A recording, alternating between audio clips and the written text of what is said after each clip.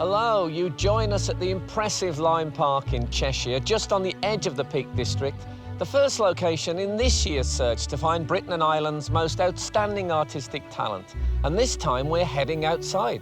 8 amateur and professional artists will have just 4 hours to produce a painting that impresses our 3 demanding judges and claims a place in the semi-final. So sit back and get ready to enjoy some really great art.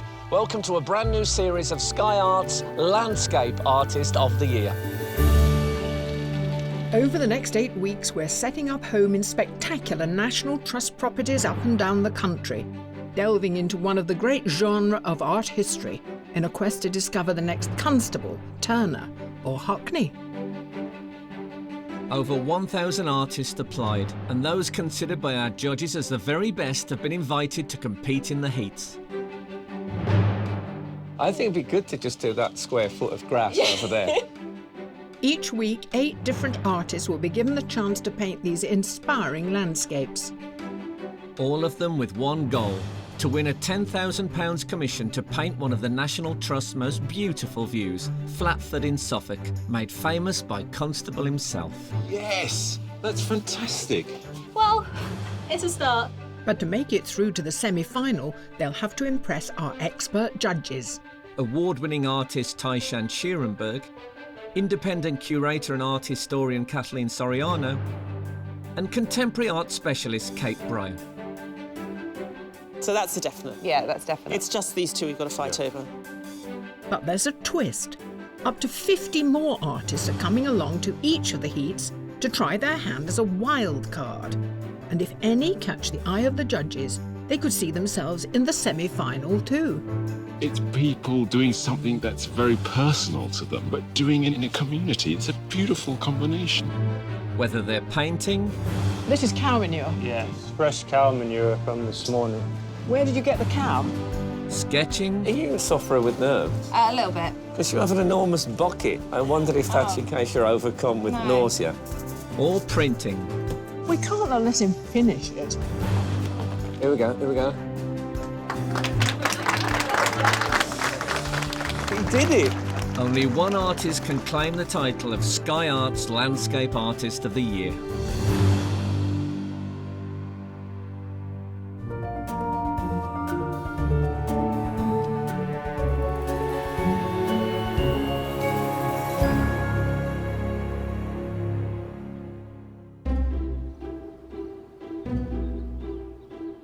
In each heat, the selected artists are a mix of both amateur and professional. Today, there are 2 amateur artists, Chris Robinson and Tim Galton. I'm very much looking forward to meeting the judges today. I have great respect for them. And 6 professional artists, Venetia Sims, Adabanji Aladi, Marta Vakula Mack, Sophie Levi, Sean Williams and Jamie Hageman. I'm a mountain artist, so I'm going to have to adapt to painting reflections and buildings. The judges selected the artists purely on their talent from a digital submission of one of their landscapes. So today, they're seeing the real thing up close for the first time. Well, goodness me, who'd have thought when you put out the challenge landscape, you would get something so varied as this? How does this match up to what you saw in digital form? It's a dry point. Dry point. Yeah. There's some very beautiful marks, like the coppice in the back, which is a very inventive kind of... I don't know how it's done. It's got some great colour. Really interesting art. I think it's a lovely piece. And quite brave with that sort of completely empty sky in the background. Yes, they stopped in good time. Yeah. They didn't overdo it. Right, this one? When we looked at the portraiture before, we always were concerned that those people who were photo and hyperrealists wouldn't be able to create a portrait in the time. But I'm also looking at the passages that aren't in the snow here, for example, and they're actually quite loose and free. So I think this person possibly has an ability to do both elements quite comfortably. I think I should point out the 2 Yes. tiny figures there to give some sense of perspective. Is it just showing off, do you think? Maybe. I don't know. I am impressed by it. I can't help but be. No. Well, you're meant to be. What a deal of paint on here. Goodness. A lot of palette work. I don't remember it being so blocky. Yeah. Well, it's like the slate, isn't it? I mean, the paint is like the slate. Yeah. I don't know what to make of it because it feels a bit too formulaic to keep using the same little blocky squares everywhere. I wish they could loosen up a bit, make some parts much looser and allow other parts to be much tighter. And finally, a very delicate one. I think they love the tree, and I think they just thought, this tree is sublime, the tree will be what seduces people. I like the fence, actually. I like this kind of like dirty, grubby, unfinished bit there. And I'm quite intrigued by them that they would do that when the rest of it is so finished. And given that they don't have much time today, I would hope that this artist, who's proficient, could undo themselves a bit. I do think that they will be very happy today because they've got trees and a building, Yes, so they've had some practice. They start with an advantage. Yeah. So we have high hopes of them.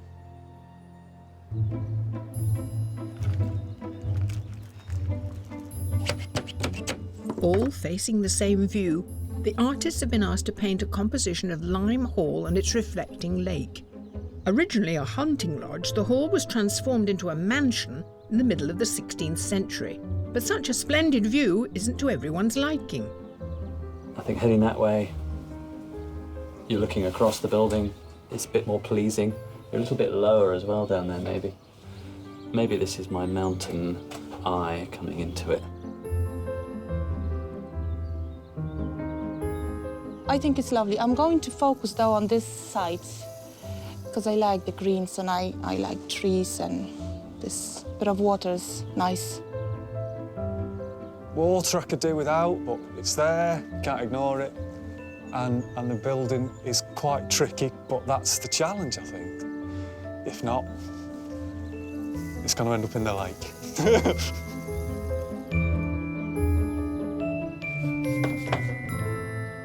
Artists, I hope you're ready to paint one of Cheshire's grandest houses.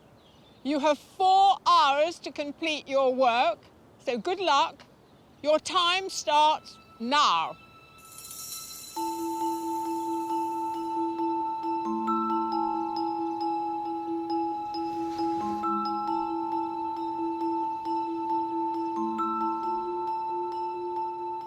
Deciding which aspects of a landscape to feature is a matter for each artist's individual style. But for one, his day job could be influential. You're an architect. Yes. And it turns out the composition today includes A building. A big house. A building, yeah. Does that give you No, an advantage? absolutely No? not. Really, why not? Because the last thing I want to do is draw and paint buildings. All I'm doing is seeing an Italian building with Ionic columns, and I've seen so many of them in my life. Oh, God, I've now got to paint one. Chris Robinson is from Kew in London. A self-taught artist, he likes to paint outside no matter the weather. His submission painting is an impressionistic watercolour of the Chilterns in Oxfordshire. It epitomises for him the English landscape. Theoretically, Chris, you could not draw the house. Big risk, Frank, I think. Do you think that the judges might be impressed by your Do you think so? courage, though? You could avoid it, though. You know them better than I do. Well, yeah, I think they'd hate you for it.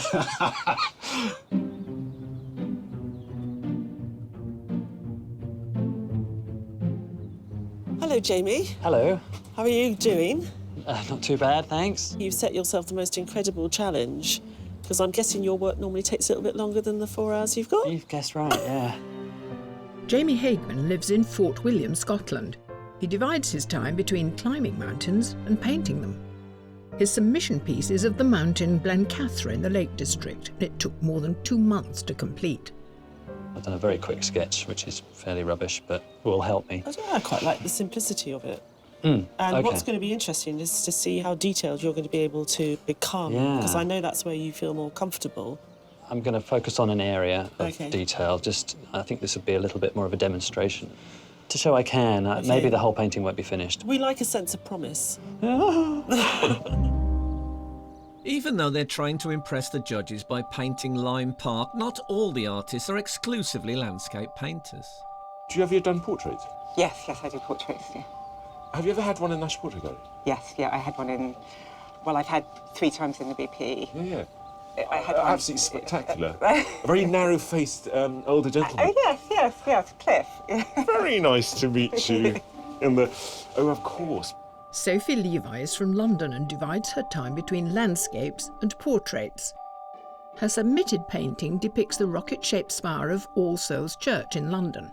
This was one of Sophie's first paintings using a circular canvas, rather than the traditional landscape format. I've only painted once on a round canvas. It's a completely different compositional sort of problem, isn't it? It is, yeah. Because you don't have the straight edges. Does it mean sometimes you can use it as a way of bending space? Yeah.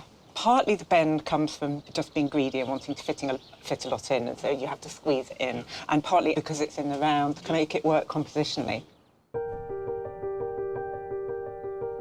To create a landscape within the 4-hour time limit, one artist who usually works on a large scale has had to find ways of adapting his style.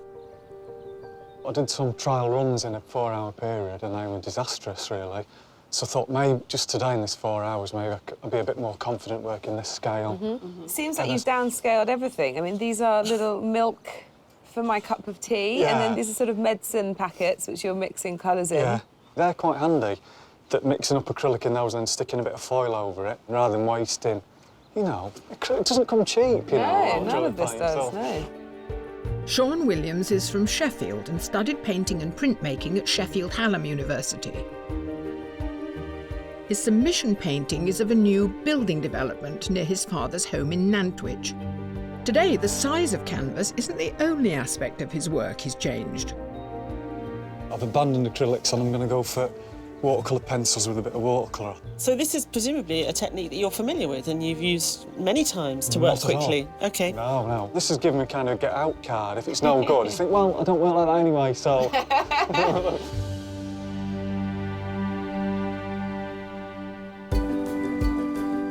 This year, adding a new element to the competition, we invited 50 more artists from all over the country to Lyme Park to try their luck as a wildcard.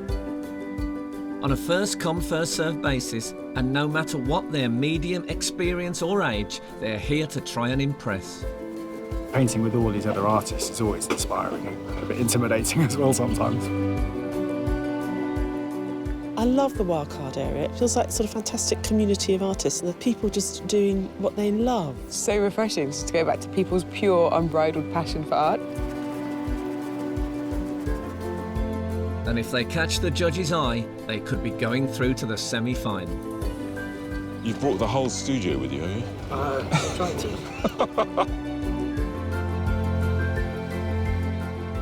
That is fantastic. The abstracts get a bit of violence sometimes. Yeah, but you could hang that in an art gallery. That's a beautiful thing. Now, you're still at school. That's right. You're doing A-levels? Yeah, I'm studying art foundation next year, hopefully.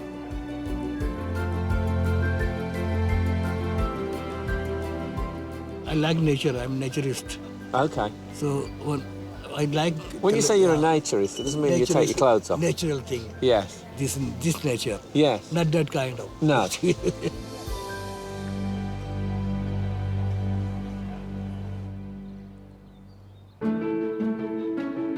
There are still 3 hours of the challenge remaining.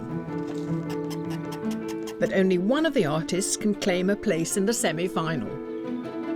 A bit of a slow start, a bit of a hesitant start. If I was a racehorse, I'm a couple of lengths off the back of the pace, I think, at the moment.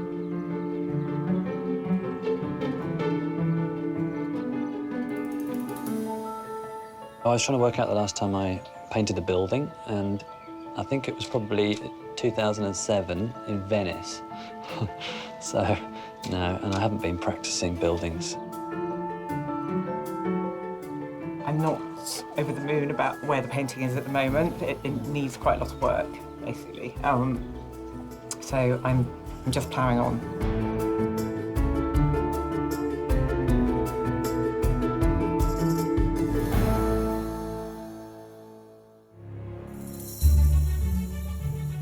At Lyme Park in Cheshire, we're 1 hour into the first heat of our new competition.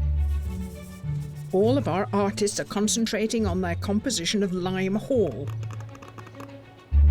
And one has quite an audible way of staying focused. If you watch it well enough, you'll see it, boy, you know? Just get into this. Just take your time, baby. Banijay, I hate to interrupt your personal commentary. Oh, no, sorry, I'm a bit of a maddie. I talk to myself, yeah. Is it true that you do sketches of people on the bus? Bus, train, tube, yeah. It's one of the ways I interact with people, because I don't want to be quiet in the tube, so yeah, I get attention and people say, what'd you do, why'd you do that, blah, blah, blah. Banijay is from Kent, and alongside painting landscapes and people for a living, is also a motivational speaker. His landscape of the circus in Bath was made in one 6-hour sitting and features a subject he's very passionate about. I love trees, yeah. I see them as human beings, so they're creepy, you know, some are like happy, sometimes the weeping willows are sad, so how does that go? I'm slightly obsessed with trees? With trees as well. Oh. I have hugged trees at 1:30 a.m. in the morning. My day, tree hugging, okay. There you go. And you're a big man. I mean, you could do the circumference of quite a sturdy trunk. I have to stick with saplings. Canvas, brushes and paint are usually part of an artist's kit, but they're not the only way to capture a landscape. I have some dry point needle here. It's very sharp. Even gentle marks. They will show up, they will print. How can you see what you're doing there? You have to feel it? I have to feel it, but that's why I made this drawing, so I know where I am. Marta Vakula-Mack studied art in Krakow before moving to Dublin, where she now has work in the National Gallery of Ireland's permanent collection. Her landscape is an abstract representation of her favourite view in Wicklow, made by etching onto copper before printing. The print you entered with, it looked like some marks had been painted on. No, this kind of effect is made by sandpaper. This gives you nice, really subtle tones of greys. But you can't. I can see. No. I can see how you would see the marks you're going to make with your drawing, but with the tones you've got to go. No. You've got to. It's experience. It's you know what's going on. Okay. Yes, yes. You're fearless. I'm fearless.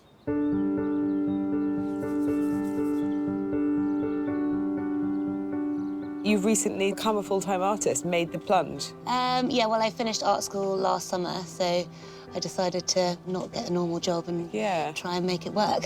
Venetia Sims from Salisbury studied portraiture at Heatherley's College in London before furthering her training in Florence. Her landscape is the view towards Albania from her aunt's house in Corfu. You've got a lot blocked out here. You've taken the distance away and you're right up there next to it. Yeah, I thought, to be honest, it's such a sort of amazing, strong building. That's the focus.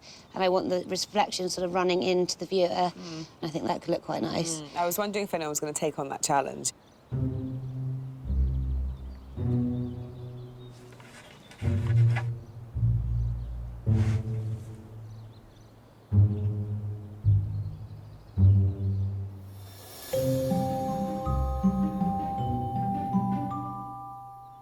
I got warned today. They said when you talk to Tim, don't mention clouds because he'll go on for ages. That's right, yeah. But there were no interesting clouds today. But you know a cumulonimbus from a fair weather cumulus. Yes, yes, from that. I hate those fair weather cumuluses because where are they when you're in trouble? Tim Galton is a business analyst from St Albans. His love of art began as a child when his father, a landscape artist, used to take him on painting trips. His landscape is of the Green Bridge of Wales on the Pembrokeshire coast. Painted in thick oil, he used his utensil of choice, the palette knife. What is it about that sort of blocking style? Yeah. My inspiration at the moment is very much the very material nature of my subject matter. So, you know, be it tree bark or the texture of a rock, those substances can best be described by use of a thick, loaded palette knife. I like the sound of a loaded palette knife. That's what it is. is. Sounds like something that could do a bit of damage.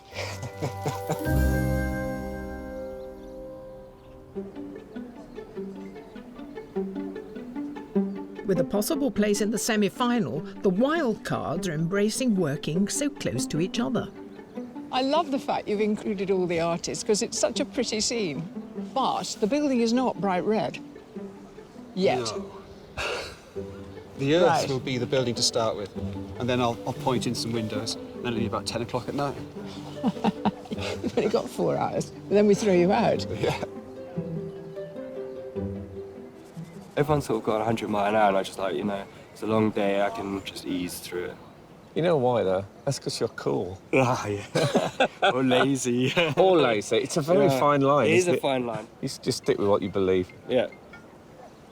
Is that your phone? Yeah, he's my phone. Oh, see, you're popular as well. I hate you.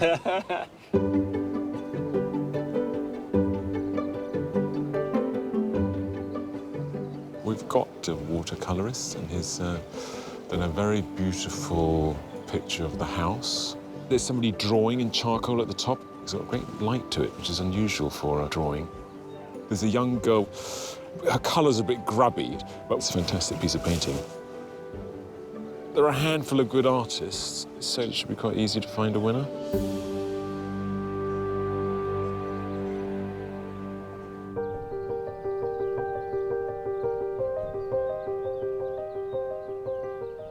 I'm becoming more and more fascinated by the painting of water.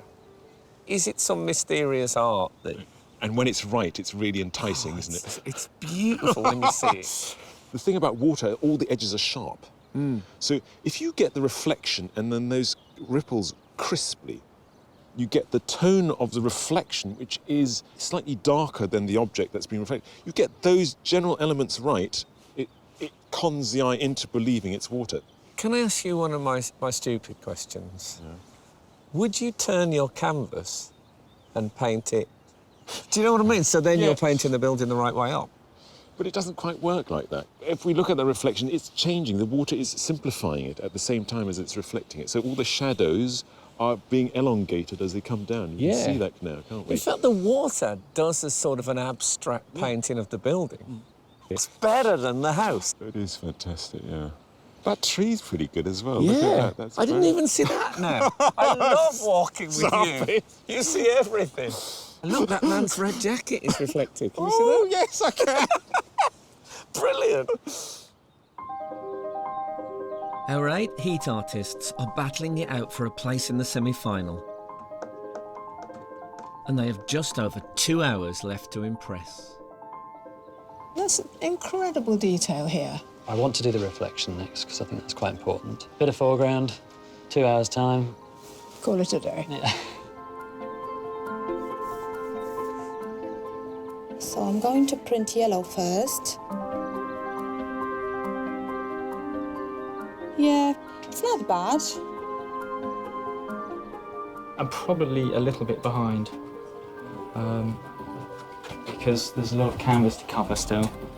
The house is looking a little bit weedy, and that's it's not how it should be. So a little bit worried.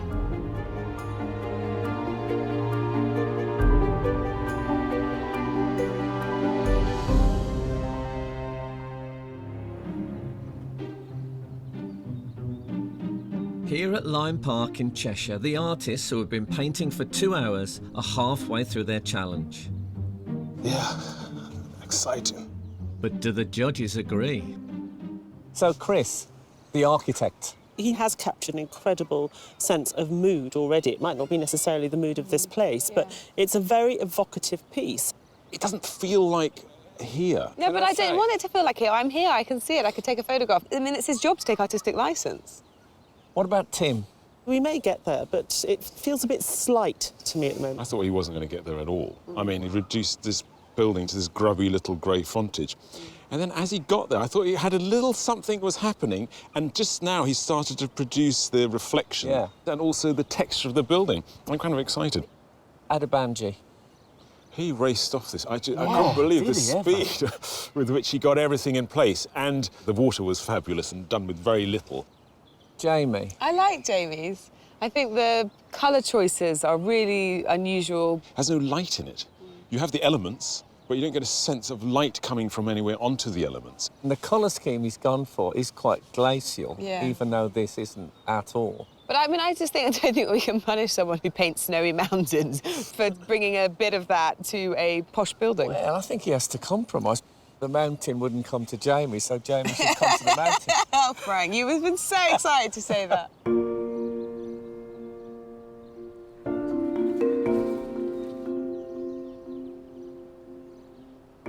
this is amazing. Wow. Thank You're you. nearly finished. Oh, well, a long way to go. It looks that, but because of our different Looks styles, good to me. Been going at a steady pace so far.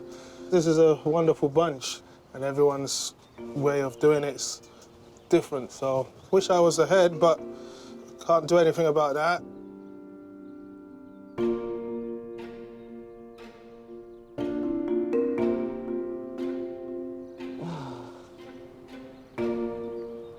Chris, I just heard you say something, which was, I've started to fiddle and that's bad. Yeah, because I had originally got what I wanted with a few brush strokes. The colours are deadening now because I've started to put one too many washes over No, it. but wait a so- minute, when you stand back, this cloud is terrific, so don't meddle with that. OK. Originally used as a hunting ground, Lyme Park is known for its 16th century hall and reflecting lake. But there's another building that has become synonymous with the local skyline. You can see the cage from miles and miles around. Its primary function was as a hunting lodge, a viewing tower, if you like, for the ladies to watch the lords hunting, and then they'd all come back here at the end and have a banquet. Originally a timber construction, it's thought the cage was remodelled into its current form in the 1720s and 30s by the same architect that designed the house, Giacomo Leone. However, the origins of how it got its name are shrouded in mystery.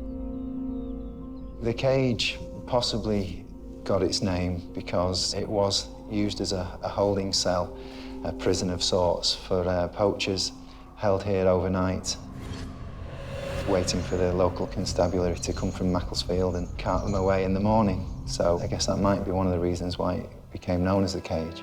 After many years standing derelict, other than being used by the Home Guard during the Second World War, the cage has now been restored and sits resplendent atop the moorland of Lyme Park. Locally, it is very much an iconic landmark. It really makes you realise you're being transported back into a historic landscape. Phil Stokes has devoted his working life to Lyme Park, so as a reward for his dedication, today we'll be giving him the chance to pick his favourite painting for himself.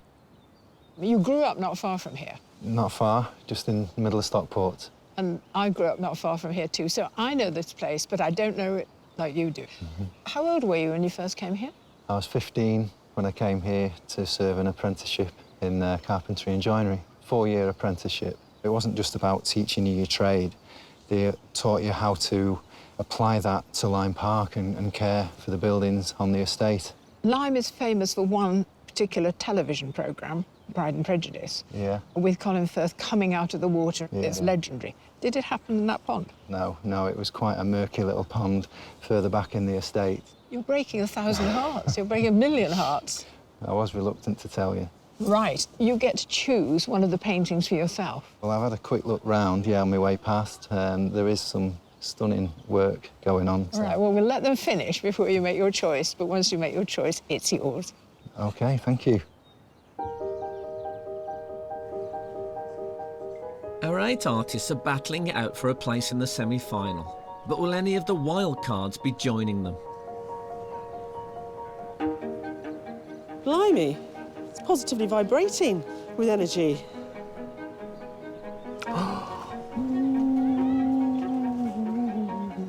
Fabulous. To be in with a chance of making it to the semi-final, the judges have to agree on just one wild card to put forward. Hello, Celia. Don't want to interrupt you. You're still busy working. I think I'm nearing finish now. Well, you've made something that's quite different. It's got a very sort of architectural feel to it, and we love the light that you captured coming from the orangery. We'd like to put you through as the wild card today to the next round. Oh my gosh. So congratulations. Thank you so much. I'm thrilled. Well done, you mate. Nice one. Well done. Celia is now the first person to join a pool of wildcards. After all 6 heats are complete, one will be chosen to go through to the semi-final.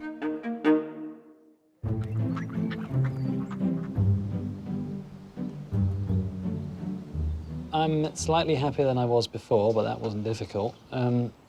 It's just the time thing. It's an issue. I was almost hoping you'd be struggling more so I could say to you, you've got a mountain to climb. But you haven't got a mountain to climb. You've got, I think, a hillock. 30 minutes remain in this first heat of Landscape Artist of the Year.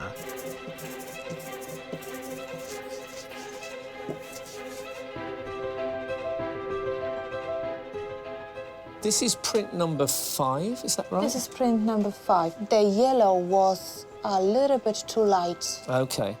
But I'm happy about the black, but the yellow didn't work out. Okay. So I need to do it again.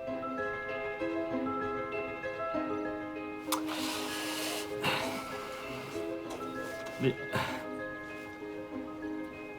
building still isn't strong enough, and that's what I'm worried about. That's what's going to let it down.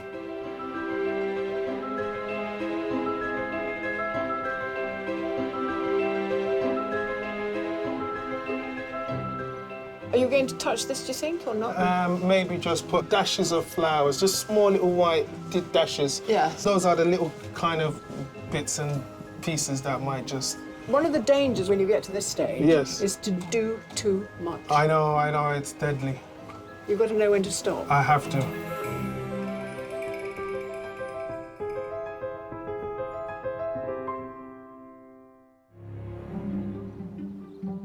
Here at Lyme Park, there are just 5 minutes left in this first heat of Landscape Artist of the Year.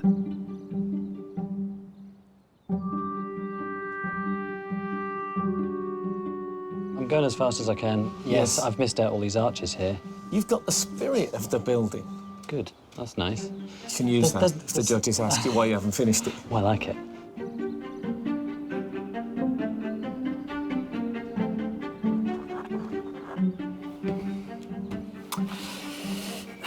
There isn't enough definition in it. I know I'm panicking because you start doing stupid things.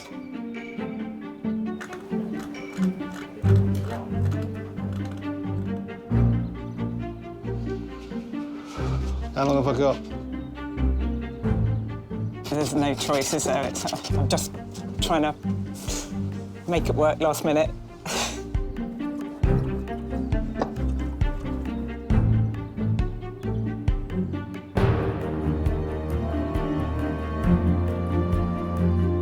Give me another couple of months and this would look splendid.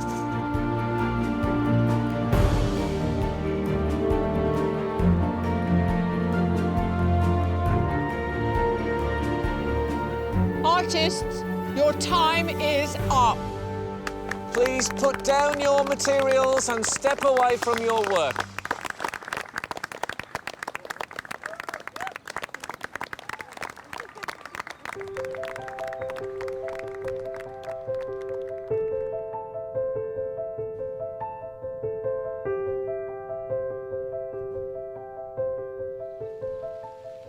Sheltered from the rain and before the judges look at the final landscapes, Phil Stokes, who has worked at Lyme Park since he was 15, will now choose his favourite painting to keep as a thank you for his commitment.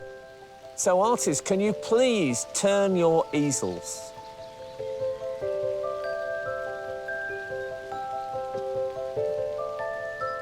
Recognise it? I do, yeah. I like the way the house is just nestled into the landscape on that one. If you've got a big circular spot on your wall, this could be the one for you. That's quite foreboding, that backdrop to that one. It was a foreboding kind of a day, though, wasn't it, sky-wise? So do you feel you have your winner? Yeah, I think I do. Yeah, we talk quite a lot about spirit of place here, and I think the one that's captured that for me the most is this first one.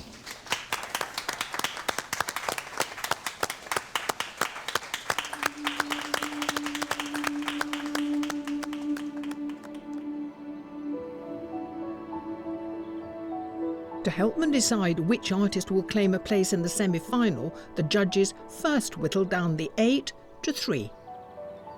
I'm really pleased with this one. I think the scale of the picture sort of really loosened him up rather than that tight submission, and fantastic sort of reflection in the light and attention to details. Gorgeous. And fantastic sense of space as well. He really has that sweeping edge of the water and the building in the distance. No, it's really... I mean, I think it just looks like it's easy to him. It's amazing. To be shortlisted will be a double blessing, but for now I'm really pleased.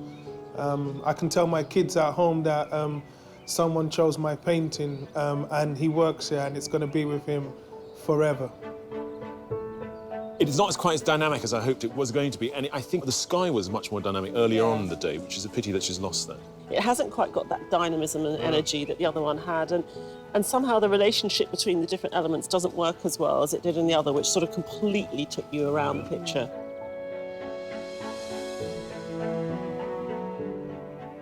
The inventiveness of the little drips and stuff, it makes the water very watery. It's the only word I can think of. There's not much there, is there? It's quite soft, but then I like the undone architectural drawing. I like the aggressiveness of these trees. It's unusual. Yeah.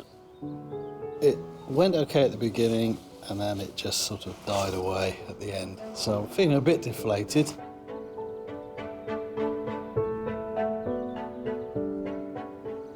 It's got great monumentality. That's why I'm surprised. I just really didn't think he was going to make it because he took so long on the building. I didn't like this painting until he started making the reflection of his building. It was a bit rougher, the way the water plays around with the sky. It's great. I actually like the reflection so much, I wish he'd painted the building like that. I think this is quite wonderful, actually, because he knew he had to compromise. He couldn't paint the way he normally did in his submission, that fantastic mountain. But I think he's created something quite fabulous. I feel like it's sort of David Lynch meets Tim Burton by way of surrealism. These very strange colours, which I thought lended a sort of lightlessness to it, but it gives it a very strange, brooding atmosphere. I think it's fantastic. When it worked, it suddenly took me with it. I think it's a phenomenal piece of painting. That experience was terrifying. I didn't have enough time to complete my painting. The subject matter was something completely different for me. But I produced a painting at the end of it, and it's all right. I'm having trouble deciding between the sort of more graphic style, works on e-paper style. Whereas that is so strange. I think it's fantastic. It stands alone and it's really cool. So that's a definite. Yeah, that's definite. It's just these two we've got to fight over.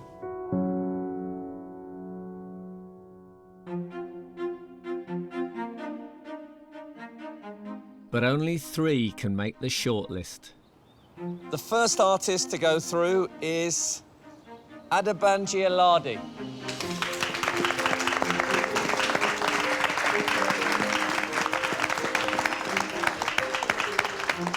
The second artist is Tim Galton.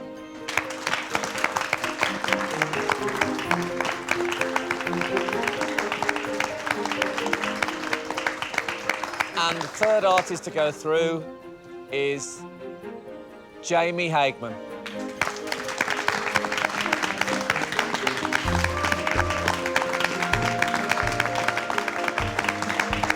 And commiserations to all the artists who didn't quite make it. Well done. Yes, very well done. I was happy about the drawing at the beginning, but then for some reason I couldn't get the print right, so I am a bit disappointed. I think it's been a fantastic experience. I don't feel down, I don't feel indifferent. It's great, and if anybody else sees anything like this come along and they're potential artists, I suggest they have a go.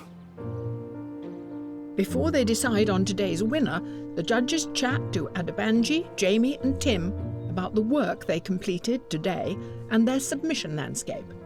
Did you work out your composition quite quickly, and do you normally paint this fast? If I was to do this on my normal basis, I would do it over 3 to 5 sittings. But there's a little bit of adrenaline and pressure, and so I kind of pushed myself a little bit. That's why I'm drained at the moment, yeah, so yeah. I felt like you were sort of getting an energy off everybody around you. I love people. Everything about people, I just love it. So it helps me when I paint outside too. It could tilt anyway because even the 8 artists, they're very strong. So there is a very kind of fierce competition. Once you got beyond the building, you freed up. I mean, have you ever painted buildings before? I have. I mean, at the moment, I guess I'm most inspired by the raw, organic elements of nature. Did you enjoy painting the reflection more than the building, or do I just feel like you did? I always enjoy painting reflections, so yes, you're probably right, yeah. I knew that the first half would be tricky and there wouldn't be much on the canvas, but it did get to a stage where they're obviously happy with it very late on in the 4 hours. These are both very accomplished paintings, but both very different. Is one your style that you use from painting from life and the other from photograph? I think really they're the same style. I paint quite realistically and very bold colours. But this feels, it lives off its unfinishedness in a sense. Would it become more and more finished if you had time? Yes, if I was to work on that for a couple more weeks, then I would get into the nitty-gritty, into the detail. I'm curious, because you're clearly not very happy with it. You're not as happy with it as you are with something like that. I think, actually, the more I look at this now, the more happy I become. Good. It's taken a while. I think they understood the fact that I really had a rush on, couldn't complete the painting. But I think, actually, they found some positives in that. So I was quite relieved at that. Yeah. Interesting, with your shortlist, I think I prefer what they did today, all three of them, with what they actually submitted. Yeah. Yes, I think we all do too. We do, yeah. Today, they're allowed to break the rules that they've set for themselves. A lot of people get a great deal out of that. But I don't think Jamie's quite come to terms with what he made today yet. Yeah, and also understand what is compelling Jamie to finish his paintings always to this high finish. It might be quite interesting for him to think, actually, it's something I do because I've always done it and people think it's great. Actually, maybe art is found in a slightly different style. I think that applies to Tim as well. I think the journey he's made from the painting I love very much, which is the Great Welsh Slate Cliffs, he's moved a long way from there. Yeah. Yeah, I think all three finalists did as well, because Banijay was saying that he was responding to the time constraint and the people. You know, he sort of sprinted a marathon. It was so impressive. So we're providing a service. So I suspect you have your winner. Was it a unanimous decision in the end? I think it was. I think it was, yeah. Pretty clear.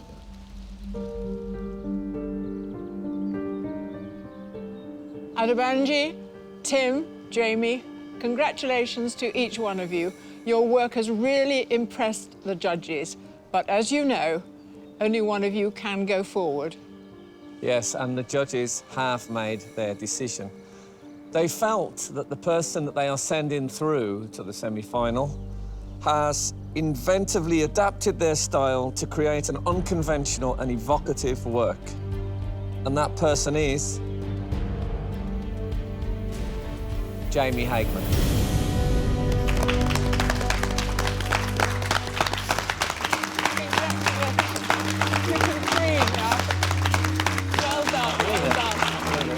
I'm thrilled for Jamie because I think he deserves to go through on this occasion.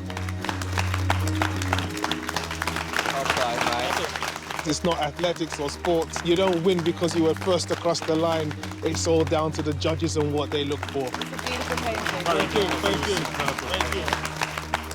I've gained belief that I can paint really quickly and produce something that is a pretty decent finished painting, I suppose, and that I can paint something other than mountains.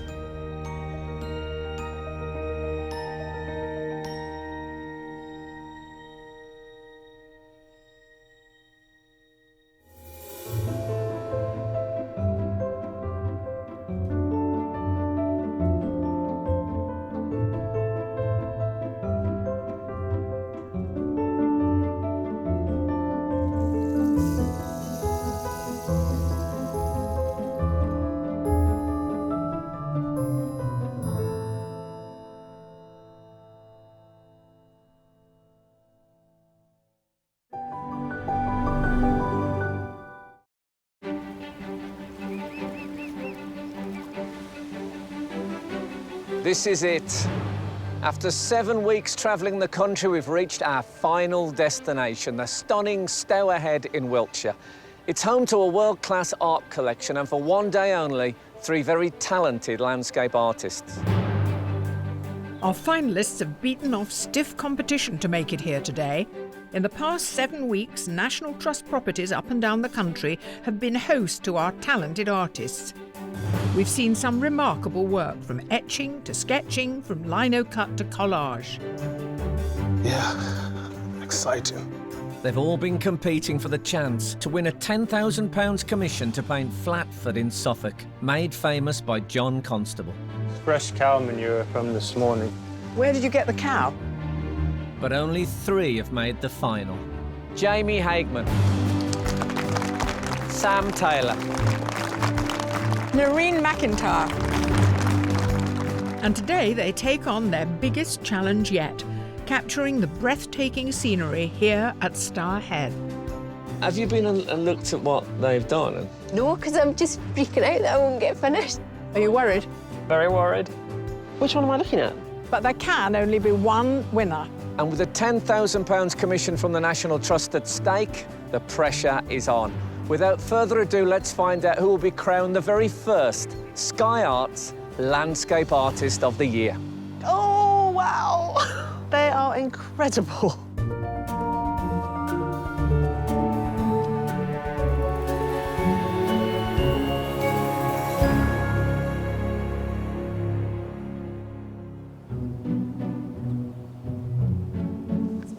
Among today's 3 finalists, 2 are professional artists, Jamie Hageman and Noreen McIntyre.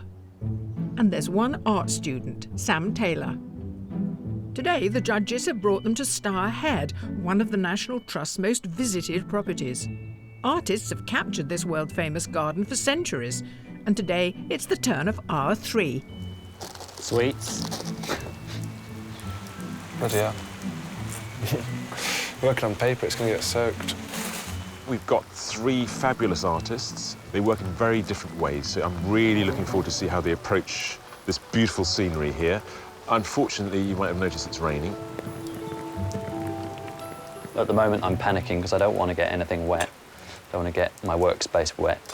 Acrylics, you know, if they get wet, it's going to run, and I like my paintings to be pristine, and it won't help. The atmosphere today at the final, I'd love to say that it's really sort of palpably energetic, but actually I think it's really quite nervy.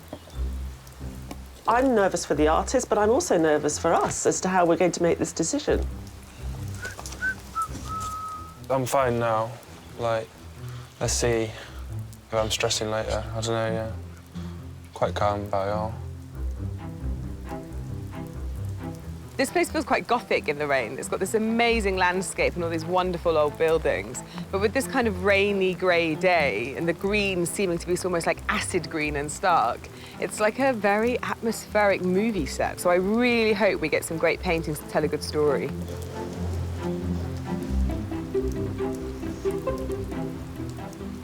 Just gonna stick my music on and just try and enjoy it, because I'm here anyway, so.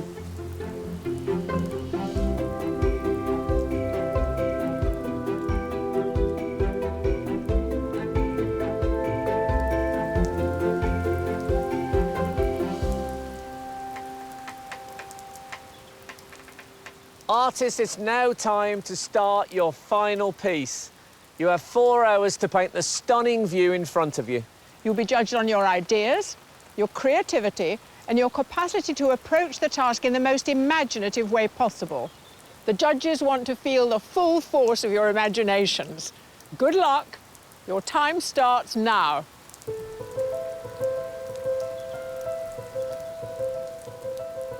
For their final challenge, the judges want to see more of the artist's process, so have encouraged them to explore the gardens to help inform their composition. Oh, yuck. Oh, dear. Find somewhere dry, I say. It's entirely up to them what they choose to include and how they choose to include it. Oh, yeah.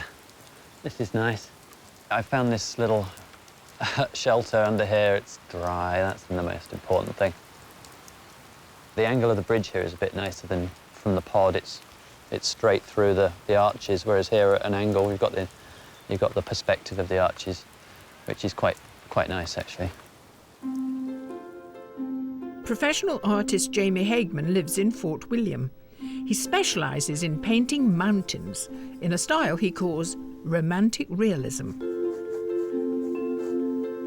His work normally takes months to complete, but for the heat at Lyme Park, he had to adapt his usual methods to create a piece within the 4-hour time limit. I think he's created something quite fabulous. It's sort of David Lynch meets Tim Burton by way of surrealism. When it worked, it suddenly took me with it. I think it's a phenomenal piece of painting.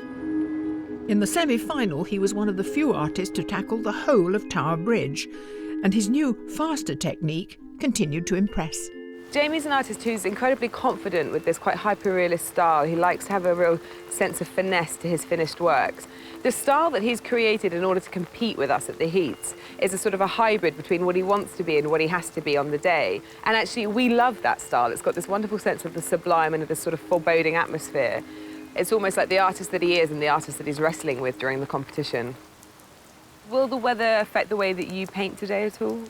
If it was bright and sunny, I wouldn't necessarily paint it bright and sunny, but at least then I've got the option of light and shade. In weather like this, there's no bright colours. It's all sort of monotone, monochrome.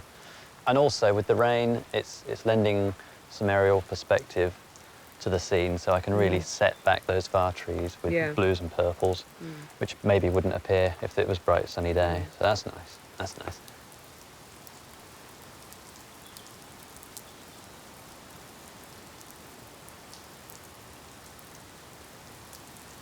I'm just taking images of different parts of the landscape because I was thinking about doing different parts of the buildings, maybe different angles of them, and trying to work it into the composition. Professional artist Noreen McIntyre is from Fife. Before this competition, the main focus of her work was in seascapes. The judges thought her heat painting of Wodston Manor was inventive, mysterious and beautiful, even though the manor itself was mainly ignored. It's reconciling the built environment with the natural environment, which is what we're doing here today. I've fallen for it, I'm afraid. Yes! I've been seduced by it completely. In the semi-final, she was confident enough to reverse the angle of the bridge, something the judges admired. Noreen's got this fantastic magical, mystical style, and she tries to get right underneath the sort of essence of the landscape and extract a sort of, I suppose, a deeper meaning in a sense, but sort of transports you to another little fairy tale place. Hi, Noreen. Hi. I know you like to get a sense of the sort of the spirit of the place, don't you? And the moodiness of it. Yeah, so I do like, I would get as much information as possible. So this is perhaps maybe how I would prepare for a piece I was doing for myself. Would you normally do it on the tablet? I would use my camera and my sketchbook, but I'm just doing everything on this because of the time, yeah. Yes. There's too many options now, I think. I kind of preferred it a bit before and then just force it to do something. And there's loads of different views you could do that'd be really interesting. But it's a bit, not overwhelming, but it's like, yeah, I don't know, could pick something here, start doing it, and then it could be the wrong decision. Art student Sam Taylor is studying for his degree at the world-renowned Slade School of Fine Art in London. For his heat painting, he started on a larger work before abandoning it in favour of distilling the view of the Fal estuary into a much smaller piece. He was looking to create an abstraction of this landscape. We all loved that dirty lake sea that he was creating and all the textures in it. In the semi-final, Sam struggled when faced with a cityscape. But after a lot of experimentation, he created a piece that won the judges over.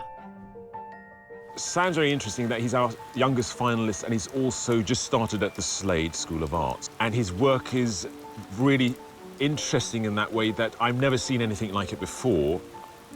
Although the format always seems the same, he does approach the subject matter in different ways and is very inventive in what he does.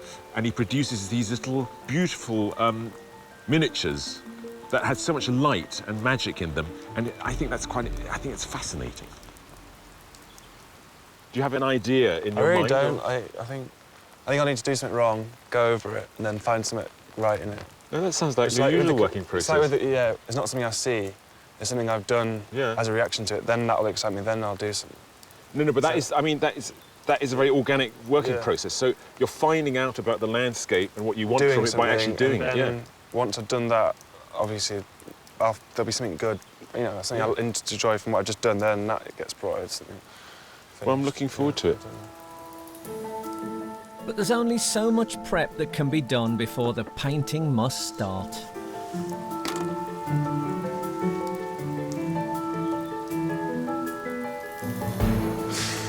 All right.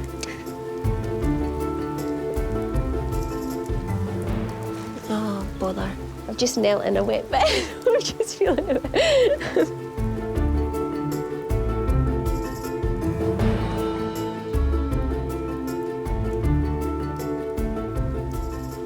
I put the bridge in the wrong place. It's got to move. So okay, I'm panicking inside. Oh, good.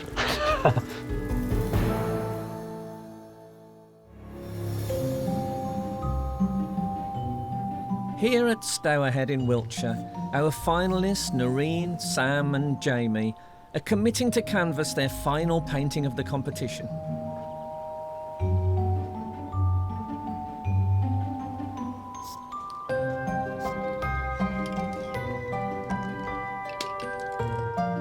And each has their own distinctive way of beginning their paintings.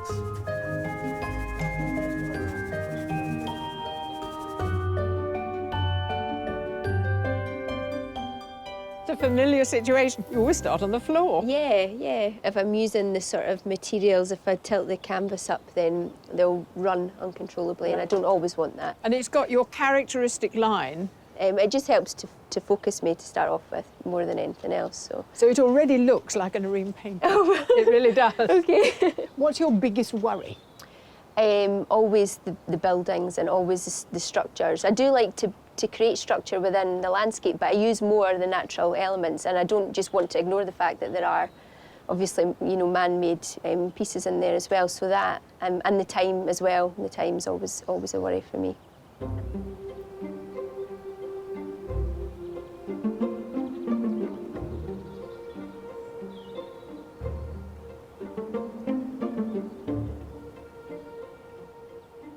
Sam. Yeah. When I first looked at your sketches, it looked like a Beatles album sleeve. I thought, what's he doing? I was looking for the temple. You've ignored the temple. Yeah. Yeah, it's really obvious now. It wasn't before. You see the reflection of the circles? Yeah. I really honed in on those. Yeah, so the arches become ovals, in fact. Yeah. And there's, like, interesting things going on in them, so, yeah. I had drawing lessons for a short period. Yeah. And one of the things I was told is that I should focus more on negative spaces rather than... No, that's very true. It's much more interesting, the negative space. Which is what those arches are. Yeah. And it's complete illusion, because there's not really anything below them. It's the reflection, but they look like 4 pills or something. Yeah, they do. So is it about stripping the whole thing down to some essential sensory experience? There's no, I mean, the importance of me wanting to come in is paint something that is personal, whereas I've found something and I'm providing that instead of the view, and providing what I've noticed, instead of just kind of coming here and providing this postcard view that you could find on the internet. I always find it funny how people live, like, on the coast, and then, like, in their houses they've got, like, a painting of a coast. Yeah.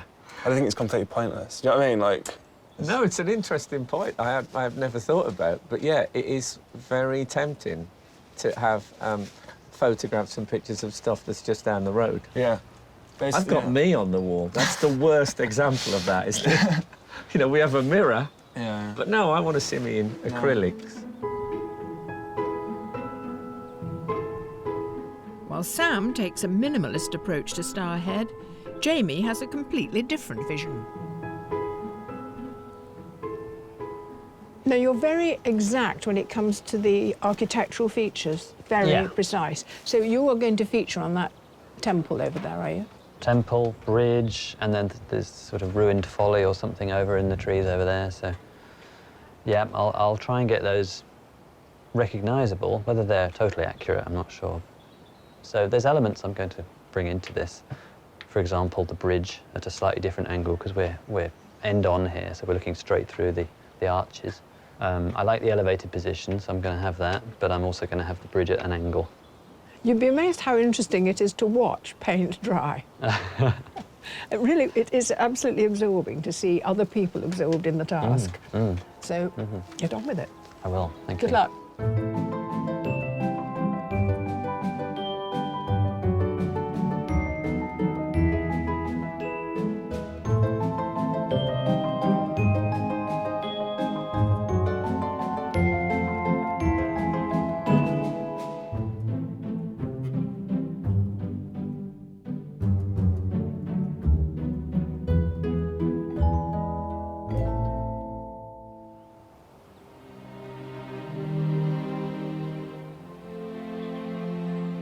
Described as a living work of art, the garden at Stour Head was designed by Henry Hoare II to be explored as a series of views.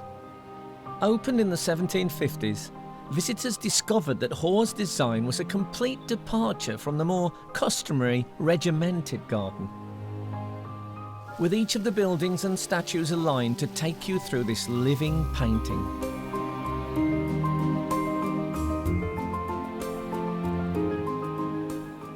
You get these magnificent framed views, framed within the trees of the landscape below. You might see one or two arches of a Palladian bridge. You'll see the Temple of Apollo in the distance, and then it will disappear. It will be concealed, it will be hidden. So you'd walk around the garden and drop into the grotto.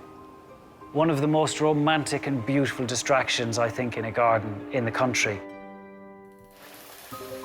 The reclined nymph Ariadne there, the water's cascading beneath her, and that is the River Stour. And the banks of the River Stour are protected by the river god, and he's ahead of you. And you leave the grotto behind, and you see this gorgeous thatched cottage. It's there to distract you, and it's there to hold your attention. But then as you go, you can start exploring the relationship that the temples have with each other. Why choose the Temple of Apollo and put him on a hill? Well, Apollo was god of the sun, and he is on the hill where the sun rises and sets, and without the sunshine, the garden doesn't exist. Apollo looks across at the Temple of Flora. And without flora in the garden, you don't have the flora and fauna, so the garden is lifeless. Framed right in the middle is the Pantheon, and then you open the doors, and who else is going to welcome you into the Pantheon but Hercules, framed by the other gods, and it's the most rewarding moment. It is Henry the Magnificent's landscape scene. Absolute true success in landscape architecture and landscape gardening.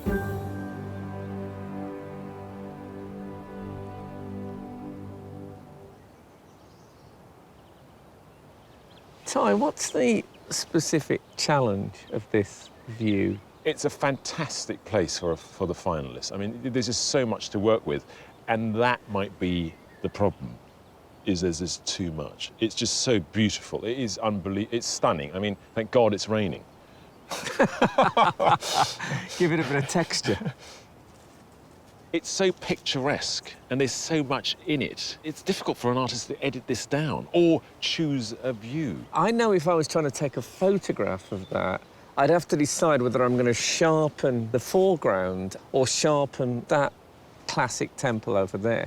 When you're painting, is that in any way a dilemma? It doesn't really, it's not an issue, because as a viewer, when we're looking at things, our eyes focus, and for an artist, unless they were, they were really trying to create atmosphere and create great distance, they'd make that smudgy and grey, and cool, the colours would be cool, so it would recede into the distance, and the bridge would be sharp. And two of our artists are being very cavalier with the things that they've got in front of them. One of them is avoiding most of the little temples and follies and concentrating on reflection under the bridge. And Noreen has decided that she's going to put the temples in front and the bridge behind. So I think we've picked some very interesting artists to work with. They're kind of feeling free about what they're going to do here. 1 hour into the final challenge, and one artist still hasn't decided on his composition. It's all up in the air. I don't even know if I'm doing it. I'm just like messing around. I might do a diptych, like 2 pieces, like that kind of work with each other. Maybe, yeah. I think it's like silly to think just because the view in front of you is a certain way that you have to like conform to that. You should be kind of thinking composition should be something you should think about all the time. I think people's view is that it's solid and it's like you can't kind of play with it a bit because it's an actual view already. I've not really told many people that I'm in the competition because I don't really tend to do this sort of thing. I'm kind of just hoping that I do a good piece of work because I mean the other 2 artists they're really different from me, I think, but they're really good also. I never thought I'd get this far. Now I'm here, so yeah, it's just surreal. I don't really want it to end actually. It's just exciting. The whole process is exciting.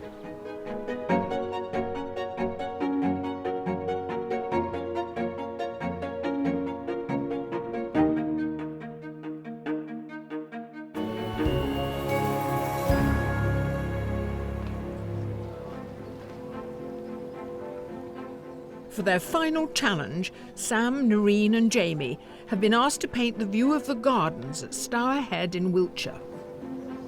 I'm just using different sections of the landscape that I've taken, and I've manipulated the colours and the layout of it. Swapped it around, erased some sections to create what I'm doing. I always make lots of little errors and I come back and correct them later. And when you've got 4 hours to do a painting, you just can't go back and adjust everything. So I just don't want to make any little errors like that I don't have time to go back and correct. But it's not only today's paintings our finalists will be judged on.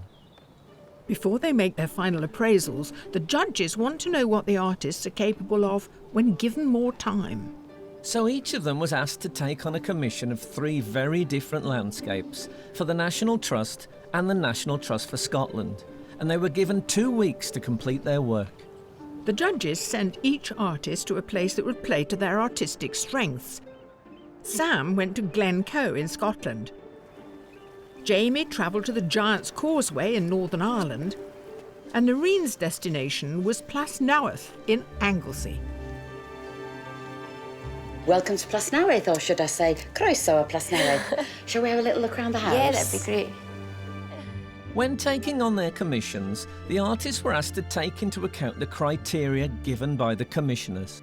What sort of areas or aspects of the landscape do you think you'd like to have incorporated? Something that depicts what Plasnoweth is about. We get lots of different sort of changes of light and atmosphere. It's quite ethereal at times, and I think it would be nice to create wonderful sort of areas that look like there's dappled sunlight coming through, and something nice and atmospheric. I do definitely sort of work to an atmosphere. The paints and the enamels should create like little bits of magic as well on the canvas, hopefully. So that should add to the finish of the piece.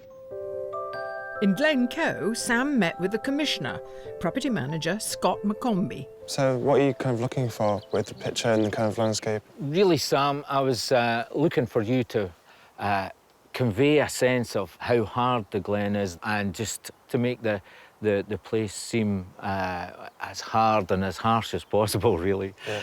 I really wanted to kind of capture a bit more of a dark side, something with a bit more of kind of edge of not just kind of a postcard view, but more something with something more true to it, you know. It's so kind of peaceful and tranquil now. I think it's a very violent kind of place. That catches people out, you know, yeah. Especially on a day like this, the weather's still, and it's not too cold, it's quite nice, and then people go up there and suddenly realise that it is quite harsh, quite suddenly. At the Giant's Causeway, Jamie meets Eleanor Killoch. Hi, Jamie. How are you? Very well, thank you. Welcome to the Giant's Causeway. Thank you. So have you had to think about what sort of size piece you'd like then? Obviously, we'd like it to be a standout piece. Yeah. And really to, I guess, add to the images that we have here. What kind of colours were you thinking about? I think very subtle tones, so lots of greys and greens and blues that all merge into each other, because it's sort of foggy out to sea at the moment. I think a lot of people have this perception that the causeway's columns and the stones themselves are this kind of basalt grey, but actually the colours can change so quickly down there. And there's lichens on the rocks as well. There's lichen in the rocks. Some of those can be white or yellow, so lots of unexpected colours probably. Yeah, OK. Well, that'll be interesting. Yeah. As well as an increased time limit, this challenge offers the finalists the opportunity to explore the landscape and choose their own composition. The causeway comes in 3 different parts. We have a small causeway, a middle causeway and a grand causeway. And you can see them marked out here on your map. Yeah, OK. So there's lots of different viewpoints. We could be painting what you can see behind you here, which is known as the Giant's Organ. Yeah. Or you can go in round the back and take the chimney tops of Finn McCool's house. That's exactly what I want, yeah. I need things like this in the painting. Yeah. Taking photos is pretty important, because I like to get quite a varied number of shots or components within the landscape so that I can start piecing it together. I found a really lovely tree, really sort of old and gnarled. I'd like to probably incorporate that. I also took some shots beside the fountain, so I might think about getting some small details in.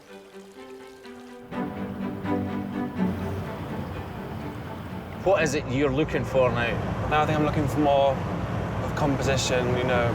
I want a nice mix of verticals and horizontals, you know, something like a strong foreground and background. Something that's going to keep the eye darting around the picture instead of just being one simple view. OK.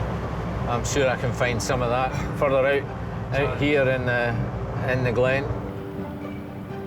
To help the artists form their final composition, they do some preparatory sketches.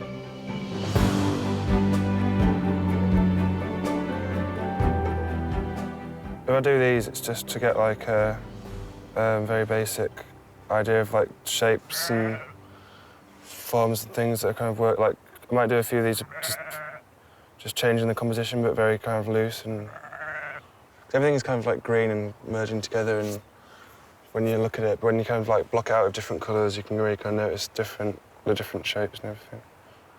Obviously, catching my eye now is obviously something that it must be important later on.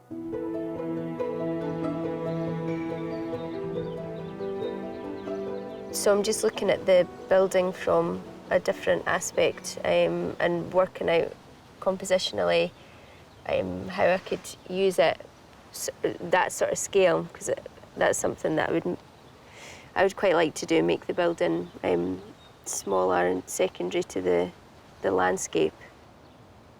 I'm just using pastel, chalk, a little bit of oil bar again, just to mix different tones together, but just looking at lights and darks, really.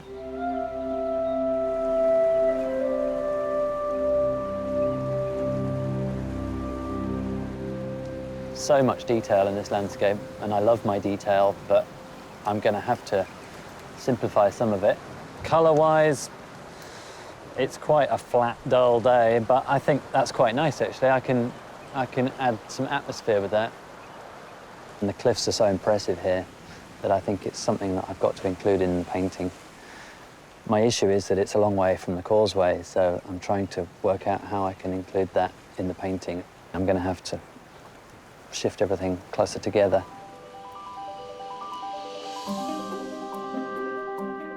Once the artists returned to their studios, they each had 2 weeks to complete their commission. I'm hoping that the judges find the composition quite interesting. They see what I've tried to achieve. They've been able to see maybe what I can do with a little bit longer time. I hope the judges love the commission work, but I think I've captured the landscape and the atmosphere of the Giant's Causeway, so they'll like it. I'm sure they'll like it. It took me a few attempts to find what I wanted to do. I mean, on the same canvas, I didn't just do a rendition of what was there, kind of much more of an impression. But before the commissioned works are revealed to the judges, our artists will have to complete today's challenge, painting Star Head in Wiltshire. Can I ask you, will that be the temple, that? No. OK, sorry. Sorry I brought it up. No, it's OK. What is it that you're feeling that you've got to do to be successful? I'm almost not thinking about that. I'm almost just thinking I want to paint something that I'm happy with. And that's it, really. And if I'm happy with it, then I've done the best I can do. I'm not really sure. I'm still kind of like collaging. But I'm not really sure what the end product's going to be. I'm just kind of messing around still, like I do.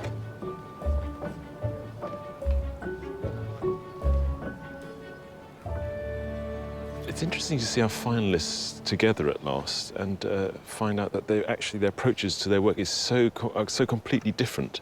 Do you think one of them has got more of an advantage today than the other two? No, I think they're all so cool and they're all so confident in what they're doing, and I think they're actually benefiting from recognising that they're all such different styles. So they're almost not competing with each other.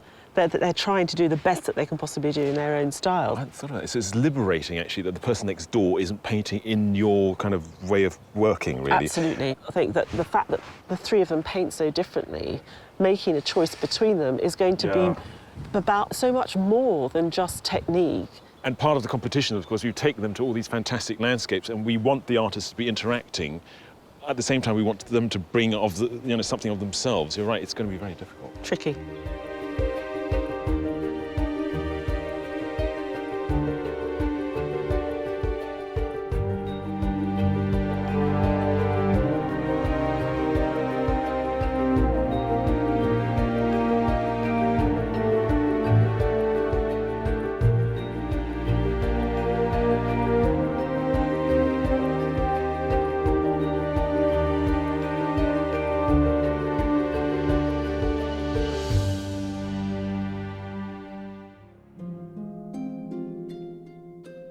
At Stourhead in Wiltshire, Sam, Noreen and Jamie are nearly 2 hours into their final challenge, but only one of them can become the overall winner.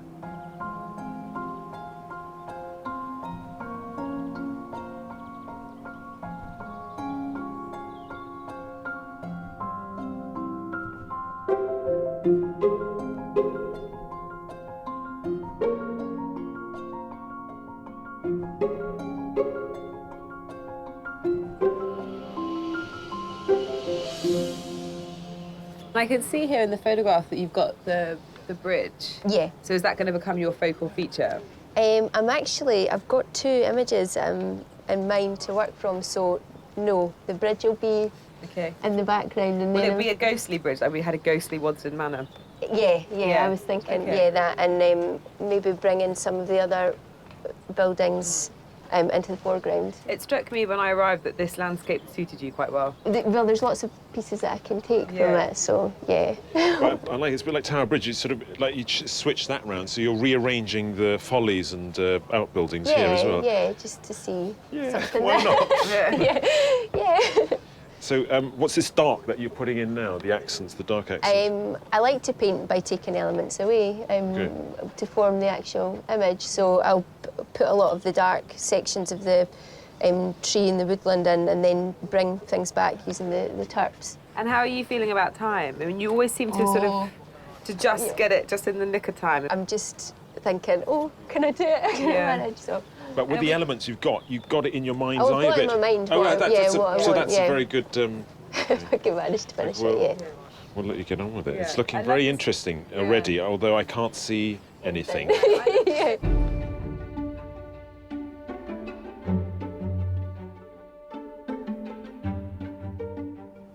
Jamie, everyone talks about the terrible strain of only having 4 hours to paint, including yourself. Here you are having a sandwich. Yeah, what's the rush? Is it like in tennis games when you see the professionals sit down and have a banana because they've got to keep their energy levels up? That's it. It's my banana. How much hard work is it to paint for 4 hours intensely like that? It's mentally tough, I think. Well, for me it is. And you're a mountaineer. And you find this mentally tough?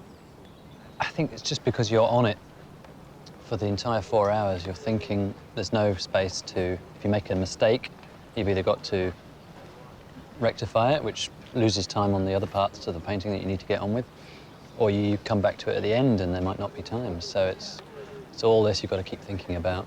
Do you keep an eye on your competitors in a... I mean, have you been and had a look to see what they're doing? I can see Noreen's, but I haven't been to see Sam's. I can't see him from here. I don't really want to have a look. One of Sam's methods that he's used in this competition is to paint very small. And that's a way of dealing with the 4 hour restraint. Yeah. And I was just thinking, when I looked at that forestry on your... It's so beautiful. You could just cut out a 4-inch square and present that. And it would be brilliant. What do you think? What do you think of that as an idea? No. Please don't. Please you could have given it a bit more chewing over than that. All right. No.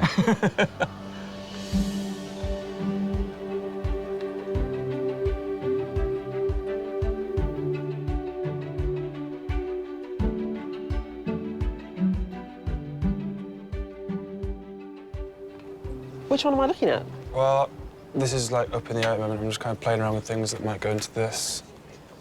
Might go into it? You mean that you might cut out and collage? Yeah, I mean, I'm doing a bit of it now. I could do like a few of these, and then it takes me to kind of do something wrong, and then find what I like in it, to then find the thing I want to paint.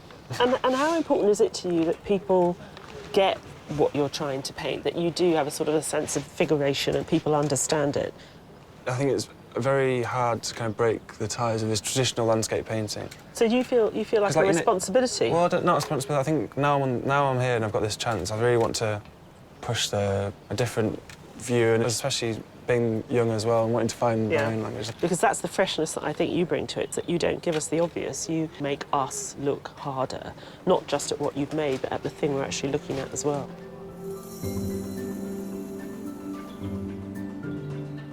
In less than 2 hours, the judges are going to have to make a decision. So we're at the halfway stage with our 3 artists today. Just generally speaking, have you been surprised by any of them? Sam, he's always a bit surprising. So his composition is a bit peculiar in an interesting, engaging way. Whereas Jamie and Noreen, I think it's very much their work as it usually is. So I'm a bit worried there because I was hoping for a little bit more. We can't ask them to reinvent their style for each. Not their style, but you know, we've given them a completely different venue, and I was hoping for something different already at this stage. But you know, it's only halfway through. I think the most we can expect is that we see a perfect distillation of their essence. Yeah. That's what I'm really looking for. I wonder, is this painting just confirming what we already know No, about? because I think there was a sort of sense of confirmation, but someone like Noreen still really interests me and really excites me. And as I watch all those textures come together and the push and the pull between the different paints and materials she's using, I still love it. And actually, I think she's done it to an even greater degree in this picture. So everything I liked about the other paintings is there, but better. And maybe sometimes with an artist like Jamie, where I worry that I don't connect enough with his paintings, I find them a bit harder work to get into. The same's happening there for me today. And then with Sam, I think he's also found a level of comfort with this landscape. He's identified coming round the back and around the side to decide what he wanted to look at. He's done that much more comfortably than at Trelisic, where he felt, OK, I've got this landscape, I need to do what it is in front of me. So I think he's sort of grown in confidence. So in a way, it is slightly less expected because he's not painting what he thinks he ought to be painting for us. The way they are affected by the surrounding is very different. So that's kind of exciting as well. But that's what makes it so difficult, trying to decide who's going to be the winner. So what are your criteria for separating that one sheep from the goats? I definitely want to see someone who has progressed over the course of this series, because I know that they'll keep moving forward and that they've got more to give. Well, I think that it's going to be such a subjective view that will be very associated with our own aesthetic connection to the individual styles of the artist, what pleases us individually. I think actually what I'm looking forward to is the argument that we're going to have, and whether or not I find myself persuaded by one or the other of you to see something in one of the artists that I hadn't understood was there before. And I think actually what's going to have a huge impact is the commissions, because we genuinely have no idea what they've been up to. To see them just have full throttle, be their own master of their own painting, it might be that my least favourite delivers the most spectacular commission that I cannot ignore. But to have a commission where they've given more time to really explore different avenues, that's going to be really illuminating. OK, so the commission could be a very crucial element. Really important. And this duck agrees, apparently.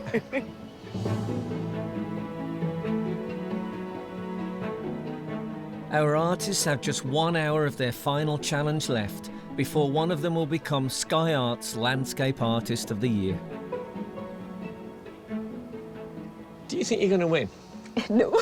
No, really, honestly. No, I don't. No, I don't. Why not? I just don't, because the other two are really, really good. Have you been and looked at what they've done? No, because I'm just freaking out that I won't get finished. So Oh, OK, I'm fair actually enough. I need to put time aside for the bridge, so it's in the back of my mind all the time. So I just need to get these buildings done first. Then a bit more trees, a bit more building, a bit more trees, bridge, foreground, done. Other worries? I don't know, really. Everything.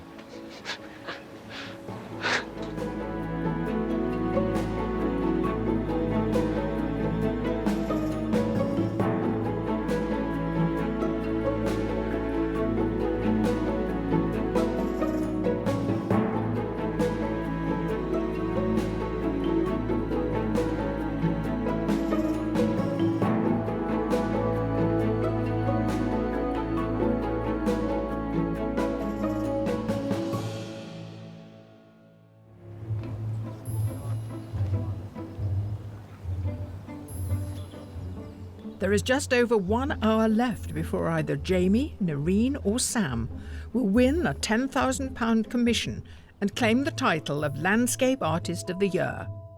How their work develops now could be critical. It's not looking like a lot of colour in it at the moment. I might keep it that way, actually. It's that kind of a day. It's really, really dark and moody, so I think it might end up being quite a subdued painting.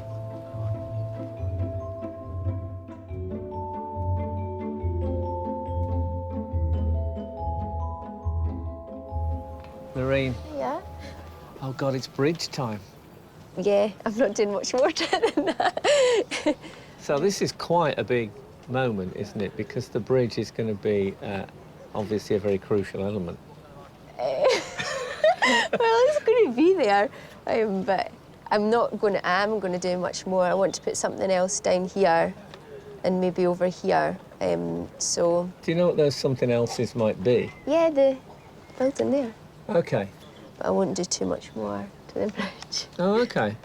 I'm sorry. No, it's fine. You must do what you feel. It's your vision that counts, not mine.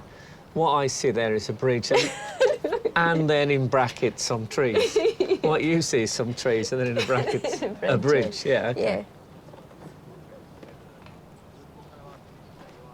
Great colour. This is a bit of a signature for you, would you say? This kind of bold orange. I think it just really was working with. I wanted it to be so I want this area to be so cool and like cold. I mean, I was thinking about doing loads of things. But I think I'm just gonna have to be brave and just literally be like, I'm gonna stick to my guns. You know what I mean? Like, yeah.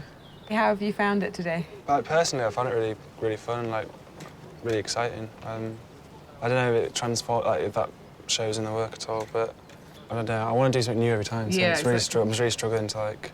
We love that because we're always trying to catch up to work out where you're headed and what you're doing. I might have gone, I don't know if it's going to be, I might have gone a step too far, but I'm really enjoying painting this.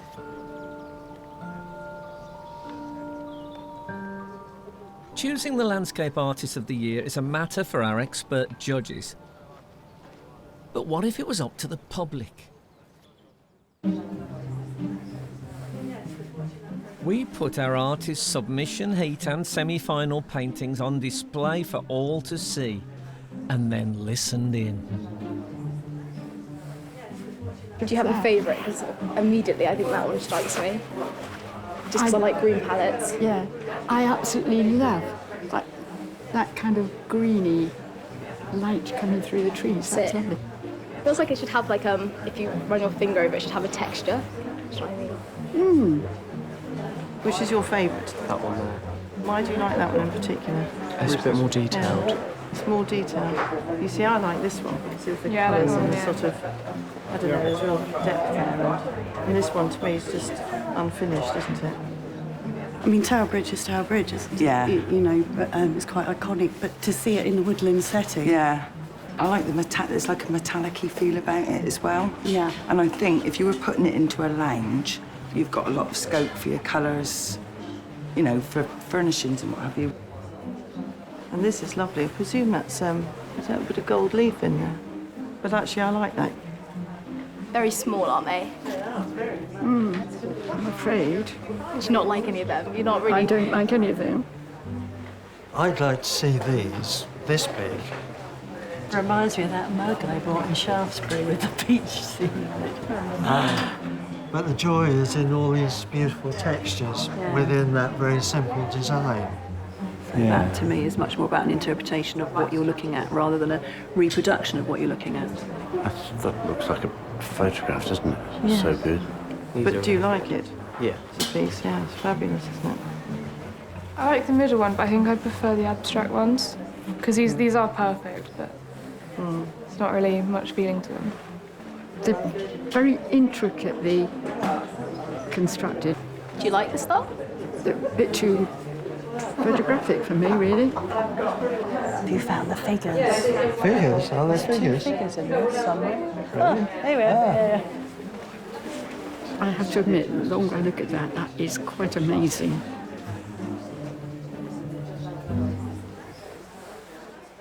Be interesting to see who wins. Yeah, yeah, gonna hang around for that one.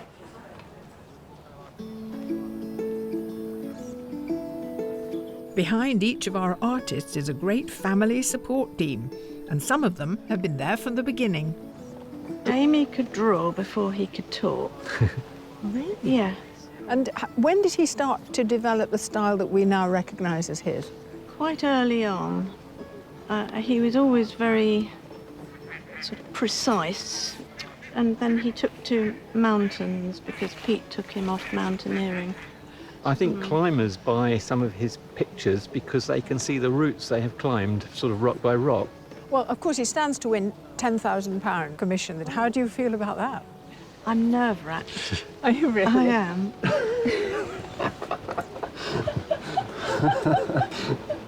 Take them out, don't worry about the wetness. I don't want to get cold.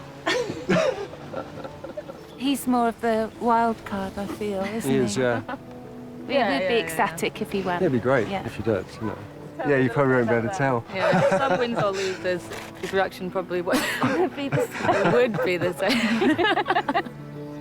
How long have you known Noreen? Since school. And was she a painter at school? That's an extra in art class. Oh, okay. Yeah.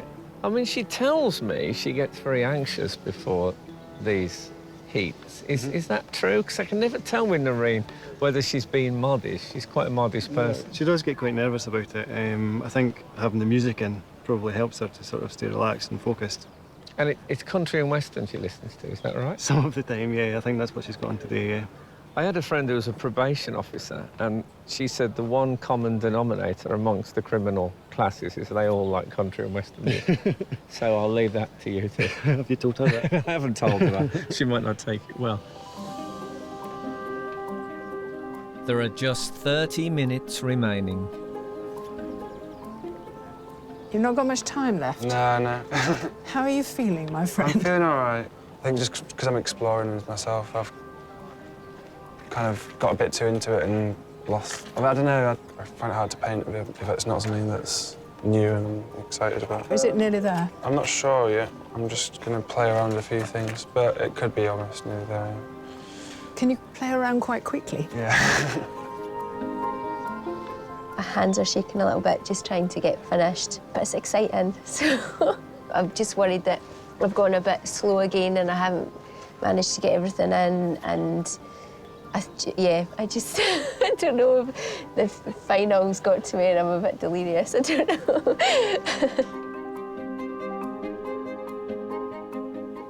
Right, Jamie, you've not got long. No, Are you worried? know. Very worried. You're racing against the clock. Yeah, I am. So you've got to focus on exactly what you have to do next. Well, I think it's just finishing off all the details, all the little bits that are unfinished, so it's just... I think you'll get it in. You think Good so? luck. Yeah. Thank you.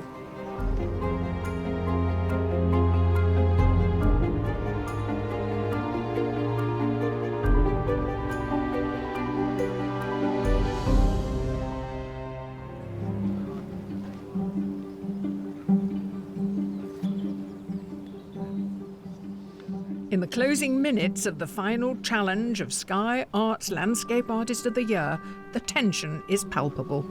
I'm frantic. I'm like dying on the inside.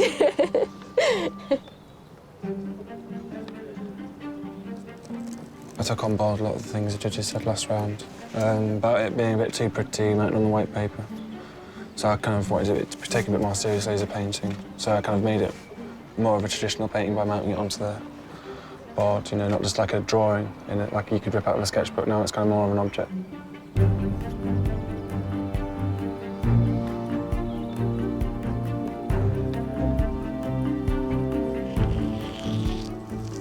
Artists, you have just 1 minute left. Oh my God, it's nearly over.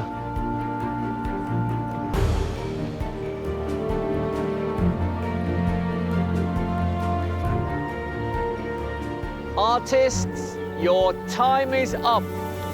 Put down your brushes and step back from your work.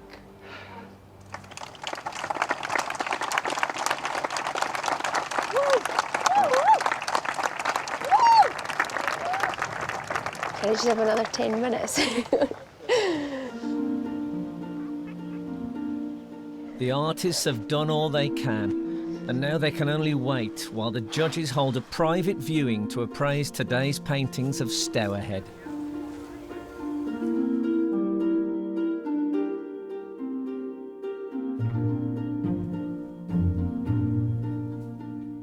And alongside them, the judges finally get to see the commission landscapes of Glencoe, plus Nawyth,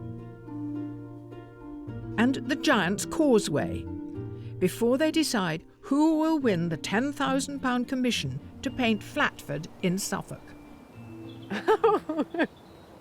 Oh my God. Oh, wow. So excited. Oh, I don't know what to look at first. All of them That's are astonishing. They are incredible. Wow, this is amazing. I mean, this is Glencoe seen from a completely unique perspective, isn't it? It's just Sam's mark on the place entirely. It's almost like he's above it.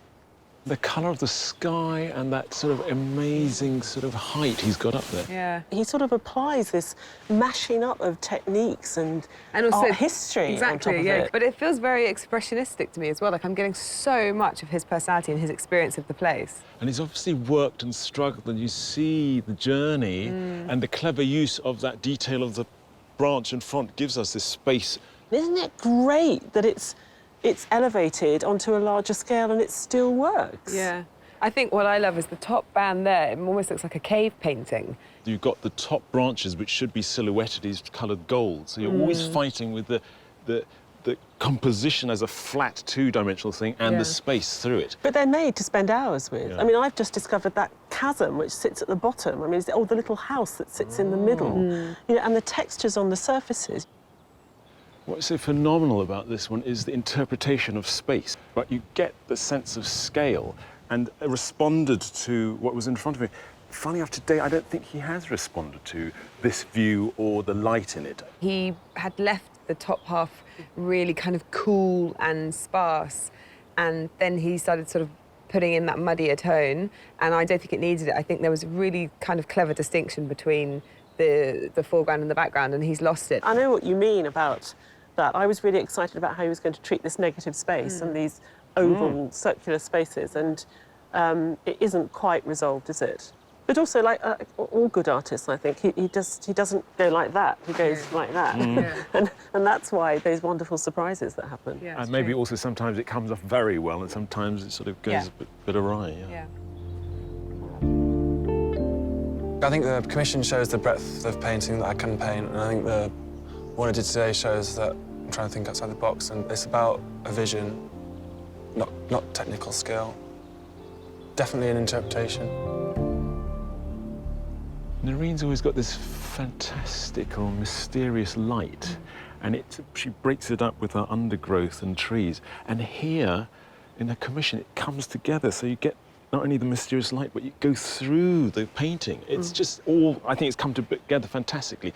Even the gold touches are like light breaking through and capturing bits of branches. She's just gone beyond my expectations of what was possible there, because actually by continuing to carry on working, she hasn't lost any of that very strange sort of mystical quality. It's still very much there. What I feel she might have learnt is actually to leave a bit of space. Even though that's been worked up beautifully, there are elements that are more ghost-like, that are more suggestive. And look at that fantastic tree that's almost just an outline in the far right-hand corner. And the bit that drops beneath the line of the section. You know, and today she's picked up on that notion of skeletal lines, and she's played around with, I don't know, the golden proportions, the architectural proportions in the landscape, the different follies. She sort of mashed them all up together beautifully. This, for me, is so much about the feeling of walking around.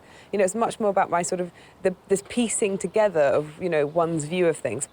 But she's also doing something with layering as well. So in the way that we're taking the elements from this landscape, it's almost like there's a layering of history. There's a layering of the story of the landscape that we're sitting in. I've always found her device of the top and bottom left out, I've always found a bit artificial, but in the commission, she's used that space of the tree blends in the top, and then you get this fragmentation at the bottom.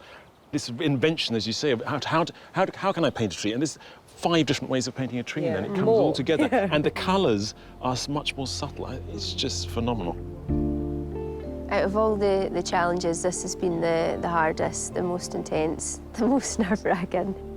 If I win, it would make a big impact on my practice, because that's what I want to do. I want to focus more on painting. I've been doing it for so long now, so it would change my life in a really large way. There's only one artist out of these 3 that could have taken on something as monumental as the Giant's Causeway, and he hasn't disappointed. Look, even God is in the sky, shining down. It's just incredible. And it's interesting to see how he's developed from that very first entry of that hyper-realist mountain, and then he's been working with us and he's found his new speedway. This does feel like he's found a ground in between. Well, there's a softness to this that I think is absent from the mountain. I think it's a softer version of that extraordinary kind of craftsmanship. I actually really like what he did today. I wasn't anticipating liking this as much. When I saw the composition that he's chosen, I thought it might be sort of too Pyrenees-y, too pretty, too traditional. And actually, I mean, look at those sort of, are they clouds, are they mountains, is it the trees? I mean, it's so beautifully rendered, so much detail. I love the background of that painting. That's what we liked about it. So it was 18th century, but dragged into the 21st century with those weird colours. But that really grabbed me as soon as you put in the trees and the background. It really drew your eye through and you get immense space and atmosphere. Yeah. The background's phenomenal, but it is like flicking through a book of 18th century landscape engravings. You know, you do feel that. I don't like it when he has this much time to do the sky, because he takes something out of the kind of soulfulness of the landscape. There's something about it, it's just so polished. If you sat down with that, or on your knees, you'd spend hours combing up and down those hills and looking at those fantastic different greens as well. But he has got a great sense of rhythm, and here, the Giant's Causeway, OK, I don't know where he was asked to do it from, but it's a fantastic, dynamic composition. I just don't know what we're going to do. I think we should just let Frank and Joan choose this year. I can't do it. If I can win, then I'll be staggered. If I lose, I'll be disappointed, to say the least. After 7 weeks of analysis and debate, it's now time for the judges to choose just one winner. When I spoke to you earlier, you suggested that the commission pieces would make quite a significant difference, potentially, because they're so close, these artists. Did that turn out to be the case? Yeah, absolutely, 100%, 100%. And I think the other thing we were looking for is understand the way in which their work had changed or developed as they went through the process of the competition. And I think all 3 of them have shown that they've really adapted, developed, evolved their own practice, I think, in reaching the work, not only that they produced today, but also the commission. It's been fantastic watching all the artists involved produce fantastic work, and our finalists, they really have evolved. But it has been a very strange, 4 hours they've been given each time. And that's what's so nice about the commissions, that we're last. Having evolved, we've given them a bit more time, and their true personality has come out. So, do you need more time to think about it? No, we're done. You don't? So you've made a decision. We have. They've made a decision. Wow. I'm terrified. It could go anyway. Well, it's so difficult. I don't envy you today. It has been very difficult. It has been, but I mean, it's been an amazing day. OK, I think the show should end now, and the people at home should never find out what that decision was.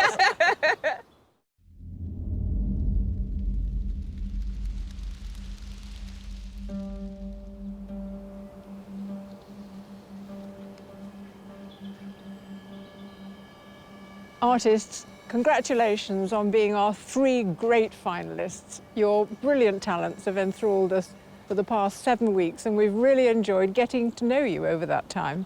Yes, but this is the hard bit. The judges have made their decision.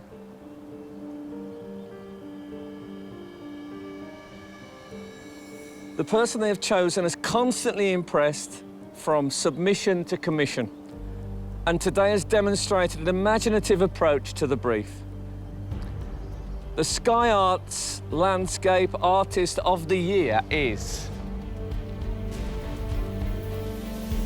Noreen McIntyre.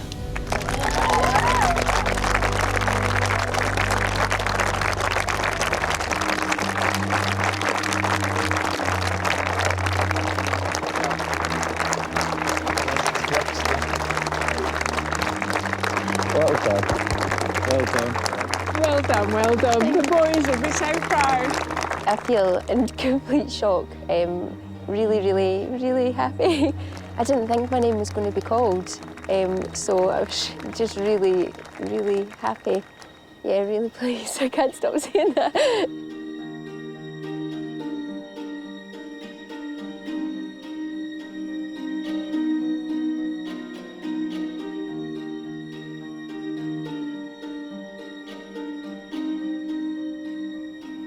Noreen's work is really inspiring. She's got all these wonderful colours and quality of light. I'm going to take that away with me, I think, and use it as inspiration to try and get some more atmosphere into my paintings. Yeah, she's a perfect winner.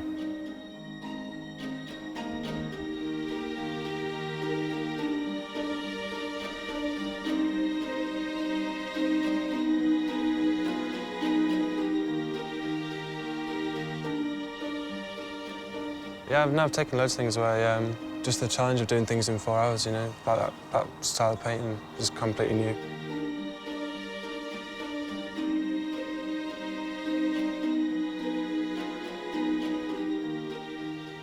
She hasn't disappointed in any of the paintings she's produced. And in the commission, she just sort of cranked it up to the highest level possible. It was so beautiful. Thank you. I'm so pleased. Your commission is so beautiful. Thank you. I think Noreen's a worthy winner because she's always pushing at the edges of it. On the one hand, I thought it was always the same, but every painting has got a subtle difference, and she's always trying to find more. I think she lives and breathes landscape. It's practically in her blood, and you feel it coming through the canvas.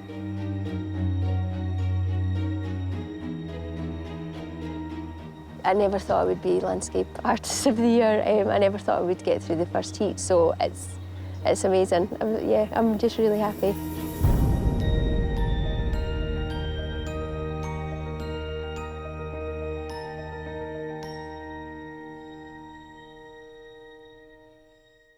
Next time, winner of Landscape Artist of the Year, Noreen McIntyre, travels to Flatford to paint her prize commission. It is quintessentially the soul of England. And follows in the footsteps of Constable. I never thought I would be able to come somewhere like this. As she makes her own mark on one of the world's most iconic views. I really hope that they like it when they see it. Okay, okay. Here we go. Okay.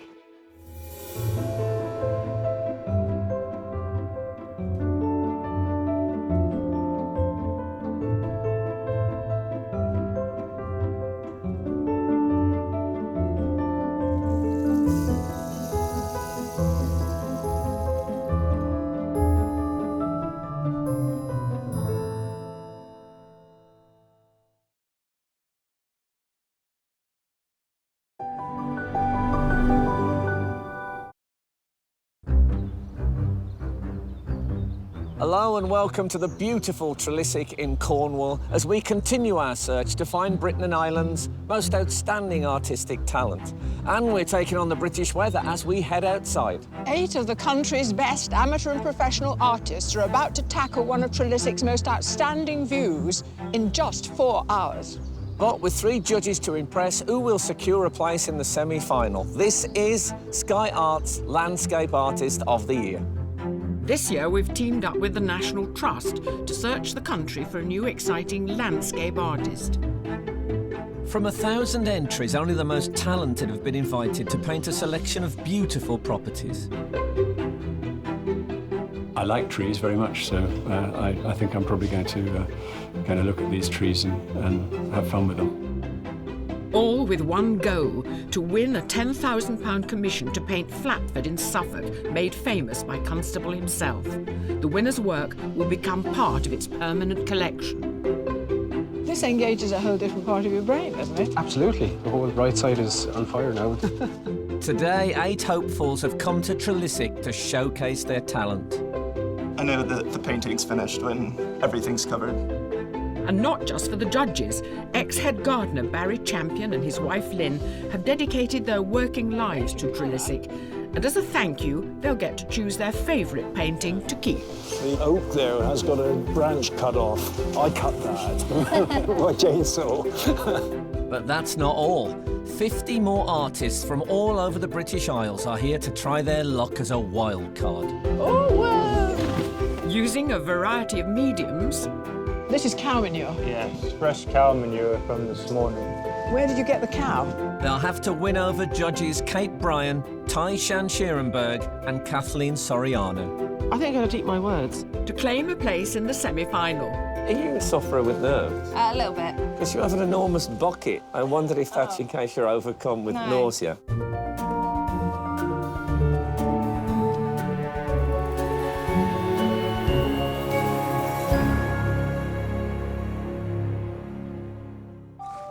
Eight artists, a mix of amateur and professional, have travelled from all over the country to impress the judges.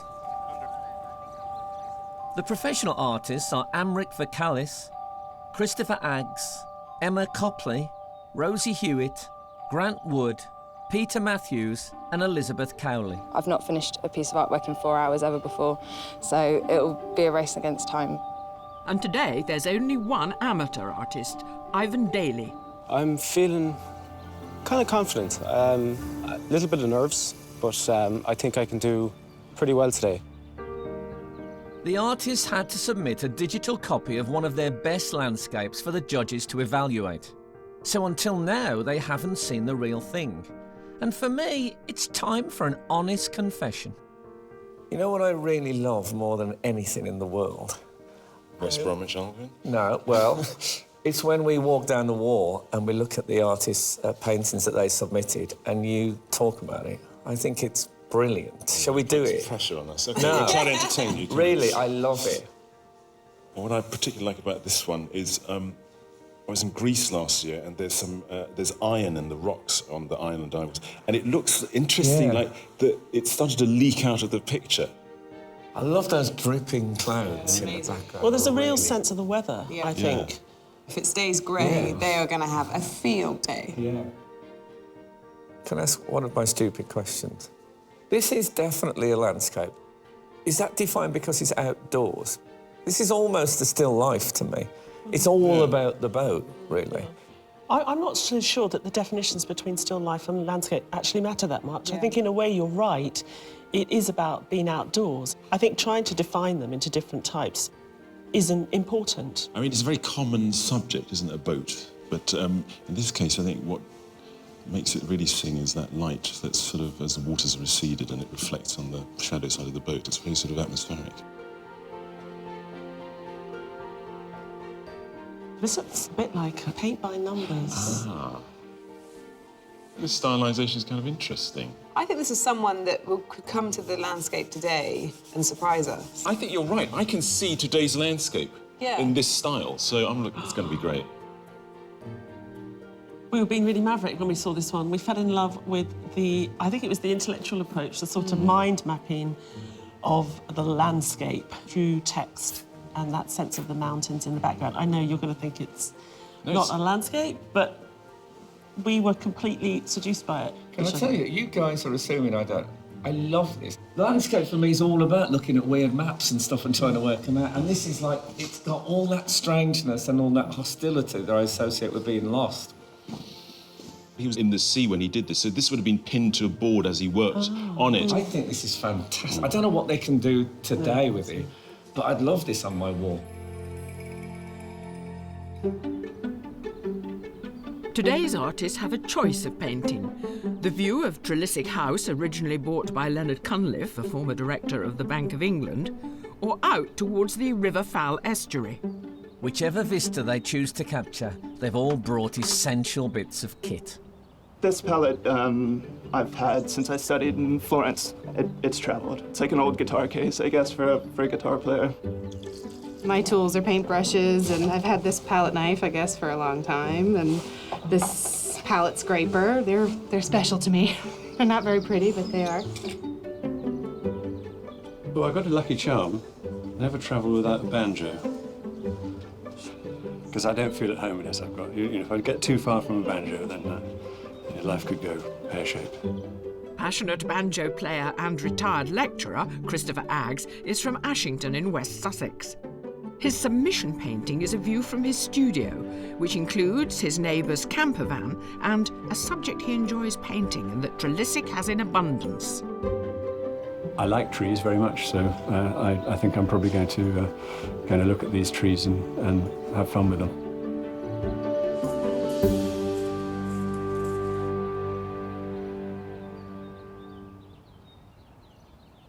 Artists, we hope the weather's going to hold for you because your challenge is about to begin.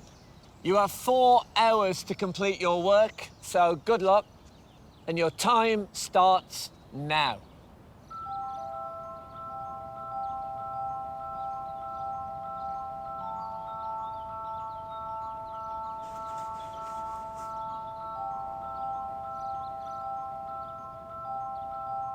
Most of our artists are used to painting en plein air, or in other words, outside.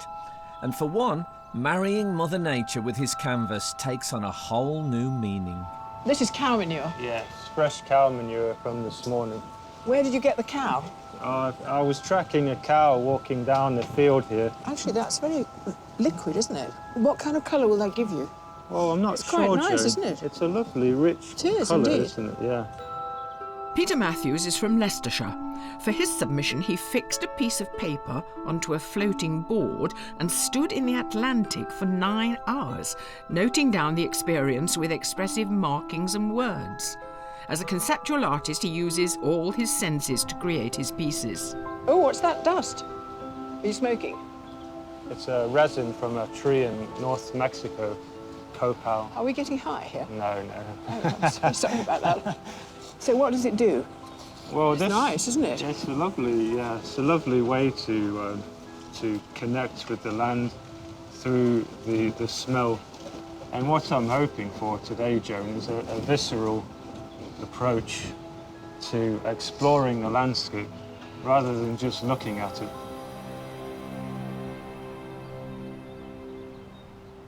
God, you've already got a photograph of grid? Yes. You look like someone in your office. Yeah, so, no. I tend to work in my bedroom a lot, so this is my setup usually for doing drawings. So I'll tell you what, just trying to feel at home.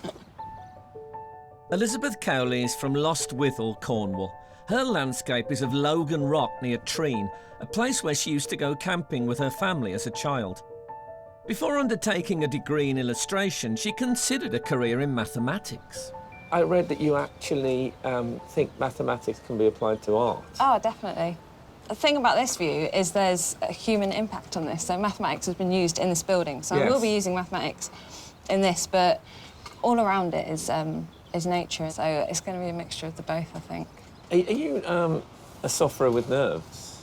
A little bit. Because you have an enormous bucket here, which I wondered if that's in case you're overcome with nausea. No, the team gave me that for pencil sharpenings. So that's for pencil sharpenings. For pencil sharpenings. How big is your pencil?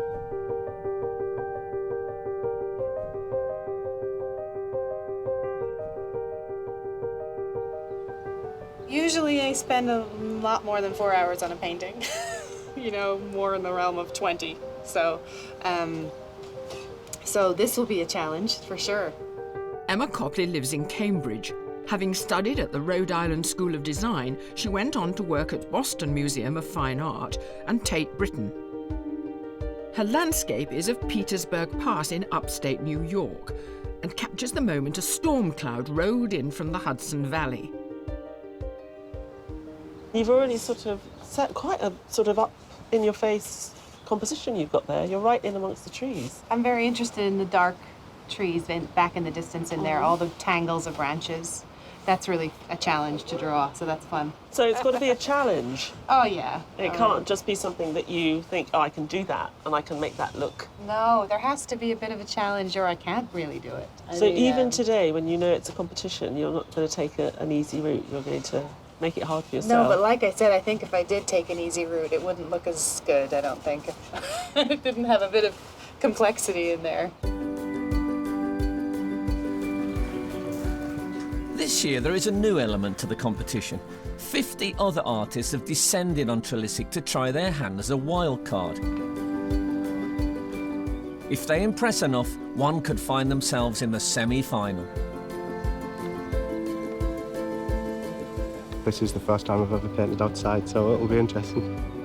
And they're not leaving anything to chance. I brought acrylics, oils, watercolours, pastels, everything, you know. By the time I loaded my car up, I looked at it and I thought, wow, I've just transported my whole studio into the car. So here it is. They're even prepared to protect themselves from the elements. Just a bit of wind precaution. Heavy showers this afternoon, apparently. Yeah, thunder maybe, lightning. Thunder. Rain, sleet, snow, So you never hail. know, everybody's going to be falling into our little tent. You two just met today, Bizarrely. but you've got kids at the same school. Yeah, yeah. And this lady lives about 5 minutes up the road. Oh, hello. How do you do? We could have saved you all a lot of journey and just come to your place. Well, good luck. How lovely being over here. It's like being on Loose Women. Battling it out for a definite place in the semi-final, our 8 heat artists are already 1 hour into their 4-hour challenge. It's a little bit chaotic still. A bit of chaos. It's quite creative sometimes. I think there's always a period of being lost, and then you find yourself, so feeling good.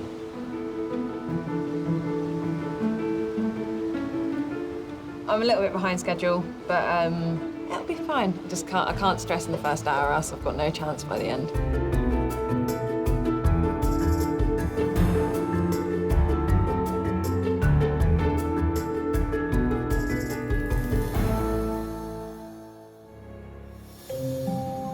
At Trelisic in Cornwall, our 8 artists are battling the British weather and each other for a place in the semi-final. And they're just over an hour into their challenge.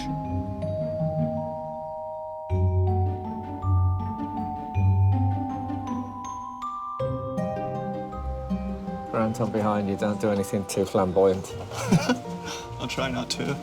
I tell you what, it's so uplifting to see a proper palette with a thumb coming through it and big chunks of paint.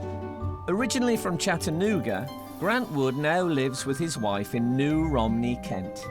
The abandoned and rotting fishing boats in his landscape were discovered after talking to local fishermen at Rye Harbour. I was kind of fascinated that you used to be an artist's apprentice. I was, yes. What do they do? You just stretch canvases, sweep the floors. You literally swept the floors and stuff? Yes, yeah. But also, in turn of, basically a education. It sounds so great, living art like that, doing all the dirty stuff, and in the meantime, like the sorcerer's apprentice, gaining your own skills and your own art. I don't normally get this close. Not only does it look good, but it actually smells pretty good too. It does, doesn't it?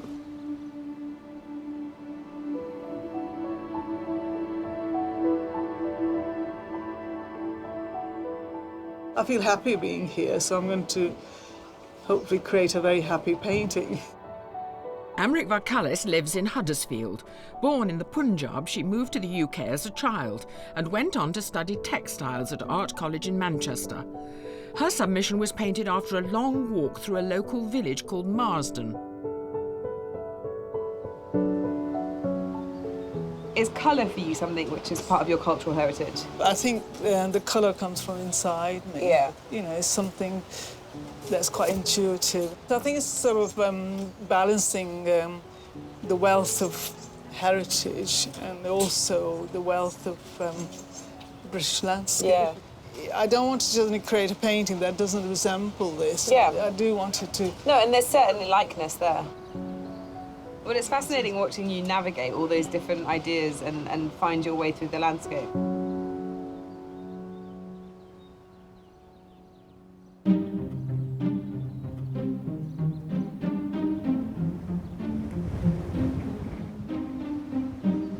Of today's 8, only 1 is an amateur artist.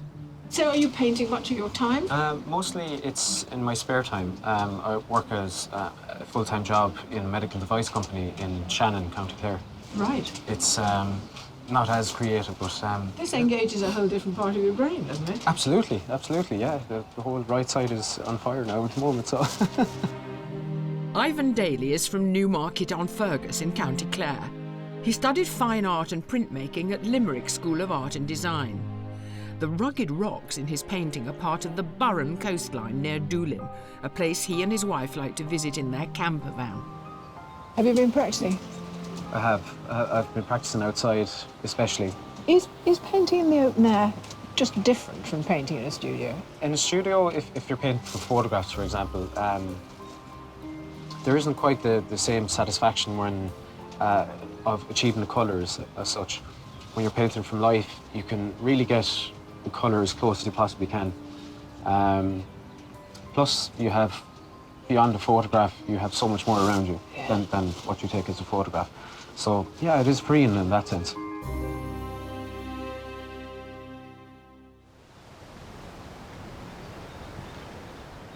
Being just 1 mile from the English Channel, weather at Trelissick changes rapidly and frequently. This weather's wild. It's just crazy, Jane.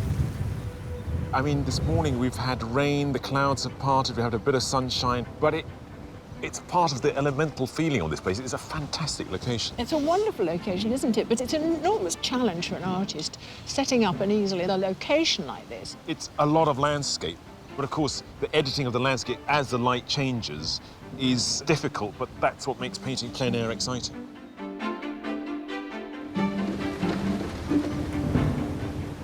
We do have these pods, but unfortunately the wind and the rain is blowing straight into mine. I don't mind it, it's quite exhilarating in the one way. Rosie Hewitt is from Walberton in West Sussex. A self-taught landscape painter, she likes to find the beauty in every scene. Her oil painting captures the reflections of the reeds in the River Arun on a summer's day. You know what I like about the first thing I look that I really feel? I can feel the wind in it. No, but I can feel that too. But not everyone has got that. Oh. Those trees are wind affected. It feels like the day feels. Good. What are you listening to? Is it? Joni Mitchell. Yeah, that's why, you see, it's got that slightly broken melancholy about it, this picture, I think.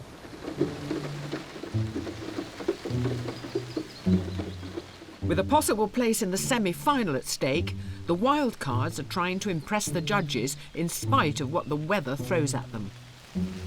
The canvas blew off my easel, the umbrella blew on top of it, and it's sort of ruined, but, you know, it's good experience. Do you want to come onto my brolly? Very kind of you. We started off not being able to see anything, and then it all became clear, and now it's all gone away again. But it's good fun. I'm so impressed by these artists. This is not an easy day to paint. And actually, there's some brilliant, brilliant paintings. There's one girl that started with this very dark background and has got all this pink running through it. It's very sublime. It's normally lovely and sunny when I venture out to paint. And I usually use watercolours, and oils are not happy in the rain.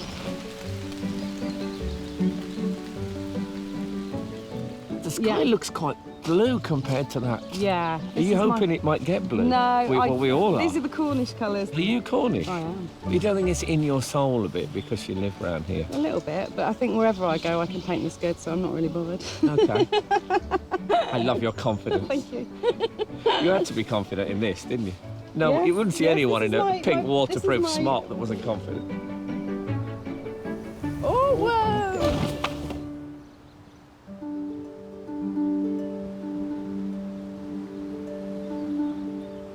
7 of our heat artists are using oils or acrylic in their work, but Liz has discovered a new way of using an old school favourite. What is that? Is that ink? Yeah, it's this quink ink, and it's a black ink that separates into its blue and orange parts, and I've found ways to bring out the blue more or bring out the orange more. So I'm putting in the trees in the background, some fine line detail. It's really black at the minute, but when I wash it over with water, the blues will come out in it, and it'll look further in the background than it is at the minute.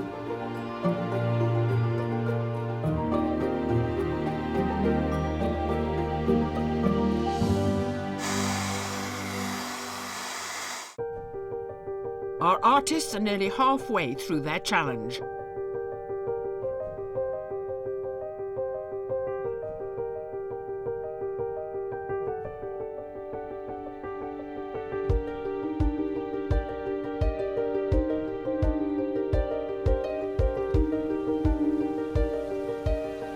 I don't really know if I'm on schedule or not, but I know that the painting's finished when everything's covered. Yeah, I'm feeling the pressure now a little bit. Definitely. Have you painted landscape plein air before? I have before for fun, yeah. But usually my finished stuff I do in the studio. I think I'm going to eat my words. I've been looking at Emma, who I felt sort of painted rather like a paint by numbers. Yeah, which you said twice. Yeah, and it turns out that she's nothing of the kind. It's a far more sort of sophisticated approach. It looks like it could be quite exciting.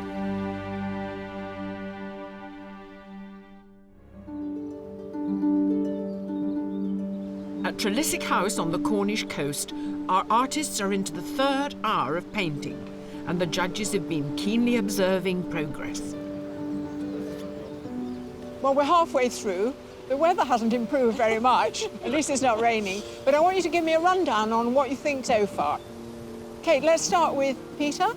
Peter, well, he's certainly a very interesting character. I think I'm waiting for him really to kind of come into his stride. I was a bit disappointed. You know, we really liked what he had entered with. I think he's overwhelmed by the landscape. Liz, very painstaking. And very well organised. I mean, she really has a plan of action. And what was so clever about her submission is that there was a little touch of warmth, a little sense of spirit of place. And, you know, I really hope that she'll be able to do that here. The sky, I think, is finished, and I did think it caught today's weather very well. Grant, what do you think so far? It's, again, in a traditional manner, it's a very, very well-constructed painting, but it's got a bit more dynamism. It's very expressionistic, you know, he's using all these colours, the composition is finding itself through the paint. I just want to see that little bit extra by the time we come to judge. Well, we've got time. Emma, she's one of the few artists I've watched when she actually paints. She paints in a very considered way, and the marks are slow. Hers are the most interesting colours for me today. You're in a dilemma here, aren't you? Because here is a landscape with so many elements. Do you want an impressionistic version of them or even a conceptual version of them? You're going to have to decide.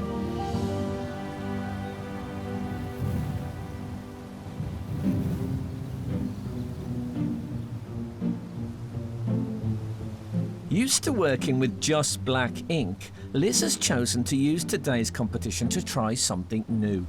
I'm just about to put my my green layer, my first green layer on. I don't usually use colour in my works. We'll see how this goes. It's always a bit nerve-wracking because once it dries, you can't really go back on it very easily.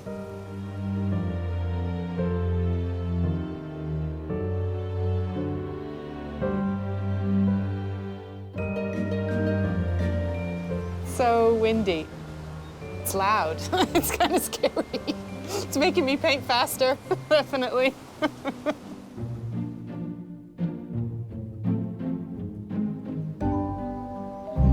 At the end of this, am I going to be able to look at this and I'm going to see that it's what you see out there? No, I don't believe you will. You may pick out fragments like I am because what I see is quite disjointed. And what about the writing? Well, the writing is a way for me to anchor myself in what I'm seeing. So it's a kind of a journal as well as a... Yeah, absolutely, yeah. You know, I'm interested in the inner landscape as well as what's happening out there, you know. And as we navigate out there, we navigate through our inner landscape. Not only are today's artists spoilt by the abundance of exotic plants and trees within the garden itself, they also have the dramatic views across the Fal estuary to inspire them. Most gardens are created with internal vistas, so you create a vista within the garden, but at Trelisic we're a little bit different in that we have several external vistas taking in the landscape outside of the property. The water surrounding Trelisic creates a fantastic environment for growing lots of subtropical and tender plants because the water insulates the garden. People talk about climate, but that's quite deceptive, really. A garden like this is a series of microclimates. And it's this particular climate and atmosphere that's been drawing artists to Trelisic for over 200 years. The whole of this area is an extraordinary inspiration to artists. You have this wonderful moisture-laden wind being brought in, and that gives a very diverse and diffusive quality to the light here. So things spread and glow. Offering a snapshot into Trelisic's past is a 19th century romantic painting by Thomas Lyde Hornbrook. It's a reflection of how landscape was viewed at that time, almost as an Arcadian landscape. Perhaps the hill isn't quite that steep. Maybe the house isn't exactly in the right place. Maybe the trees are not quite as wizened and twisted. So there's a story being told. The view from the river is recorded in a simple pencil sketch of 1826 by naval officer George Trevanion. It has only recently come to light after being discovered in a second-hand bookshop. It struck me immediately that it looked like the sort of drawing that young naval lieutenants were taught to draw. I think for observation purposes, there's much more attention to the trees, the shape of the riverbank, and the house is almost a sort of afterthought. But with the house being such an iconic mark on the landscape, how will the work of today's artists compare with those of the past? If I wanted a painting to remind me of the property, if we could take the artist back to 1826 and had the view of the mansion with the portico, that's what it would be. And Barry and his wife Lynn, who have both dedicated their working lives to Trelisic, will get their favourite of today's paintings to keep. So how long have you two been associated with this fabulous place? 36 years. 36 years, yeah. So you were born here? Almost. Yeah. So you were the head gardener. What was your role in all this, Lynn?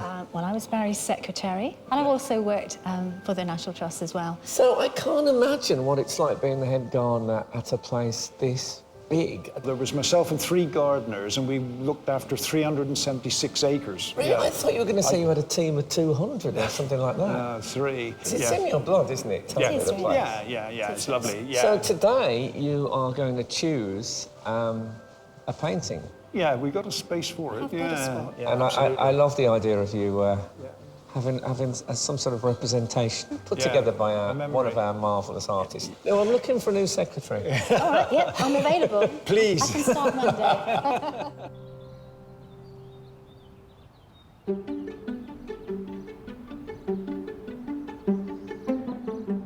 A day of painting in the ever-changing weather is almost over for the wild cards. Before they pick their winner, the judges take one last look. I love the way you've picked up the colour in the bushes. I like the verticals and the framing of the trees here, and then with the splash of colour. Are you pleased with the result? I feel OK about it. That's Good. probably as good as I can say. Yeah, good. You know, I walk around an art gallery, I see a painting, and I think, I wish that you were allowed to touch them. Because there's something very tactile about it. Yeah. So Yeah, I'm quite envious of you just. Well, now's the shoving your time if hand you in want it. to put your. Well, the trouble is, if it turned out to be a winner, I'd feel I'd help to.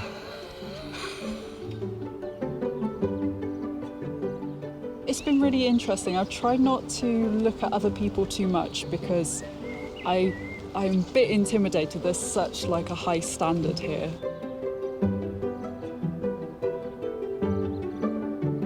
The Judges have to decide on one artist to put through to the pool of wildcards from across the heats, from which one will make it to the semi-final.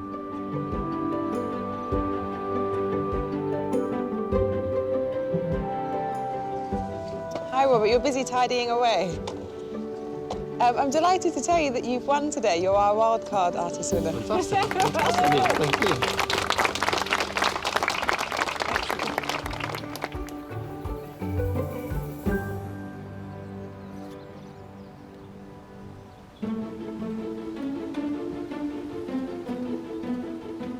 Even though our 8 artists are up against each other, members of their families have joined together in support. Seeing all the different approaches to the work, I think that's what's so wonderful about putting artists together like this. There's something really lovely about seeing the way other people see the world and how they then express things through their hands. I think it's lovely. I'm so used to seeing him painting in the studio. I was wondering how he would manage with all the people around, but he seems to be loving it. I'm way more nervous than he is, definitely. Exactly. I'm way more nervous. There are just 30 minutes of the challenge remaining. Half an hour to go. Yeah. What are the priorities? I want to make more of these dark trees over here. Keep going. Yeah, These marks that you're making now are going to make a big difference. I It hope goes so. to show that every moment counts. Yeah.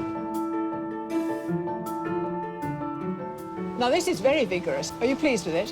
I've had fun with it. I think I'll have to push to finish it, but... And don't overdo it. No, exactly, yes. I'd like to get some more depth in, so adding some more dark layers to come through, and then I'm going to work 2 different tones in with a hairdryer in between, and hopefully that will make it work. It's a bit up against it at the minute.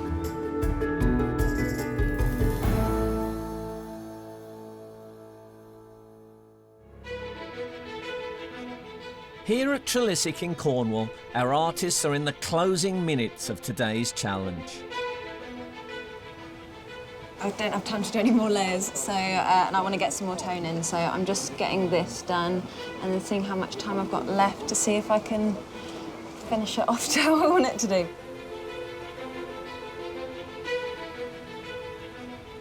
Just wondering what to finish now at the moment. Hopefully the judges will like it, so fingers crossed.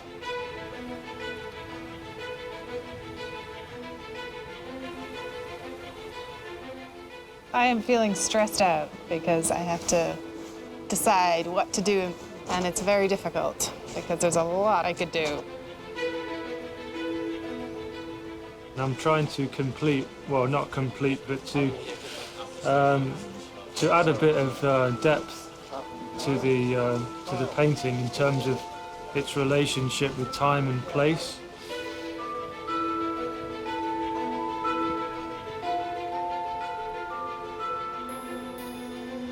Artists, your time is up. Please put down your equipment and stand back from your easels. Well done, everybody.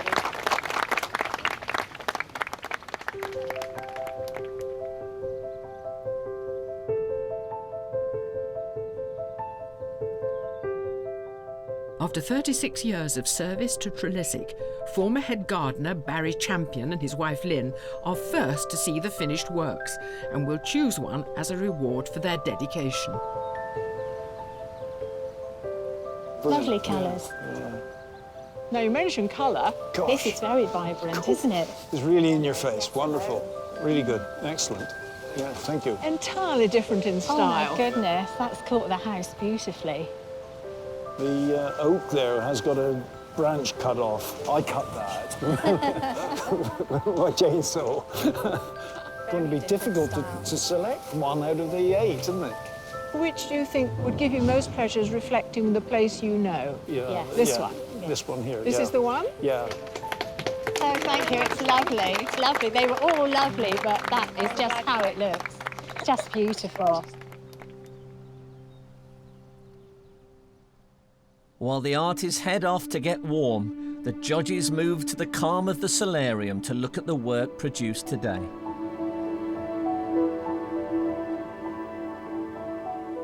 I still don't know what I'm supposed to think of this. And I just feel really frustrated because he was an artist that I just felt was so distinctive and unique. I enjoyed the performance side of it. It's a performative art piece. He's open to the elements, and I thought that was quite beautiful. But what he's made out of it is not a sum of all those things. I found the day challenging, the time restraints. Most of all, challenging to be yourself. To be yourself.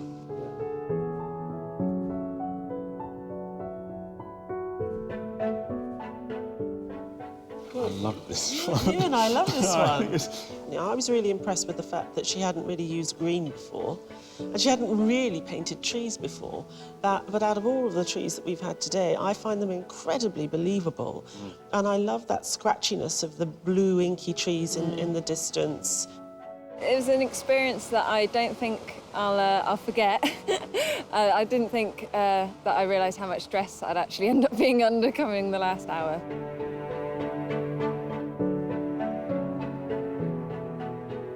I really enjoyed watching Grant paint this. I think it's great. You know, this is what my afternoon was like in parts. You know, I was like, what is this weather? You know, I really felt completely kind of in with the elements, and that's what he's made me feel here. I'm feeling good, actually, because about halfway through the painting, I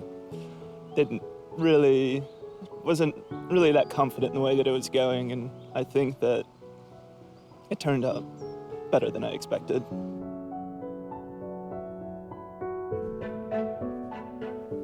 I thought as I looked out over these huge vistas, you know, and my eye caught the little dark, dank places, I thought she caught the sort of sodden, rather mysterious undergrowth rather well. And it's very lickable, all those paints, and oily. And so you move around it rather beautifully. I think out of everyone, she's bitten off just about the right amount that she can chew.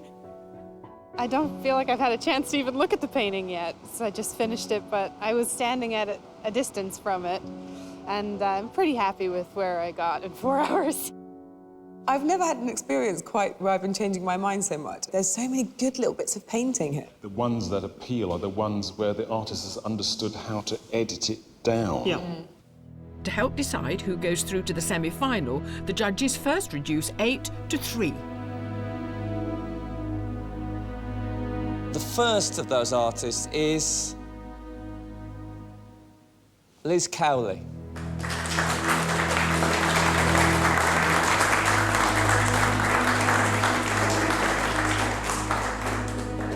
And the second artist is Grant Wood.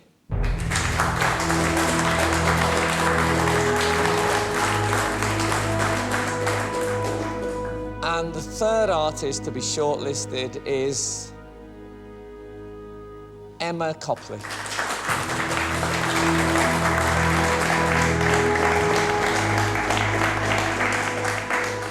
Commiserations to all the artists who didn't quite make it, but it was a tremendous effort. Well done.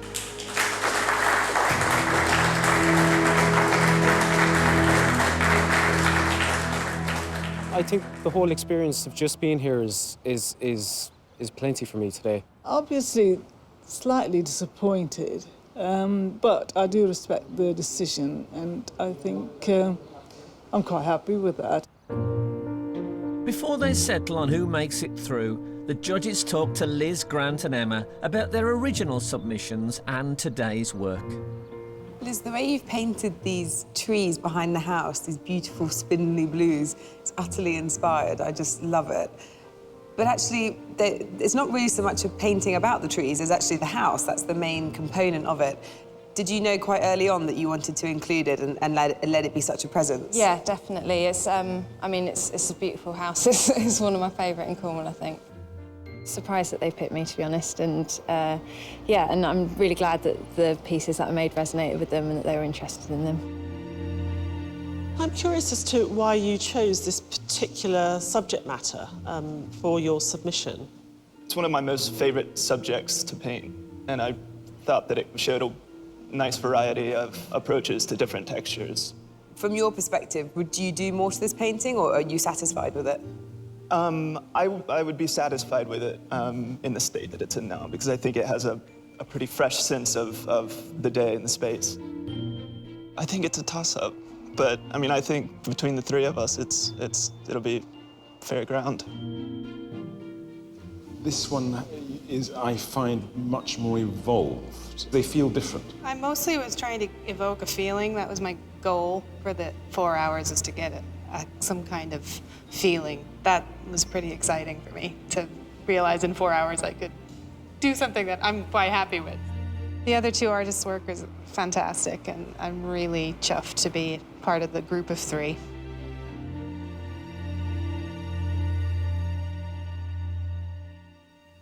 Esteemed judges, I am in a complete tizzy because for the first time ever, I totally agree with your 3 choices. Let's change them. But I must say, and now I feel obviously a certain empathy with you, I am finding picking the actual winner a bit more difficult. I keep on coming in and out with regards to which one I think is the winner. Is judging a democracy? Is it 2 to 1? Or how does it work? We try to be unanimous. I think that's actually what's lovely, is you come to a painting through the eyes of someone else who's seen a whole catalogue of paintings you've never seen, and they bring their experience and their perspective. It's left me in a position, though, where I am really struggling to know who my winner is. Talking to them also throws a whole different thing into where you suddenly go, God, you're very authoritative and know exactly what you're talking about, and that's thrown me off a bit as well. Do you feel you have your winner now? 80% sure, is that? Yeah, I'm 80% sure. I'm 80% sure, but if I'm going to just turn around in a minute and I'll probably change my mind again. But I think that's just because we've had such a fantastic day. There's just some really interesting paintings. Good luck. OK, get on with it.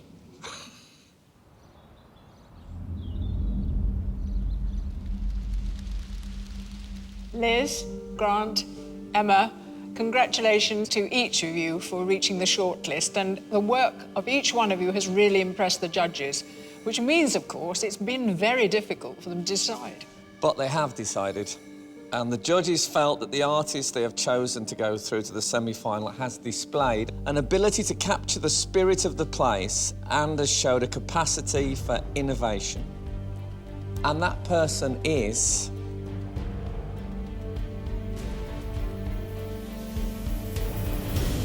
Emma Copley.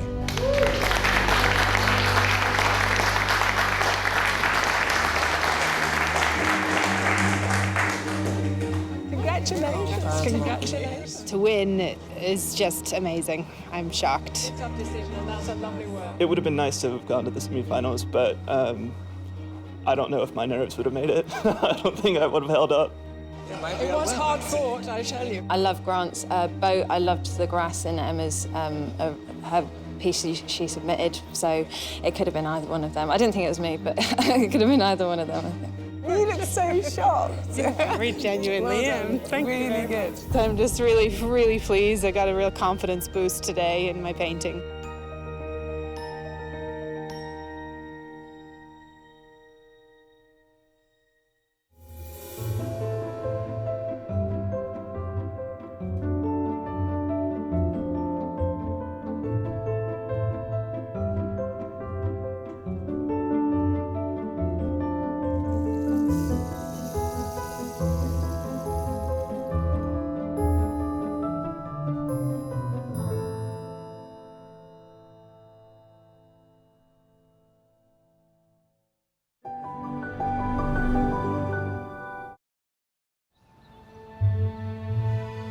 Hello, this is the truly impressive Wodston Manor in Buckinghamshire. In just a moment, 8 artists, a mix of amateur and professional, will attempt to paint one of Wodston's most impressive views. They have just 4 hours to prove themselves to our 3 exacting judges. But only one of them will get through to the semi-finals. So put your feet up and get ready to enjoy some seriously good art. This is Sky Arts Landscape Artist of the Year. In our search to find the next great landscape artist, we've teamed up with the National Trust, and they're letting us set up home in some of their most magnificent properties. Thousands applied, but only the best have been invited to paint some of the country's most outstanding scenery. Yeah, it's quite intense. I feel the time pressure, actually. They're competing for a £10,000 commission to paint one of the National Trust's most celebrated views, Flatford in Suffolk, which will become part of its permanent collection. I'm kind of feeling a little stressed by it at the moment. Today, another 8 have come to Wodston Manor to impress. You can't afford to make mistakes because once it goes down, it's there forever. Watching their work closely along with the judges will be Margaret Jennings, who was an evacuee at Wodston during the Second World War. She'll give an insight into her time here and, as a thank you for sharing her story, will take home her favourite painting. There's at least 2 alike. But our selected 8 artists aren't the only ones wanting to catch the judge's eye. 50 more from all over the British Isles are here to try their luck as a wild card. It's like a fairy tale castle or something, and I'm hoping that I can capture a little bit of its fantasy. But with only 4 hours to complete a compelling landscape... This is how I run my life, believe me.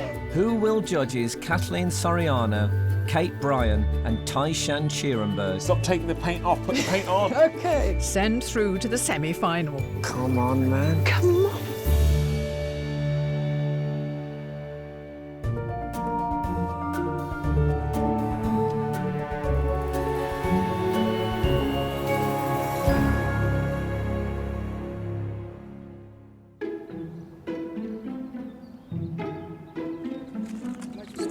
Here to impress the judges today are professional artists Titus Agbara, Lucinda Metcalf, Claire Horde, Franny Sanders, Toby Mulligan and Paul Gaden. I do a lot of competitions. I think the location's fantastic. This building is absolutely gorgeous. I can't wait to paint it. Also taking part are amateur artists Simon East and Joe Abbott. I slept awfully last night. My little one keeps waking me up in the middle of the night, which doesn't help. But yes, I was too excited and too thinking about all the things I might have forgotten or wanted to bring with me, make sure I'd got. Picked solely for their talent, the artists entered with a digital copy of their landscape. But today, the originals are on display for the judges to examine the finer details. When you see them here, what's your initial reaction? My initial reaction is the different textures of the paintings and how the paint's been applied. I mean, this one, I liked its painterliness and its inventiveness of mark making. Seeing it in the flesh, it looks a bit sort of, well, I don't know, it looks like it's been kicked around the studio floor. Yeah. But it's definitely someone today that, given the conditions and this kind of overcast weather, could really pull something out of the bag. Now this is really different, very different. Cut. But it is very simple. I think lino cuts have to be simple. Well, I think there's a tradition that means that they're quite sort of graphic and reduced. But what is interesting about it is each decision has to be a conscious one, and the artist has no leeway. So I kind of like the strictness of the medium, and I'm looking forward to it. This is by someone who entered last year. I don't know whether you recognise the style. Is it palette knife Titus? It is indeed, it is indeed. I can't believe the detail. Yeah. It's got a nice movement through it. It looks like he's worked really hard to get that composition right. Wow, look at those roofs. It's quite brave to just show you exactly what he sees. I'd always want to get the houses out of the view of the grand church. Well, it'd be interesting to see what he does with shrubs and trees as opposed to roofs and cathedrals.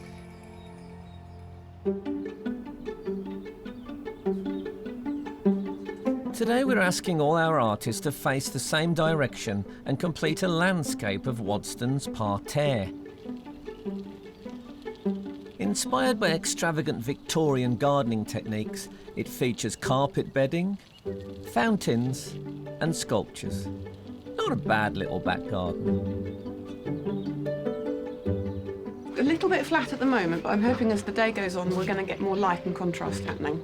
To be quite honest, I'm not that comfortable with the view.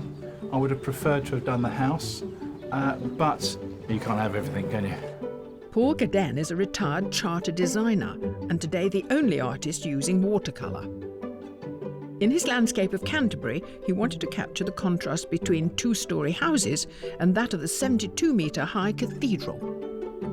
If you're working with watercolour, you can't afford to make mistakes because once it goes down, it's there forever. If you're using acrylic or oil, you can paint over it.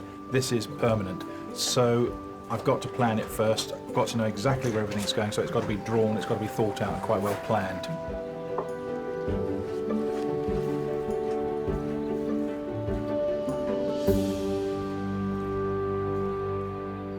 Artists, your challenge to paint the view of Wodston Manor Gardens is about to begin. You have 4 hours to complete your work, so good luck, and your time starts now.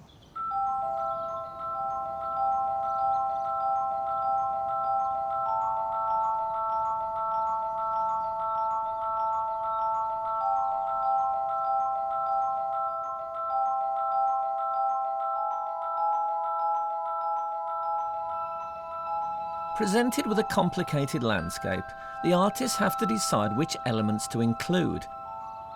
But one canvas is already coated in paint.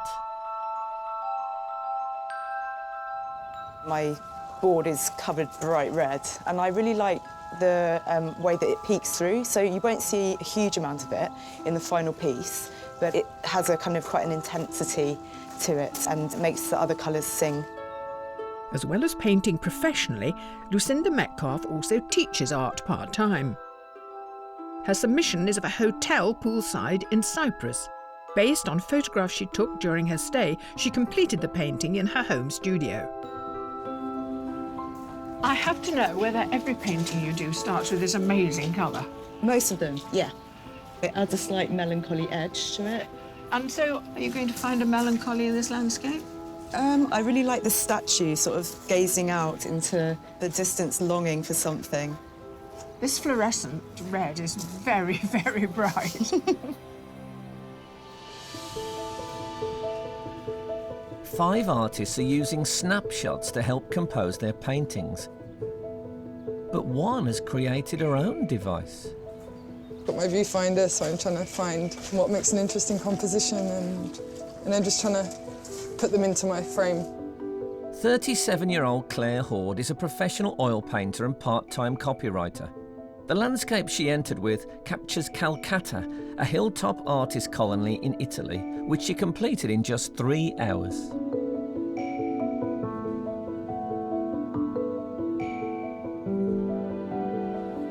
You know, some people start and almost immediately you can kind of see what that finished painting is going to be. Yeah. That's not the case with your style, No. is it? I think the way I sort of work is more like you don't really know how it's going to work out.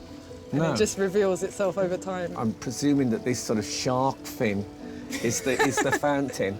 I'm looking forward to that moment when, you know, abracadabra, Yeah. woomph, and there's the whole thing. Now I'm just going to see a shark fin. I'm sorry, I shouldn't have mentioned the shark fin. I have great faith in you. Thank you. So good luck. We'll see.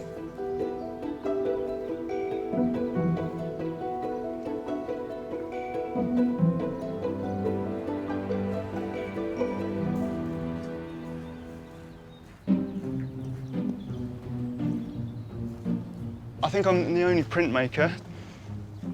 I actually brought a dice with which I sometimes make artistic decisions. So, you know, I might say 1 to 3 this direction, 4 to 6 that direction.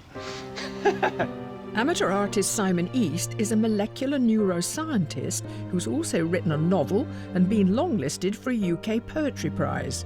He prints lino cuts, like this one of Port Meadow in Oxford, with an abstract element to his scenes. It's quite an aerial view almost, isn't it? Yeah, so basically I'm having to invent it a little bit in order to open up the angles. If I were to draw it as I'm seeing it, it would be a very shallow view. So the purest school of garden design we're going to see reflected in your beautiful lino. That's right, yeah. Great. So, Look forward to it. Thank you.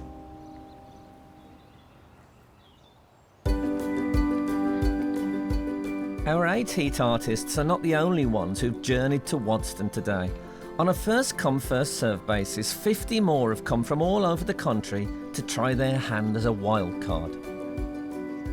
I was cycling from London, me and my bike and my pop-up studio. I'm zooming down the M1 at 4:30 in the morning in my camper van, which is slightly falling apart. But I'm very glad to be here. Each with their unique techniques and varied levels of skill, the wildcards are vying for the judges' attention, because if one of them impresses enough, they could be in with a chance of a place in the semi-final. The building is like a fairy tale castle or something, and I'm hoping that I can capture a little bit of its fantasy.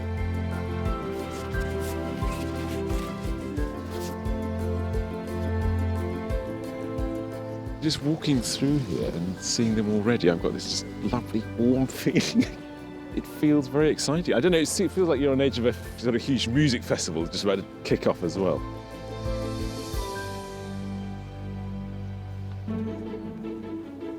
With a definite place in the semi-final at stake, our 8 heat artists have already had 1 hour of their 4-hour challenge.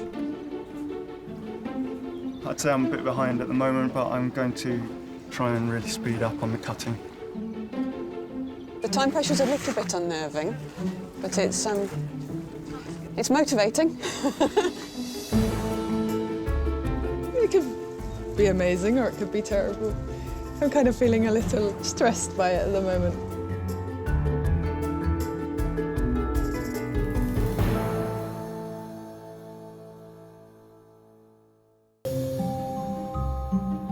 Here at Wodston Manor in Buckinghamshire, our artists are competing for the chance to win a £10,000 commission for the National Trust.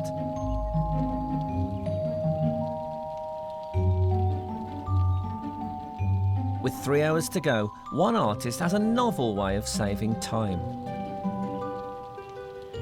Toby, I hear you're one of those mythical beasts that's painting with both hands. Can this be true?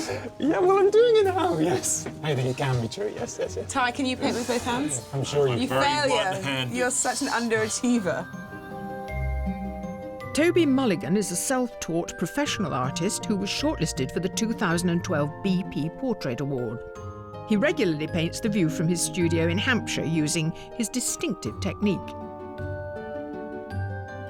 Are you looking at the sky and thinking, I feel pink in there? Yeah, it's a bit of a dull day, it's a bit flat. So I'm looking to sort of see what I can pick up on and exaggerate. Yeah. It's just lovely colours singing here. That's beginning to.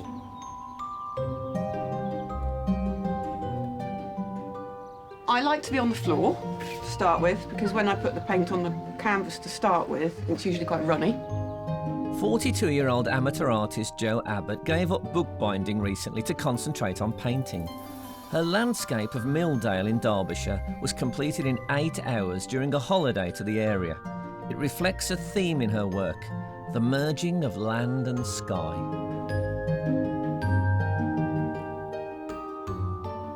Is it right that you're relatively new to painting? Instead of doing an art degree, I did an English degree and then went into publishing. And it's only recently that I've got back into painting. You see, I feel that there was always a screaming wild woman inside you waiting to get definitely. out, and now here Very she is. Very frustrated, and now, yes, it's all coming out.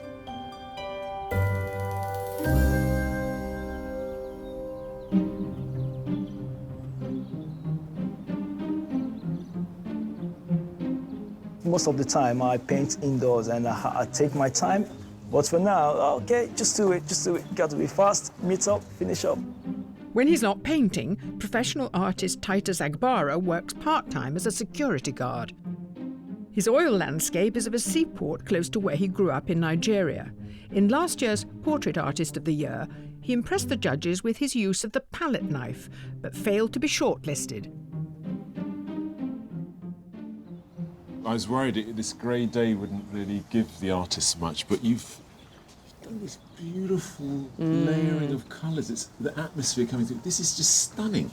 I know you usually work with palette knife and you usually put colours next to each other, but this idea of using colours underneath each other, are you working on this today? Yeah, I do usually do it as I place the colours. I'm just trying to create depth first of all. Yeah, so yeah, you're feeling your way through it, which is great.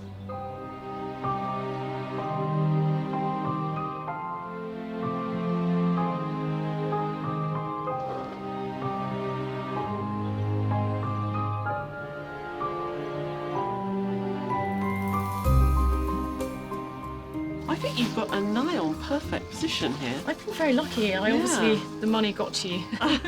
What are you working on here?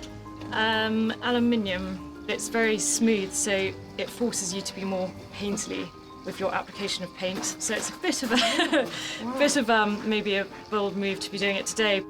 Professional artist Franny Saunders specialises in painting African landscapes and wildlife, and was once commissioned to commemorate a military tour in Afghanistan. Her nighttime landscape is of an area of northern Kenya under threat that she wanted to capture before it disappeared. You've painted in exotic places, haven't you? Yes, I don't normally have organised sort of water features in war zones or savannas. But do you paint under war conditions? Ish. I've only been out to a war zone once. Most of us haven't, nor do we want to, so that does take courage. Yes. I sort of get more scared of going to places like IKEA than I do to war zones, because everyone else around... Its own kind of war zone. It is. There may be a possible place in the semi-final up for grabs, but for some of the wild cards, it's more of a day out. I am really enjoying painting with this crowd of people. It's like a hillside. It's almost like the tennis, you know, the Henman Hill. With a myriad of compositions, a few artists have caught the eye of the judges. I went to art college in the 80s and mark making was Yes, kind of I cool. know that But it's mark making, very yeah. interesting mark making. Thank It's you. looking good.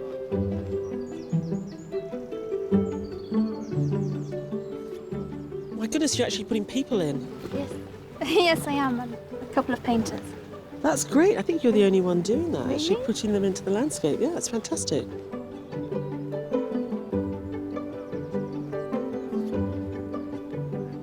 Keeping an eye on the art is the custodian of Wodston, the 4th Baron Rothschild. I think it's fantastic. That's really good pictures. And also, I've never seen Wodston painted as many times in the whole of its history.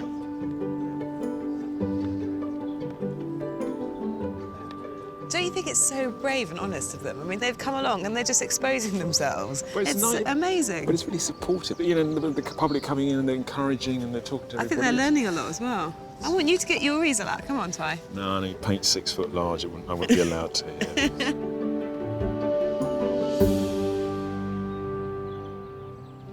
Wodston Manor was built by Baron Ferdinand de Rothschild with the idea of it being a palace of pleasure. But when the bombs of World War II started raining down on London, the popping of their champagne corks turned to the laughter of children. During the Second World War, the government were looking to evacuate children from the urban centres. James and Dorothy Rothschild were very aware that they wanted to do their part, and they offered Wodston as a home to very small children, which must have been very different to the normal, slightly quieter, more peaceful life that there would have been at Wodston. It was a big change for all at Wodston Manor, but bigger still for the evacuees, many of whom came from East London, so had never seen such a building. As you go along the drive, you just saw this panoramic building at the bottom, absolutely gorgeous. Some of the other children congregated together. I can't remember anyone's name, except the one girl called Jenny. But I hadn't got anybody, and I don't think she had it either, so she always tended to come towards me. And it wasn't just the evacuees who moved to the manor. We would go in, get them dressed, and then they would go down to breakfast. And then you would take them into the nursery where you had tables and chairs and did, as you're trained to do, learning through play. Then you would go out for a walk, and it was a lovely place to sit and have picnics. And then you all went on the beds, and you said, you know, lie down, because they would dance on their beds if they got a chance. I remember they took a photo of me. My hand was snatched, and me and Jenny both had to go down the steps, and we all sort of cascaded down elegantly. But I believe that I'm in the middle because of the white dress. That's what I remembered the most. And after that, you know, I suppose we went and had dinner.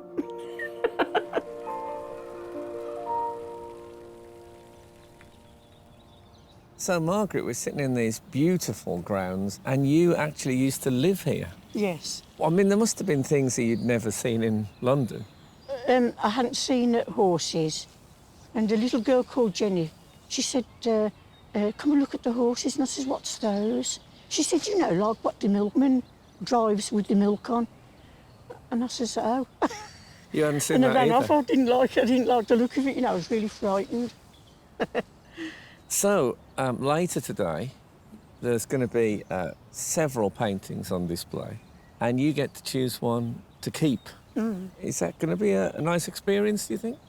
Hopefully. I mean, I haven't seen them yet properly. No, they might be terrible. Oh, yeah. Well, you never know. No, well, let's hope they aren't. I hope you can find one you're all right with.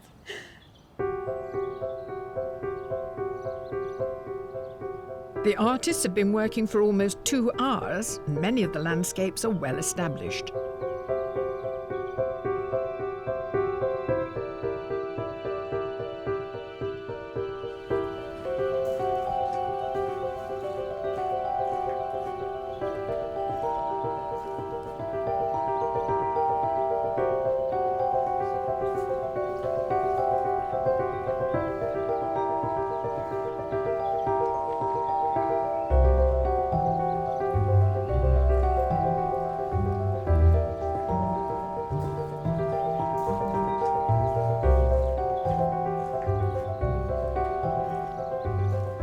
Paul, you studied architecture, didn't you? Yeah. Do you feel that that affects your art? It does, but I've spent most of my life drawing in one way or another. Doing things like this has an essence of being at work. Okay, but it's quite refreshing. I speak to a lot of artists who talk about the emotional experience of painting and how they feel they're pouring their spirit into it. Oh, don't do that. No. No.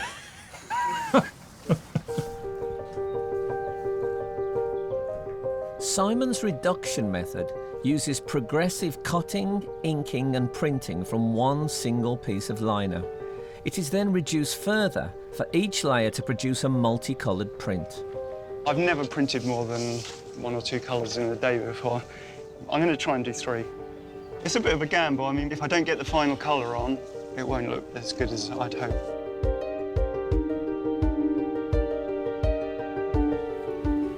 I've cut out the whites, so highlights, and then I put my paper down and I've used the back of the spoon. You've got to make sure that each layer lines up really well, otherwise you're going to end up with a mess. With his base colour done, Simon now has to repeat the process twice more, cutting into the lino and inking up in order to get the 3 layers he's aiming for.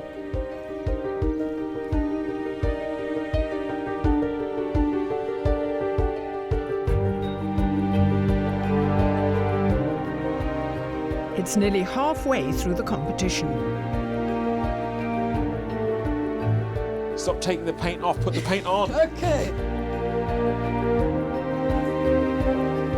2 hours. Yeah, I could make it. I could finish it up, yeah.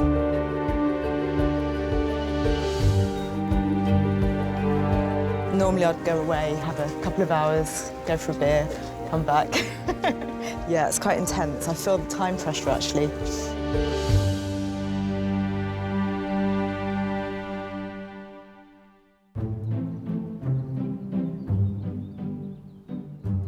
At Wodston Manor in Buckinghamshire, our 8 artists have completed 2 hours of their challenge, which has given our judges plenty of time to think. We're halfway through the competition. What's your feeling?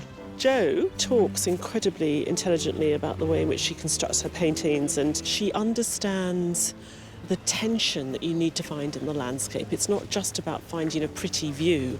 She's got quite a lot to do. I think she's got less to do than Lucinda has. And Lucinda is now ready to put on large amounts of colour so that the luminous red will vanish. Well, I think if she gets that right, that could be a front runner, actually. Yeah, I agree. Lucinda hasn't really got that far, and Paul next door, I think he's sitting there thinking, what do I do now? It's a very beautiful watercolour. But I'm not getting that sense with the parterre of that perspective that he was getting with the buildings. No, I think it's a much more gentle painting. Simon, he's taking one imprint, but it's very difficult to tell where it's going. He's determined to use 3 colours. I mean, if he's got time, because he says he's never done that before in this short period of time, so we'll see. But I just want to see a bit more personality in that work.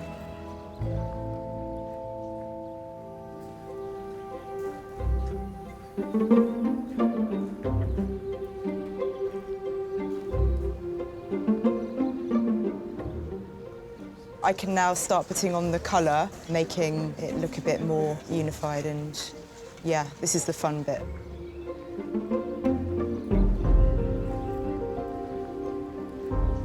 I've gone from blocking it in acrylics and making the mess on the floor in acrylics, and I've put it up here and I'm going in with oils now over the top. And it just refines it a little bit and it gives it a bit of luminosity.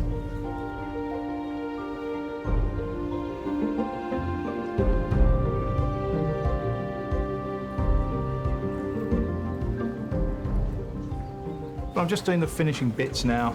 I'm not totally pleased with what I've got because it's a bit sort of splashy. Perhaps something a bit crisper would have been better. There's a possibility I can have a go at a second one.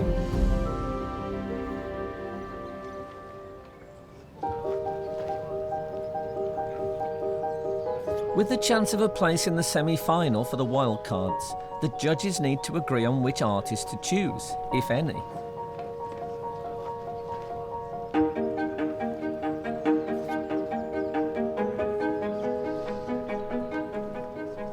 I've seen some quite nice painting in Yeah, there. me too. It's good. But the one that sort of sticks in my mind the most is the lady doing the watercolour on the floor Yeah, under the me umbrella. too. I thought it was incredibly luminous and a very beautiful, imaginative way of painting this building. Yeah. What do you guys think of the artist who's done a very precise architectural drawing and then spent the afternoon painting it in? I really like it. It's a watercolour, and I think if I had to choose between the two watercolours, I'd still go for the freer, more open, inventive one. There's a young gentleman at the end of the hill who's been incredibly brave with the different colours that he's used, and it's a little bit of poetry that he's created I like that one as well. in the work. I would have to say I find it very difficult to put one in over the other. Did you enjoy today? I absolutely loved it. Congratulations, you're the wild card today. Am I? Yes.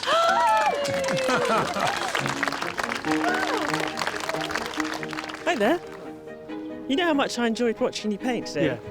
Well, I'm pleased to tell you that you're also going through as a wild card. That's unbelievable. Thank you very much. Well done. Thank you. Anthony and Susan join a pool of other successful wildcard artists from across the heats, of which one will be chosen to go through to the semi-final.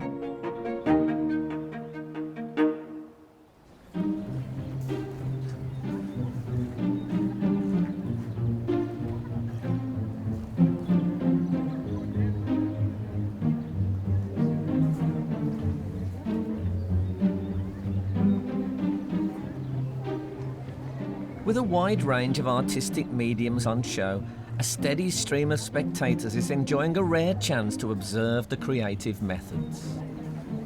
I'm quite impressed with what Simon's doing. I've never actually seen the process happening before, so it's also very interesting. If he's to be shortlisted, I think that will be a great change in probably his life or career. He might quit science, who knows, and do art instead. I've just picked up a couple of young women. You're Franny's sisters.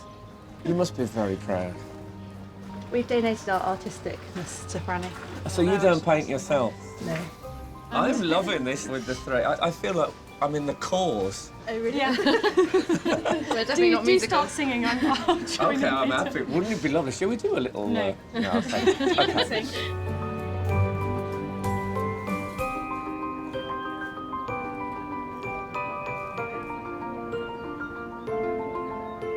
Mike, you're Joe's partner. I am.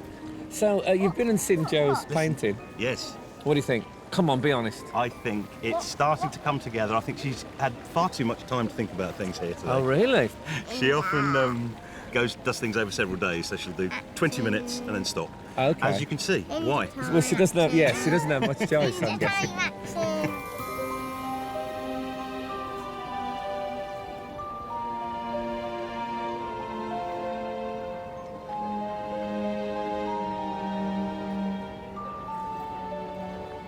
Paul, I see a blank page before me. What's happening? Where's your painting gone?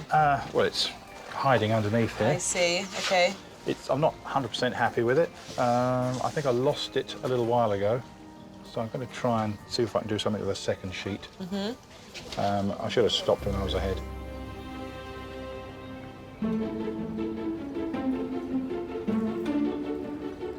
Only 30 minutes remain to complete their versions of Wodston's parterre.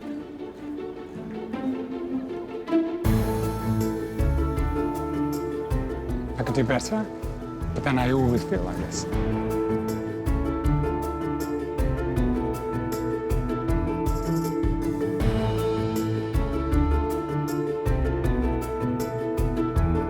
I'd really love to see you resolve this. I'm feeling Pushed that as far. time pressure, actually. I'm feeling... Okay, yeah. I shall leave.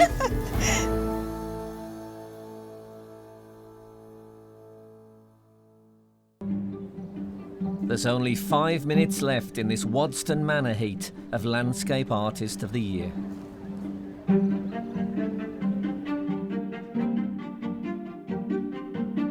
So, Paul, you've done a new painting. Yeah. This is now completed, is it? Yeah, that's it. And how long did that take? 20 minutes. You are the 20-minute there.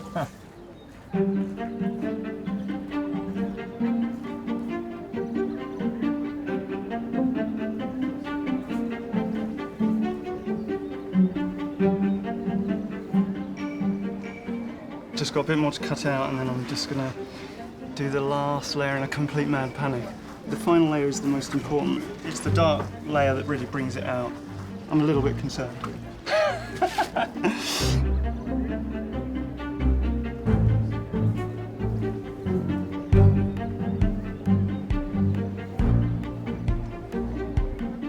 With time running out, we're feeling the pressure too.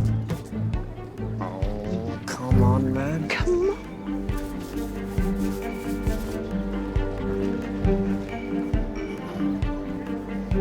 Artist, you have 1 minute left. I'm gonna print it with hopefully with about 30 seconds. This is how I run my life, believe me. Here he comes, he's getting the paper now. Listen, now just get it on there. Oh, don't start messing about it.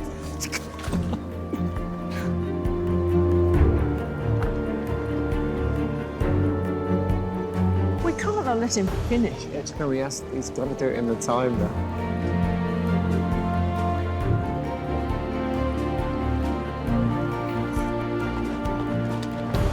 Here we go, here we go.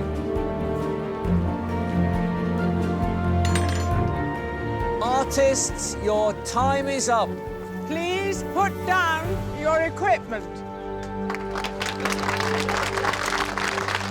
He did it. Look, he did it.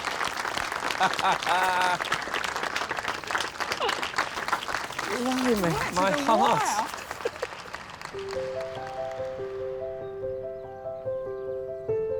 Before the landscapes are judged, Margaret Jennings gets to choose her favourite work to take home. Artist, would you turn your easels round, please? She was an evacuee at Wodston Manor during World War II, and in return for sharing her story, will have her own keepsake of the manor. The statuary was all here when you were here during the war, was it? They weren't like that. They was boxed in. So it was quite austere during the war? Well, I'm not surprised. Yes. I feel as I'm meeting the Queen. Margaret, this is your great moment now. Yeah.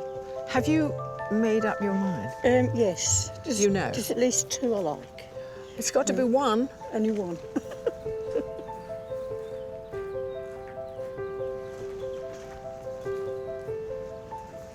Hello, Titus. Hello. I like your painting. It's lovely. Oh, thank you very much, Mother. Thank you very much. That will be yours, and that will hang on your wall, and it will always remind you of this day and your days at Wodston as a child. Yes. Now the judges must whittle the 8 artists to a shortlist of 3, from which 1 will be chosen to go through to the semi-final.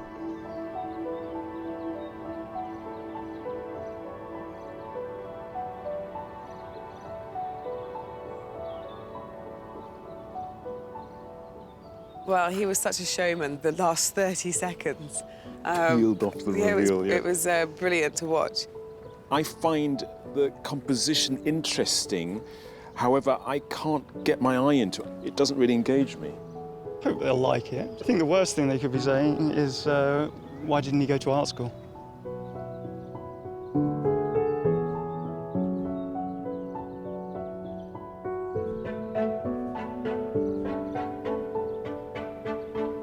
Lots of people will love this painting. It's a beautiful representation of a bucolic English scene, but it's so precise. Do you think it's got a lot to do with his tool, which is the palette knife? I understand why people really like this. I'm really glad it got chosen today. I'm really glad it got chosen today. Margaret chose my work. I was so happy about it. Just keep finger crossed and see.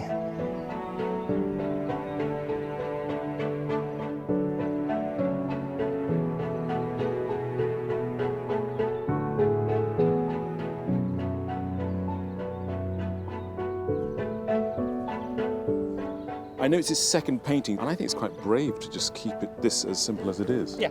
He understands composition so beautifully.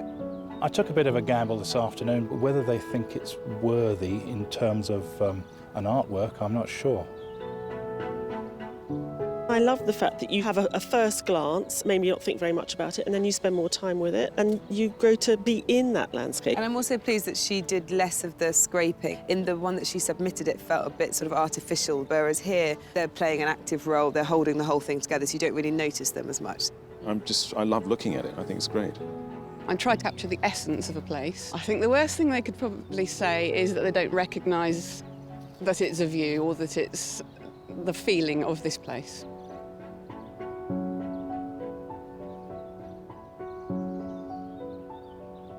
I would probably go for that one. And then I definitely think we should have that one in too. Yeah. Artists, thank you so much for joining us at Wodston Manor today, and well done on creating some brilliant art. But the time has come to reveal who has made it to the shortlist. The first artist is Titus Agbara.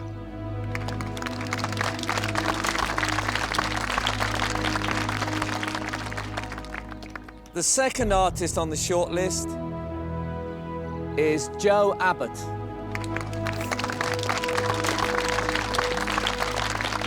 And the third artist to be shortlisted is Paul Gadin.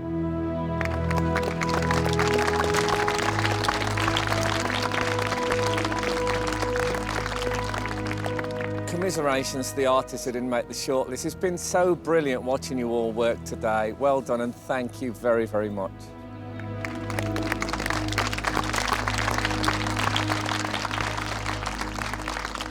Obviously it's disappointing, it would have been fantastic to come back, but it's great to have been in a competition, so I'll take that forward, hopefully to more competitions.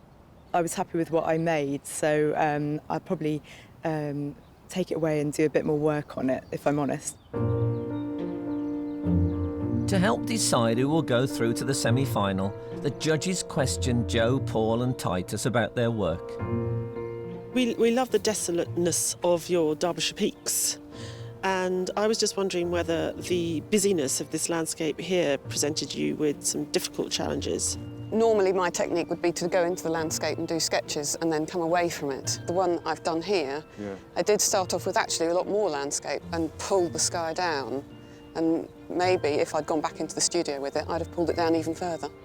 I'm really pleased that I decided halfway to pull back and simplify and reassess, because it's obviously paid off. It was a tense moment when I came over and saw a blank page and I thought, wow, OK, he's starting again completely. Are you pleased that you did? Yes. Today I just had to get that scene out of my system. It wasn't a scene that I enjoyed painting, and I thought I've got to do something I'm comfortable with, which is a simpler scene with a more graphic-y look to it. The other two artists that are shortlisted, I think, have excellent paintings, and I'm quite looking forward to seeing how that turns out. We loved the piece you entered because of its weird compositional device where there's actually no horizon. We guessed possibly that it was done from photograph, and today you were just as happy painting from life. Yeah, when I do an outdoor painting, it's different from when I'm in my studio painting. Okay. If I'm painting outdoor, I think it's kind of free when expressing myself. My palette knife technique was successful, so I was like very, very happy with it. So I have to keep my finger crossed. Hopefully, if it's me, then fine. Only one place in the semi-final is available, and the judges are faced with deciding who goes through. Quite a lot of variety in the three that you've chosen. Who was very, very nearly there? I love the lino cut. I wish it was in the top 3. Yeah. I just thought it was really, really clever and sophisticated and really evocative, but in its own distinct way. When I looked at Joe's pieces, they are quite similar, and I sort of thought neither of these are terribly dominated by what the subject is. You're right, on the surface, the marks and what she's doing with the surface of the painting look similar, but there are subtle differences, and I think she has responded to what she's seen today.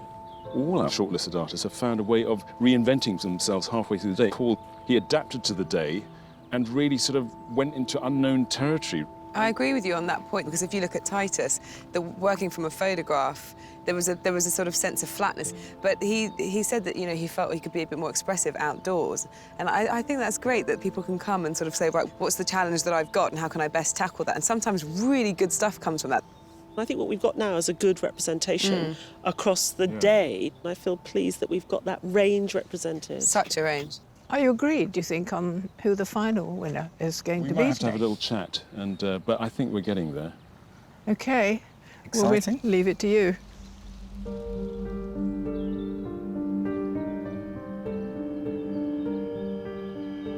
Titus, Paul and Joe, congratulations on making it to the shortlist.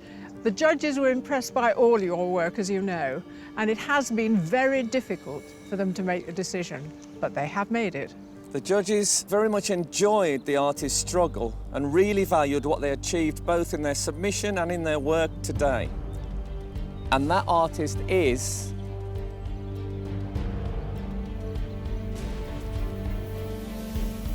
Joe Abbott.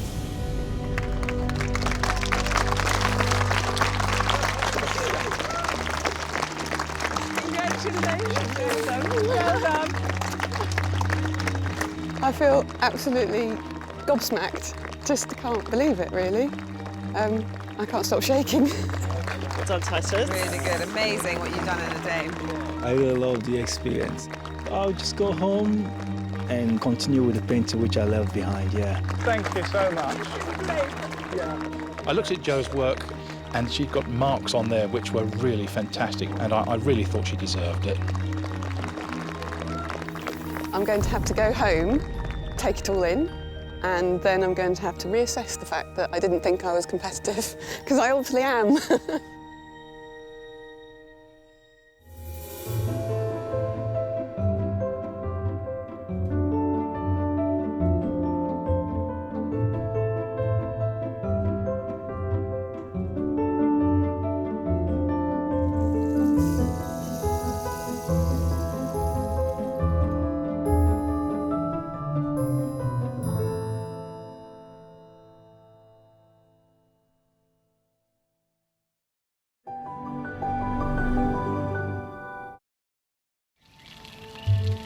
Hello, you join us here at the spectacular Wodston Manor in Buckinghamshire as we continue our search for unknown artistic talent. And this year, it's all about the great outdoors. In just a moment, 8 artists will have just 4 hours to paint, etch or sketch one of this estate's most impressive views for 3 exacting judges. So sit back and get ready to enjoy some outstanding art. This is Sky Arts Landscape Artist of the Year.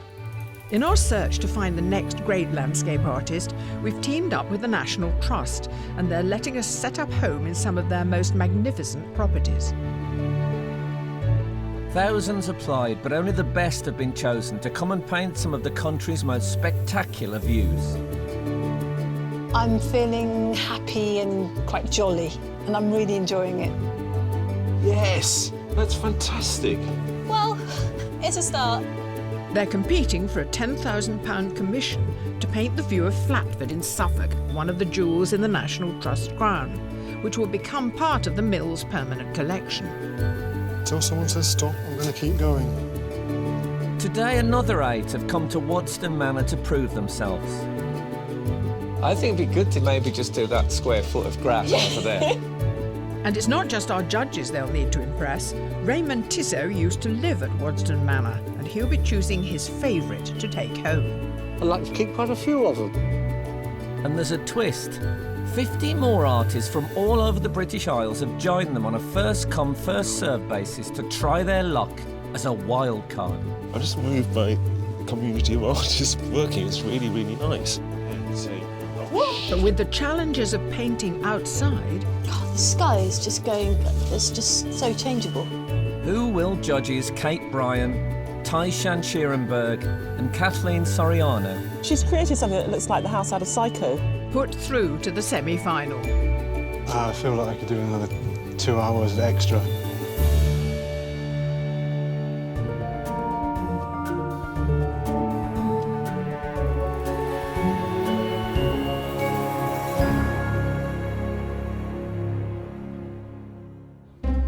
In today's final 8, we have 5 professional artists. They are David Alderslade, Hester Berry, James McGarey, Ten Junyan and Noreen McIntyre. I feel really nervous about today. I haven't slept very well for quite a few weeks. Hopefully I'll sleep better tonight. And joining them are 3 amateur artists, Lucy Davis, David Douglas and Daisy Hardman. Obviously quite nervous, but excited. I mean, I'm doing printmaking, so there's quite a lot that could go wrong. They were all chosen purely on their talent, spotted by the judges from a digital image of their work. But does the real thing meet expectations? A painting like this is quite a different thing when you're standing next to it, isn't it? I really want to touch it. Yeah, I really want to Well, it's touch like a Van Gogh. I love Van Gogh's painting when I was a kid. It's just incredible to see the brush marks. I mean, this is really thick. And I like the way the artists have used different marks and blended the clouds. I mean, it's a very dynamic painting. It's very beautiful to see it in the flesh. And that great energy that they have got going through it. Well, it looks like a storm, and it feels like it was painted in a storming, swirling fashion as well. Well, the artist tied to a tree. Yeah, I hope so. Oh, I hope so. God, I love this. What do you think? It's brave, isn't it? Really, really thoughtful. It's really inventive, the way the artist has found this filigree of trees, and it reminds me of Rackham fairy tales. It's very sort of dark and mysterious. It's very beautiful. I have to say, I wasn't anticipating a black and white landscape. Something quite exciting about it. Definitely. Well, I think we were, because we picked it as an etching on screen. And I think what we all loved about it was that moodiness. It's got a weather feeling to it. And, you know, today was really sort of quite stormy and grey this morning. It would have been perfect for them. As it gets bluer, I worry more and more for them. This is not naturally the thing that I would normally go for because it's a bit too traditional. For what it is, I think it's really, really well done. I love the slice that it's taken, being quite narrow, and somehow managing in that small space to capture the monumentality of that landscape on the right-hand side, and yet the more urban landscape on the left. And I'm looking for something that isn't just about hills and trees. If someone had described this to me and said there's going to be a painting of a dry stone wall with some corn over the top, I would have thought, I will totally hate that. But in fact, they've done something really exciting with it. I'm really, really pleased with it. We've got an incredible variety. And I think that staidness that maybe we were all worried about actually doesn't appear in anything that we've got on this wall. We've selected brilliantly. That's it. You did a great job, you guys. Congratulations. Thanks. Thank you. Thanks.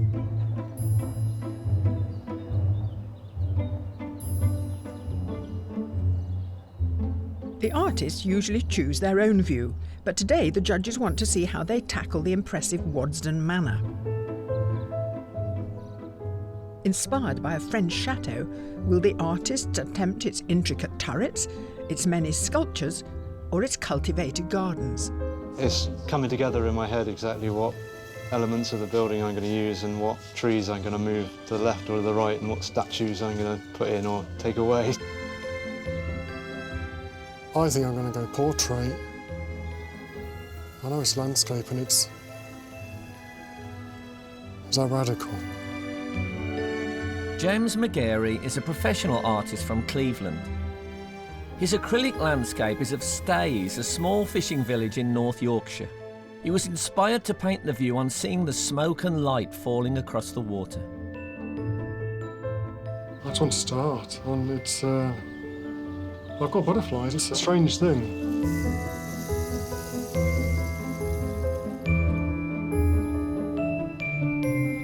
Artists, I hope you like the view because the challenge is about to begin. You have 4 hours to complete your work, so good luck. Your time starts now.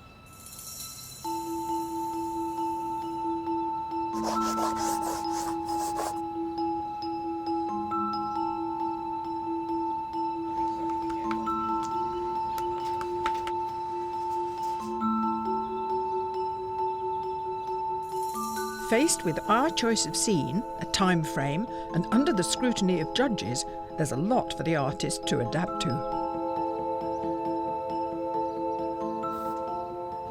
What's the main challenge for you today? I wouldn't usually focus on something so perfectly beautiful, if you know what I mean. Okay. So it is really, it's more that I would be focusing on. You don't have to do a centre I know. stage No, I know that. I know. monumental house. I know. I think it'd be good to challenge the judges a bit and maybe just do that square foot of grass over there. Noreen McIntyre is a professional artist from Doesnt in Scotland. Her landscape in shellac, enamel and oil is of a forest near Queensbury in Fife.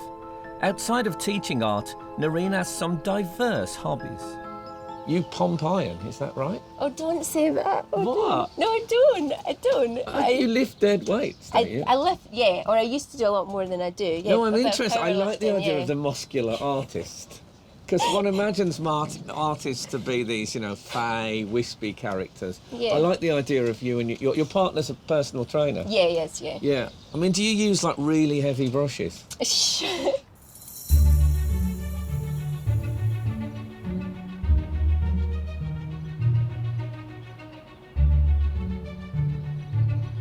While 7 artists are creating their images by putting paint on canvas bit by bit, printmaker Daisy has the opposite approach. I'm going to take my piece of metal and completely cover it in black ink, and then from that it's just a case of rubbing away to decide what bits I want light, what bits I want dark. Usually add a bit of white spirit and some talcum powder just to give it a few bits of texture, some mark making, and then the mystery is revealed as to what it's going to look like, because I kind of don't really know what it's going to turn out like until it comes through the press. Daisy Hardman is a graphic designer and illustrator from Ascot. At 23, she is the youngest artist in the heat. Her landscape is dry point etching inspired by Richmond Park. Yes, I'm kind of one of the crazy people that actually really wanted it to be rainy and horrible and dark and gloomy, because I work in black and white and I love creating work that has like a real atmosphere to it.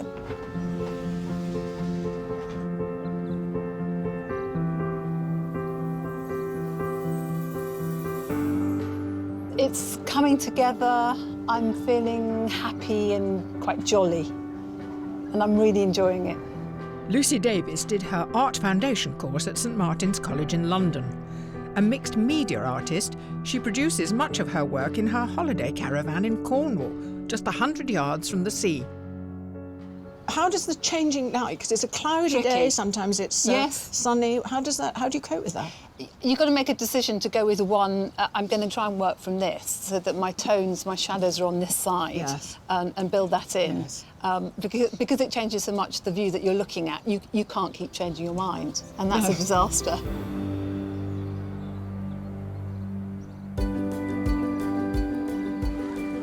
Our 8 competitors aren't the only artists painting today. On a first-come, first-served basis, we've invited 50 more to come to Wodston to try their luck as a wild card. Artists of every age, technique and level of experience have come from far and wide to join this festival of art. Such a fantastic atmosphere. And if any catch the eye of the judges, they could find themselves in the semi-final.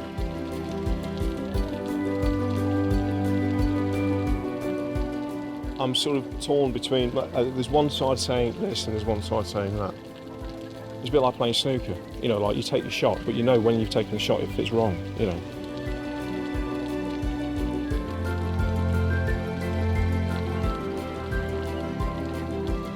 I've got no sense of what your painting style's like, so you have to come back later. I haven't. This is my very first landscape. Really?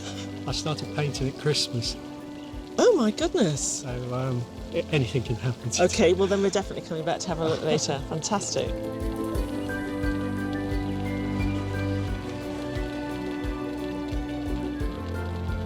You've done a lot already. Yes, you have to work quickly out of doors. You might get moved along.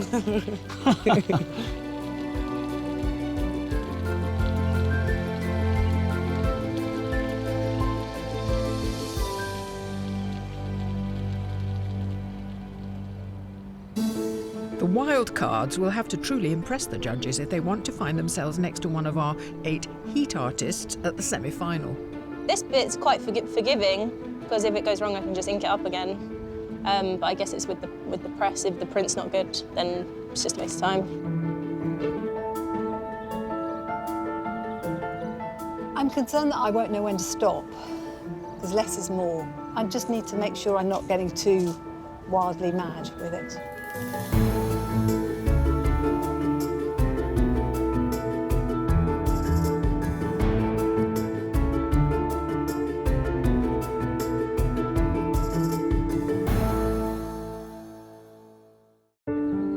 Here at Wodston Manor in Buckinghamshire, our 8 artists are a quarter of the way into this heat of Sky Arts Landscape Artist of the Year, and one artist may not need the whole 4 hours.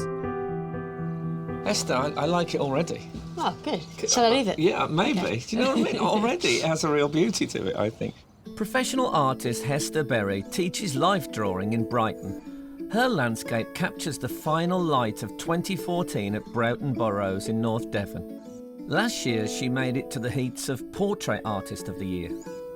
I think the judges felt that day that you should have stopped a bit earlier, that you overworked it. Are you aware of that today? Yeah, well, I felt that at the time, but I felt a bit weird about just stopping and twiddling. I felt I should make use of the time. Yeah. But since having a baby, I've realised my time is limited, so I do stop when I need to.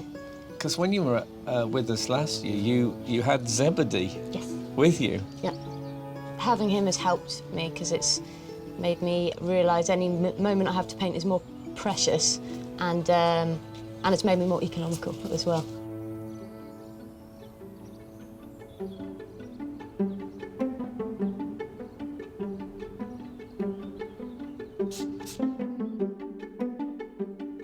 You do a lot of landscape, don't you? Yeah, This yeah. is what that's you do. I use, This yeah, is your that's what job.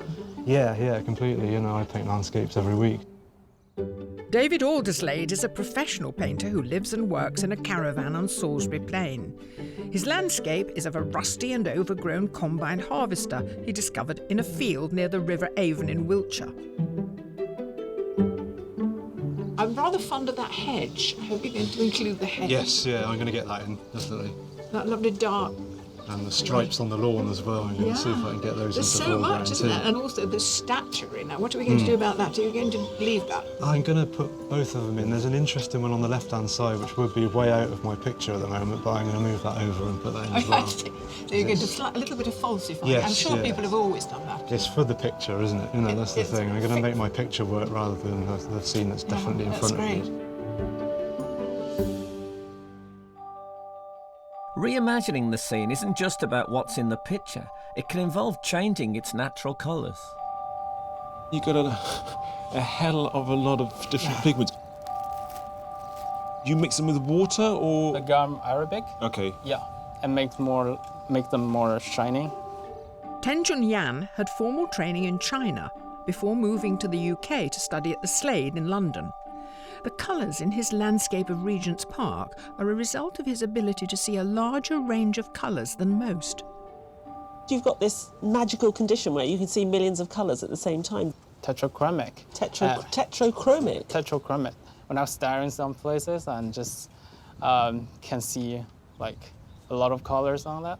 But I mean, on the one hand, like you can see many colors. You can just put all the colors on the canvas. But on the other hand, it doesn't work. Sometimes it's a problem. not work.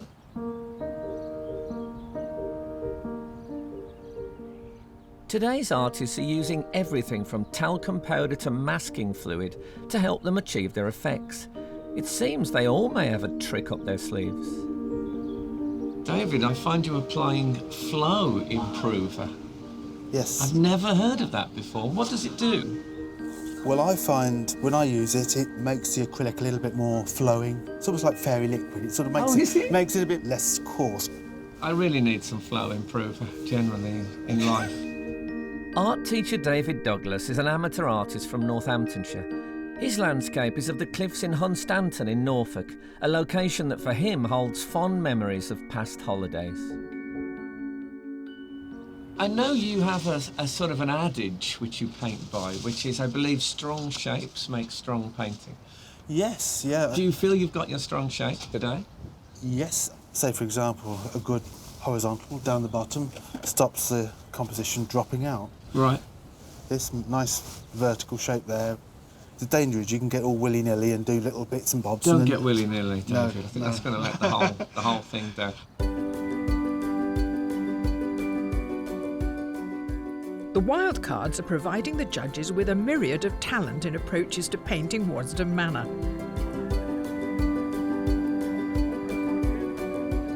So you start with this sort of muddiness and then you'll sort of put in the definition? Is that the plan? sketch, actually.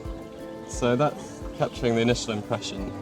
And will you it's quite stick? gloomy to begin with, which I really liked. I like that too. Now it's getting a bit sweet for me. So hopefully it'll rain this afternoon and screw everyone else up.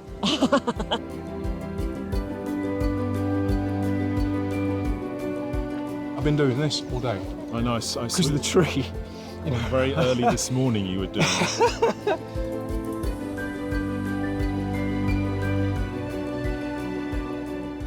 I'm completely drawn to that white statue.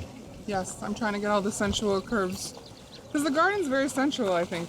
In what way would you say that? Well, it's the shapes, you know, the curves and the... Yeah, you're like a woman's right. body, you know. Yeah, and a man's body as well. Yeah, obviously, that's true. Scaled up somewhat, but yeah. The whole garden is about sex. I wouldn't have seen that if you hadn't have told me. I might have a dirty mind, I don't know, but... Well, maybe, but I've joined you in there. Okay.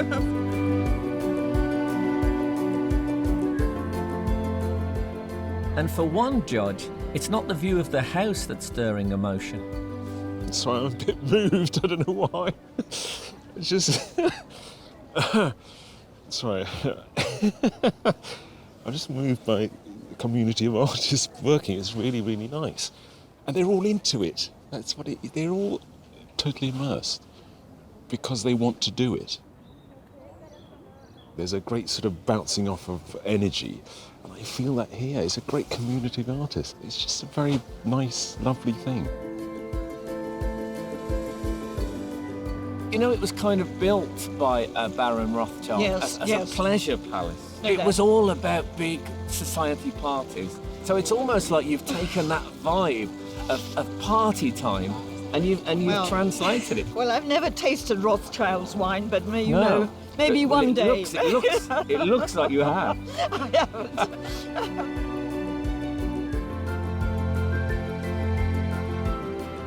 There's a couple of the wildcard painters that I'm definitely going to come back and keep an eye on. There's some real characters, and that's what you'd hope a wildcard would be. I want to see people that have come and have got guts and are just having a great day out, and then, you know, I'd love to see one of them go through. It'd be lovely.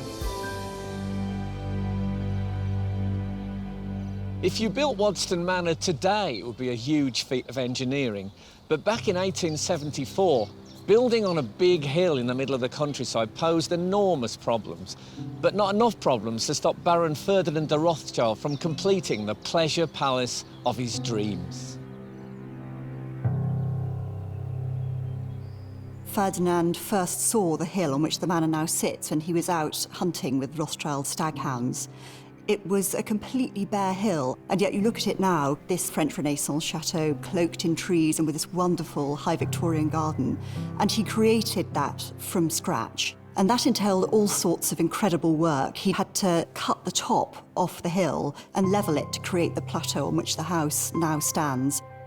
It was a huge job to get the building materials onto site.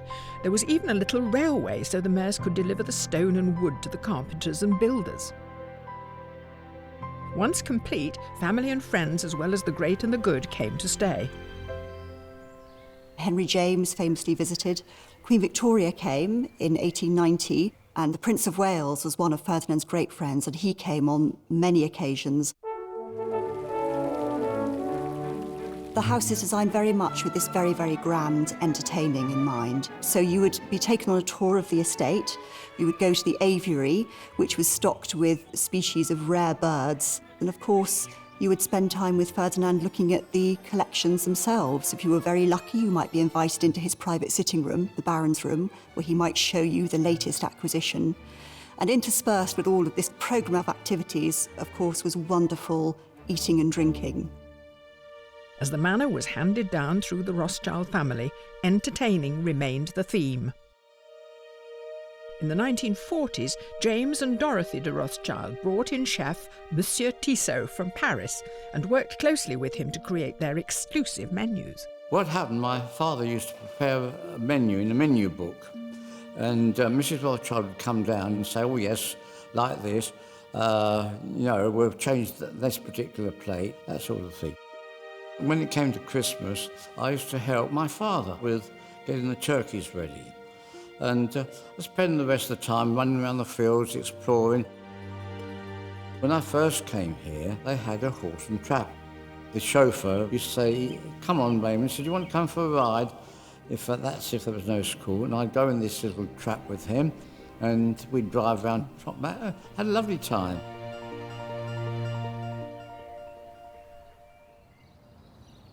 Raymond, welcome home. Oh, thank you very much. How old were you when you first lived here? I was 11. We had 2 rooms here. Did you see the Rothschilds? Well, I knew them, but I mean, downstairs don't mix with upstairs, do they? So, did your father cater for these huge parties? Well, with the staff, yes. I mean, you imagine, the scullery maid used to get up at about 6 o'clock in the morning, light the fire, so that they were ready to go off for breakfast. Something like about 150 breakfasts, 150 lunches, 150 teas or suppers. And your father was across all of that? He was in charge of all that. And did you go and meet them all? Were they nice? Oh, yes, well, very How did social. they treat you? As a blooming nuisance. Now, part of your visit is that you will choose a painting. Yes. And you will have your pick. Oh, thank you very much. It'll be lovely.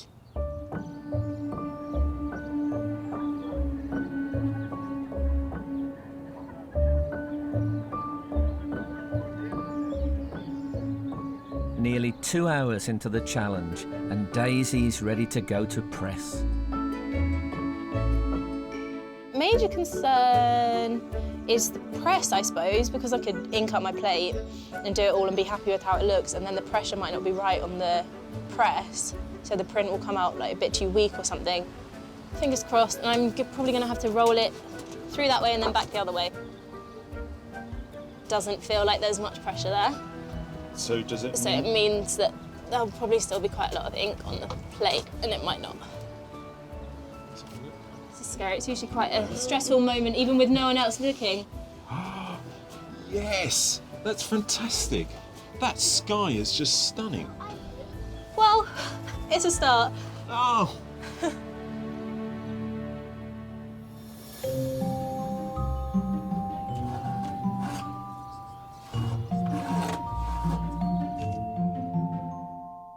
It seems that Hester isn't happy at the halfway stage either. I'm aware that it's very rough because I've only been working on it for a couple of hours, so I'm not sure whether to use the rest of my time or leave it.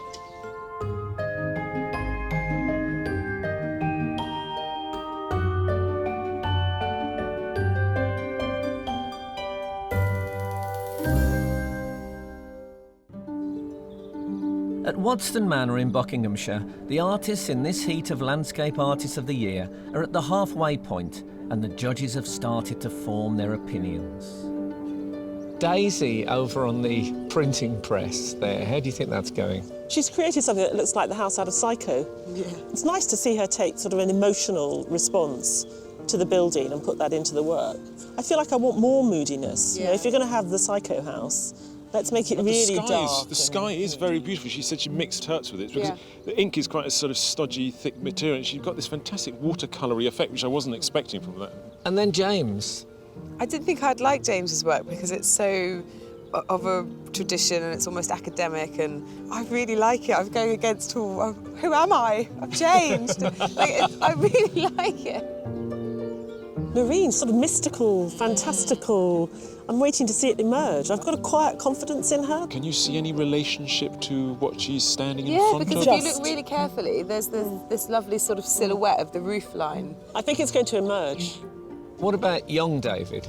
Because he's working in watercolour, he's had to think of what he's doing. It's a process where he has to work very carefully and reverse things and block things out. It's not sort of instinctive what he's doing. No, it's very well planned. You always think that landscape painting would be so sort of expressionistic and instinctive, and he is so methodical. So then we have Hester. Right from the start, it was a really bold, painterly start. She had the blocks of trees and the brush marks. It was just really nice to watch it happen. She had like a 2 or 3 inch brush, and she just did that, and already I could see the scene. She just is able to read a scene. The word on the street is that she's going to do too. You're starting again? Yeah. And then for the competition, you will decide which one you want to be considered? Yes. Are you thinking of it differently? I need to approach it completely afresh, as if I hadn't already done this, I think, and see. Lots of luck with it. Thanks We'll very be much. watching you throughout.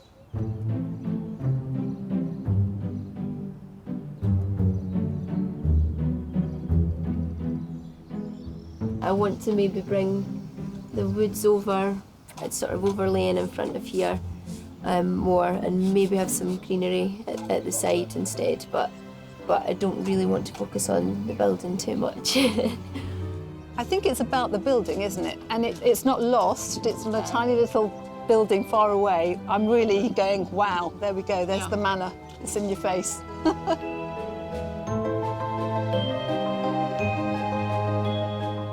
What you've really captured is a real sense of being in France.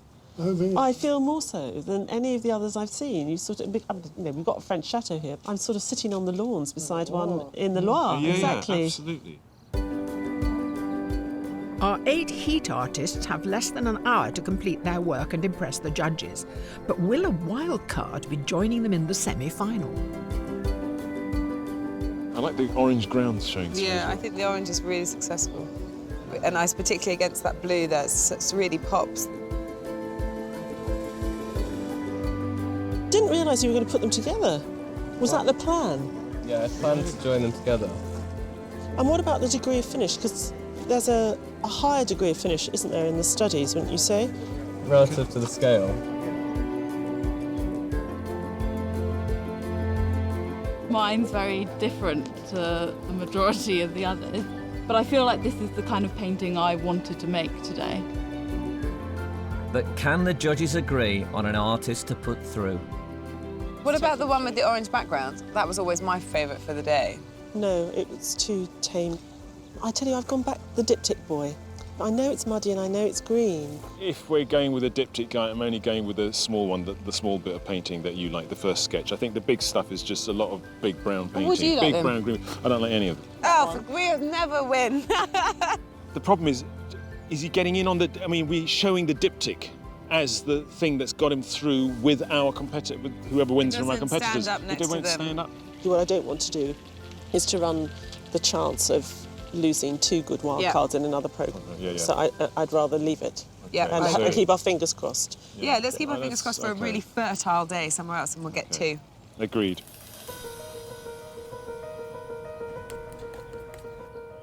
Brushes, paints and pencils are all part of an artist's kit.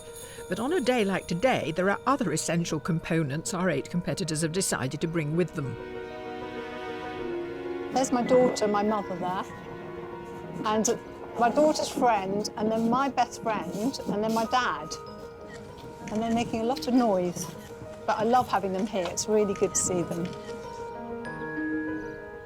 I think Doesnt's invented a lot of different things that aren't really there, but that's a good thing, I think. It's to try branch out your imagination, even though you have a certain view. Doesnt's going to win, I'm sure.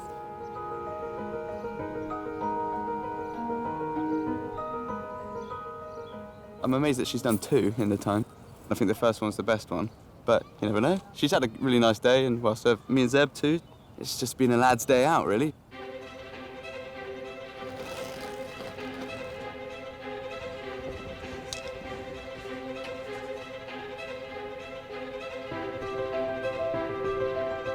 There are just 30 minutes of the challenge remaining. Do you have a favourite at this stage? I don't actually like any of the ones I've done. Oh, really? Yeah, I'm quite unhappy with the prints that I've got. I'm quite frightened of your hands, generally, that they're going to come near me at some point, so I'm going to leave you. God, the sky is just so changeable. I feel like I could do another 2 hours extra, really, but, you know, we'll see if I'm gonna speed up.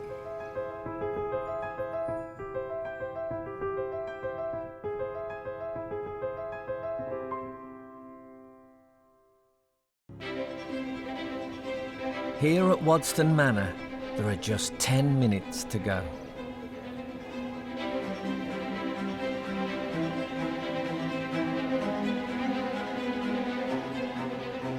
Just ignore me then, just continue. I'm just going to look at it.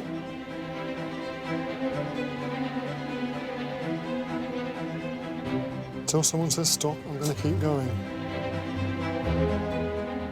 It's difficult to choose because I like the colours in that one, but I feel like this one just works better. That was really just a bit, you know...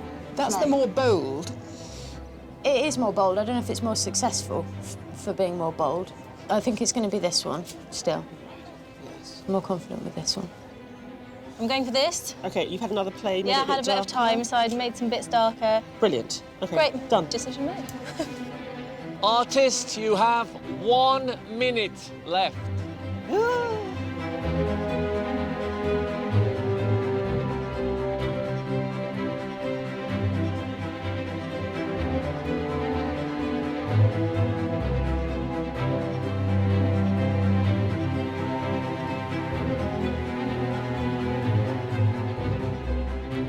Artist, your time is up. Please put down your equipment and step away from your work.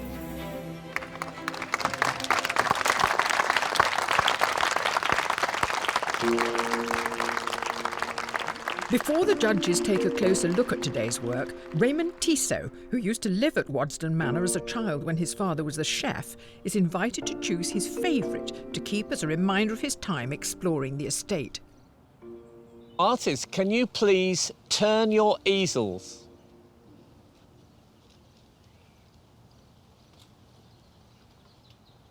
So, Raymond, what's your first impression? Well, I'm quite astonished at what I've seen. Great deal of variety, isn't there? There is a terrific deal of variety, yes. I had a go when I was about 14 of doing a picture of the mansion here. Oh, really? But from the other side. It isn't finished yet, but...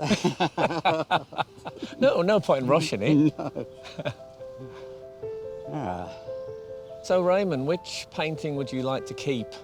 I'd like to keep quite a few of them, actually. They're very evocative of my time here. But I've decided which one I like. Ah, James. Thank you, Raymond. Thank you very much. Well done, James. Thank you. And I hope it brings you lots of pleasure, Oh, Raymond. it will.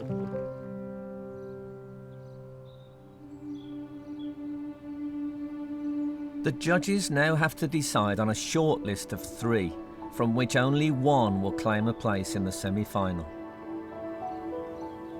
At the beginning, when she started, I thought, that's it. Hester's going to absolutely walk it.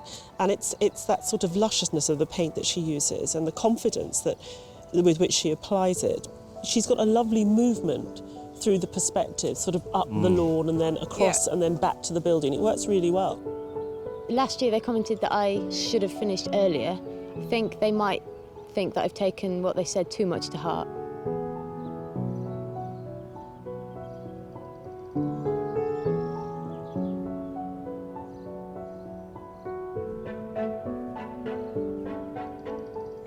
I think it's a really courageous, brilliant contemporary painting. I absolutely love it in its state. I think it's a really cool painting, and I'd have it in my house and I'd be really proud of it.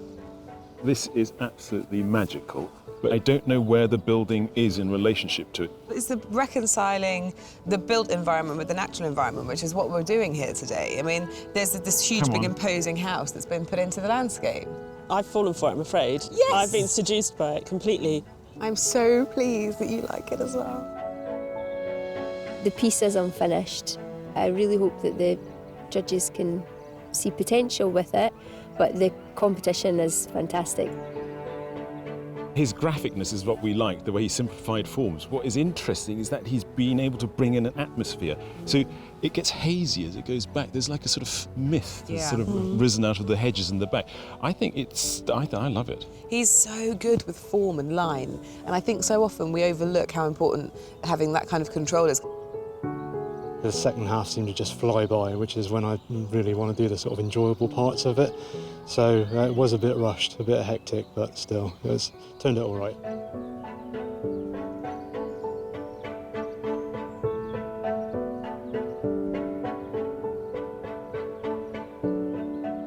I think she's really produced something quite special. Me too. I think there are fantastic passages in the sky. I think your eyes led around beautifully. It's full of narrative, dare I say it, even though I was sort of joking about it being more of the Psycho House than Wodston Manor. I really enjoy this work. I thought she would actually, with subsequent prints, capture that more, and then finally this afternoon then pull a print that was absolutely had all the elements she was looking for. But it seems it didn't quite come off.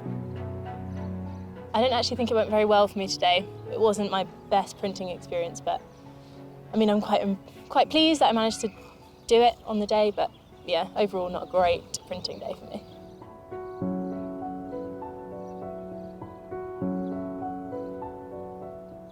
I think we've got our 3, haven't we? Yeah, I think we've got our final 3. Yeah. Yep, happy.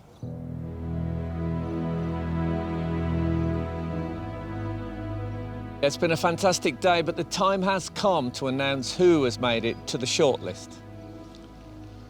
The first artist is Hester Berry.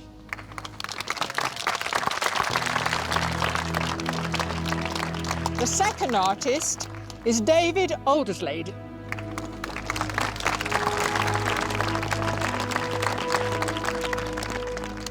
And the third and final artist to make it to the shortlist is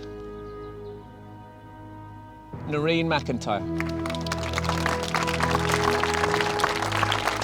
And our commiserations with those of you who didn't make it. Very well done.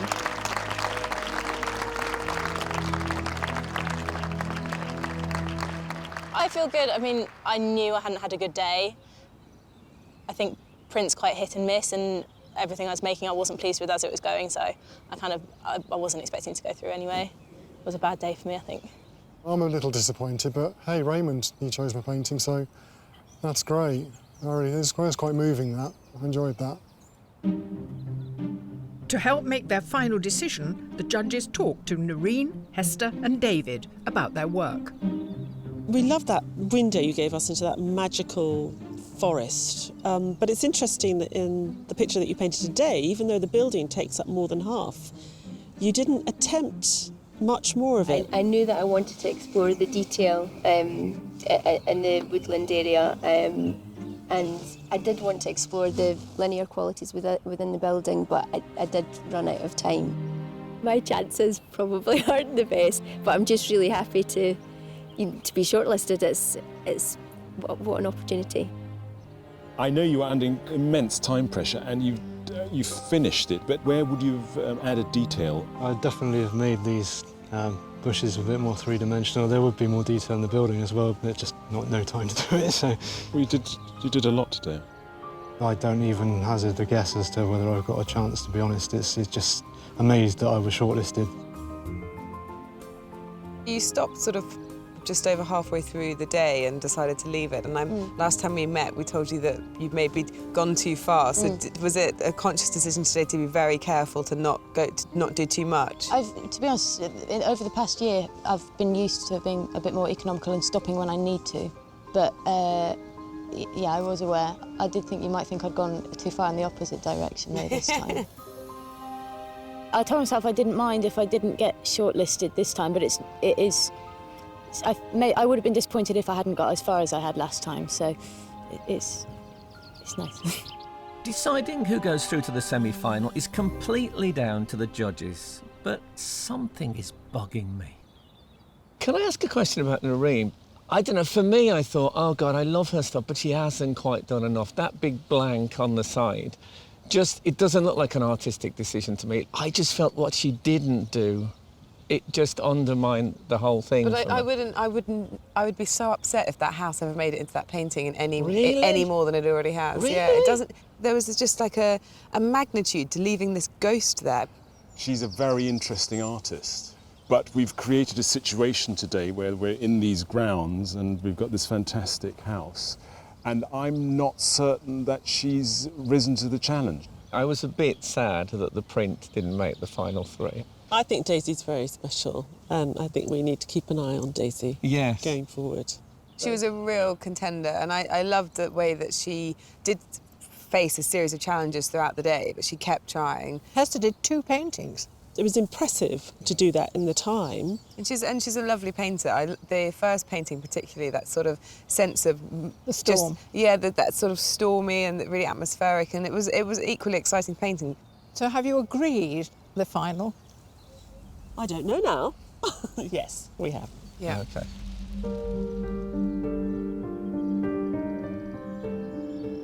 David, Hester, Noreen, congratulations on making it through to the shortlist. I know the judges found it a very difficult decision to make. But they have decided, and the judges felt that the artists they've chosen to go through to the semi-final displayed consistency of vision, and they're keen to see how this person will develop. That person is Noreen McIntyre.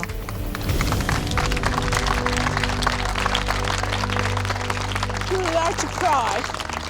Okay, thank you.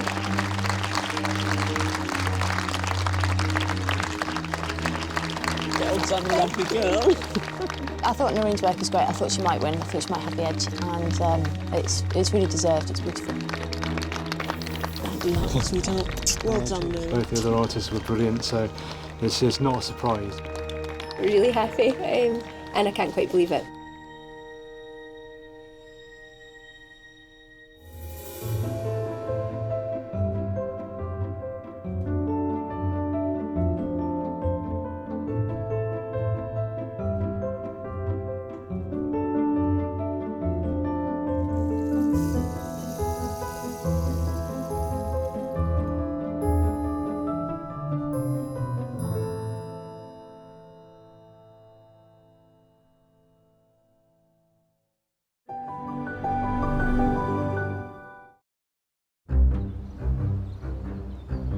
Hello and welcome to the stunning Trelissick in Cornwall.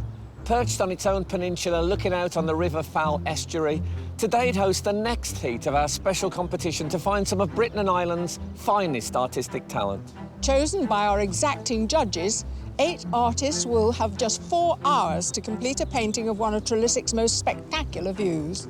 But with only one place in the semi-final available, who will take it? This is Sky Arts Landscape Artist of the Year. Over the past few weeks, we've been travelling around the country setting out our stall at some of the National Trust's most beautiful properties as we search for an outstanding landscape artist. Over 1,000 applied, but only the most talented have been invited to the heats. I'm a bit daunted by the view. It's not what I normally do. All of them competing for a £10,000 commission to paint a landscape made famous by Constable, Flatford in Suffolk, a painting that will become part of the permanent collection there. Could do with another 4 hours. Just trying to get the paint on as quickly as possible now. Today, 8 new artists are here to make an impression. I mean, I like this view, but it's a bit neat and tidy, isn't it? No, I'll mess it up. Yeah, that's what it needs. And it's not just the judges they'll have to win over. Head Ranger Neil Stevenson has worked for Trelissick for 16 years. And to celebrate his dedication, he will be able to choose his favourite painting for himself. I like the palette in this one. I like the colours. But up to 50 more artists are also vying for the judges' attention by taking their chance as a wild card. Let me look at your hands. You paint with your hands, don't you? But it's up to the judges, Kathleen Soriano, Taishan Schurenberg and Kate Bryan.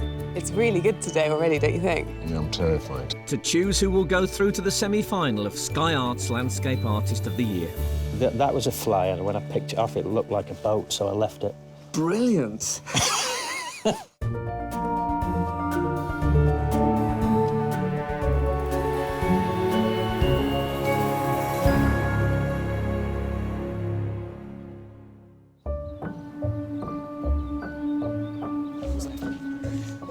today's heat, there are 5 professional artists: Joe Peel, Chi Zhang, Susan McFarlane, Linton Helmsley, and Sharon Agnew.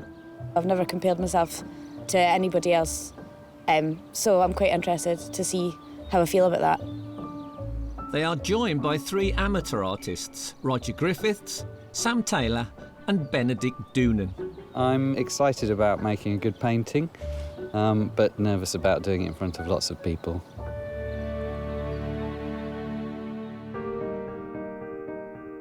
To enter the competition, the artists submitted their work online, but today the originals are here to be examined.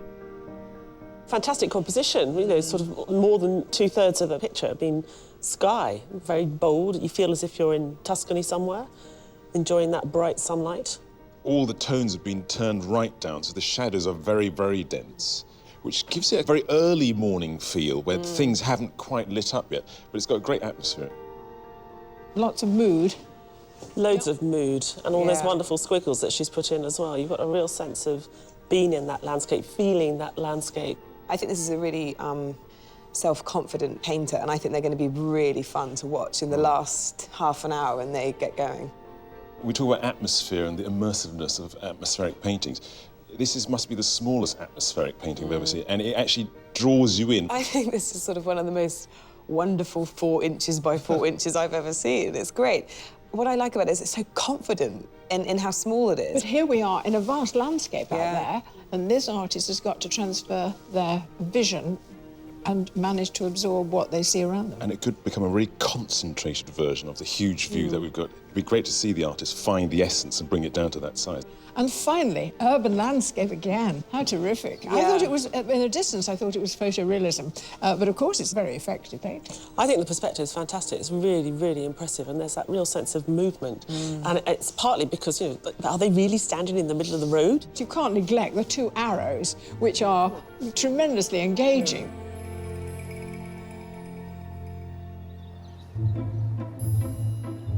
Set amongst the tropical gardens, Trelisic House was built in 1750, with its elegant portico facing out towards the Fal estuary.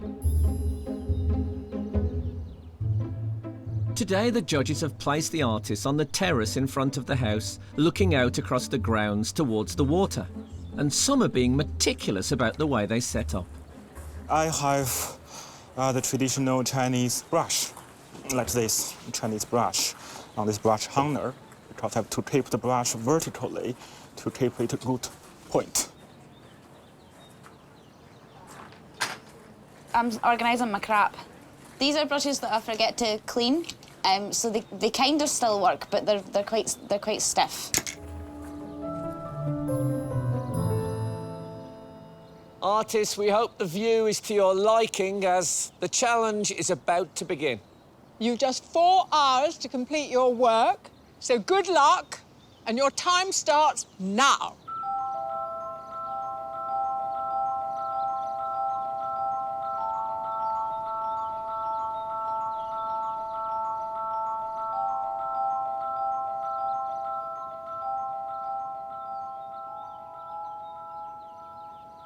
I'm a bit daunted by the view. It's not what I normally do. I'm just sort of starting out in the way that I'd approach an urban landscape and just seeing what happens. Originally from Sheffield, Jo Peel studied illustration at Falmouth Art College. Her submission of Commercial Street, East London, is a mix of collage, pen and ink on a brown paper wrapped canvas. What's the unique problem that a landscape presents for you compared to the cityscape? There's sort of nothing there to draw because I use lines and pick out details, and so when I look at the landscape, it's you know, it's sort of vast and these sort of expanses of colour, and it's not really got No lines. no lines, no detail. So, no details. Right. Well, this is a real challenge for you.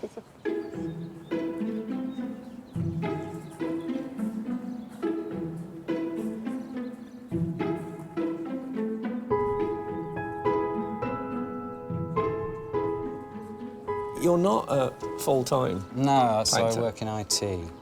Yeah. So it's a nice change from that. It's lovely. Yeah. And what else? You're an actor, aren't you? I've done bits and bobs, yeah. Oh, come on, don't be... Yeah, no, a bit of Amdram. Yeah, I like that your creativity is oozing out in all sorts of different ways. And you're in the band as well? Oh, used to be, yeah, not anymore. No, that was stopped for reasons of public health. Benedict Doonan lives in Somerset. He's recently got back into painting as a hobby after giving it up as a teen for the guitar. His submission landscape is at the Ponte alle Grazie over the River Arno in Florence. One of the problems with this competition is people arrive and then they have to decide what their composition is going to be. But it just seems like this is your natural thing, is putting everything... Perfect. The low. Yeah, no, I kind of looked and went, oh, yeah, OK, that's lovely. You sound like a man who feels like everything is going good. Yeah, come and talk to me in an hour, I'll be just crying in the corner. Well, if I see tears, you can bet I'll be over it like a shot, because that's what we're after. That's great television.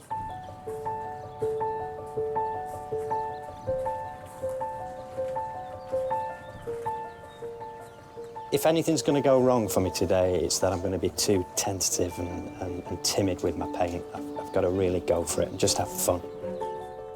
Linton Helmsley is from Cheshire. He made it through to the heats of Portrait Artist of the Year 2013 and 2014. He prefers to paint cityscapes, such as his submission landscape depicting Glasgow city centre, rather than more traditional pastoral views. You're back, Linton. Back. We're pleased to see you. This is a very different kind of painting, isn't it? It is, yeah. So when you arrived this morning and you saw what task lay ahead of you with the landscape, how did you feel? I was terrified. Oh, no. Yeah. I much would have preferred to paint the house. OK. What I struggled with when I looked at it, I couldn't see any definite verticals. Yeah. I could see a lot of horizontals, but so I've tried to get a strong diagonal going through the I can composition. see that, yeah. I think you're rising to the challenge, and it's brilliant to watch. Thanks for coming back. It's brilliant to see how your painting's changed.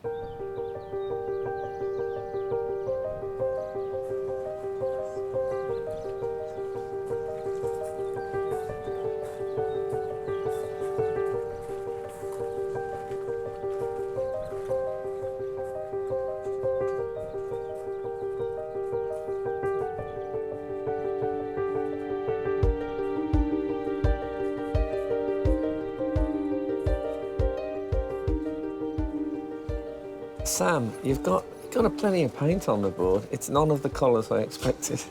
Yeah, got a pretty big aversion to kind of blue skies and green grass. OK. So I'm kind of... Now, a cynic might say that could be a problem in a landscape show. Or kind of a breath of fresh air. Ah, exactly. Exactly, which, of course, is the perfect phrase to use today. Sam Taylor from Yorkshire is in the second year of a fine art degree at the Slade School of Fine Art in London. For his submission, he distilled a view of the vast North Yorkshire moors into a 4x4-inch square. What are you promising me, Sam? A rugged version of this? A kind of an honest version of this that you're doing grudgingly? Or a sort of a high-vis version with plenty of that bright orange in it? I kind of got a bit bored of kind of the blue sky, green grass kind of thing, you know, it's just... I think you need to kind of inject a bit of something else into it. Well, you know, you're wearing a cap. You represent the young maverick today. So, yeah, we're looking for something new and fresh from you. So, so far, I'm definitely intrigued. As well as our main 8, some 50 more artists have travelled to Trelisic to compete as wildcards. If one of them can impress, they could gain a place in the semi-final.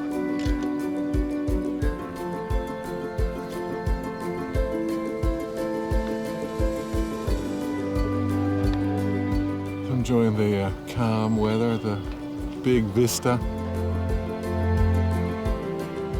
I think it's really inspirational, actually. You kind of feel that everyone else is on the same space and journey, and it's really exciting.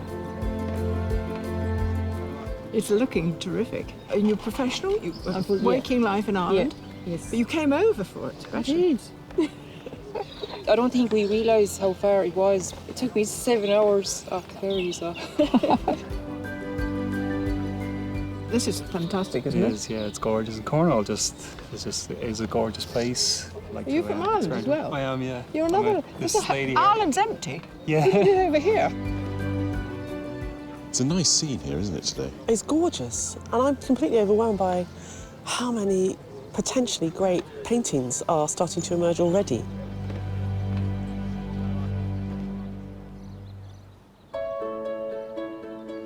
Battling it out for one certain place in the semi-final, our 8 heat artists have been painting for nearly an hour.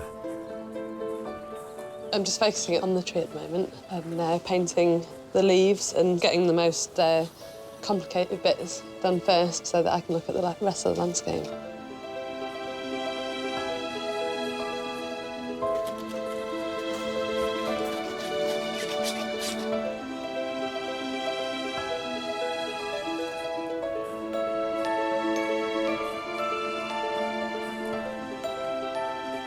There's some boats coming in, so I'm going to try and make a note of them now. Hopefully they'll come in really close and I'll have something more to draw.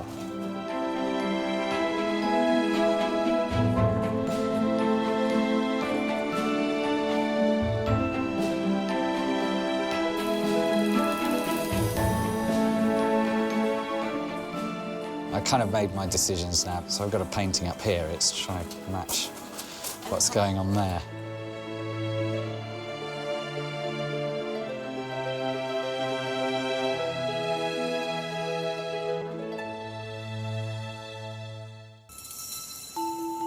At Trelisic in Cornwall, our artists have been painting their landscapes of the Fal estuary for just over an hour.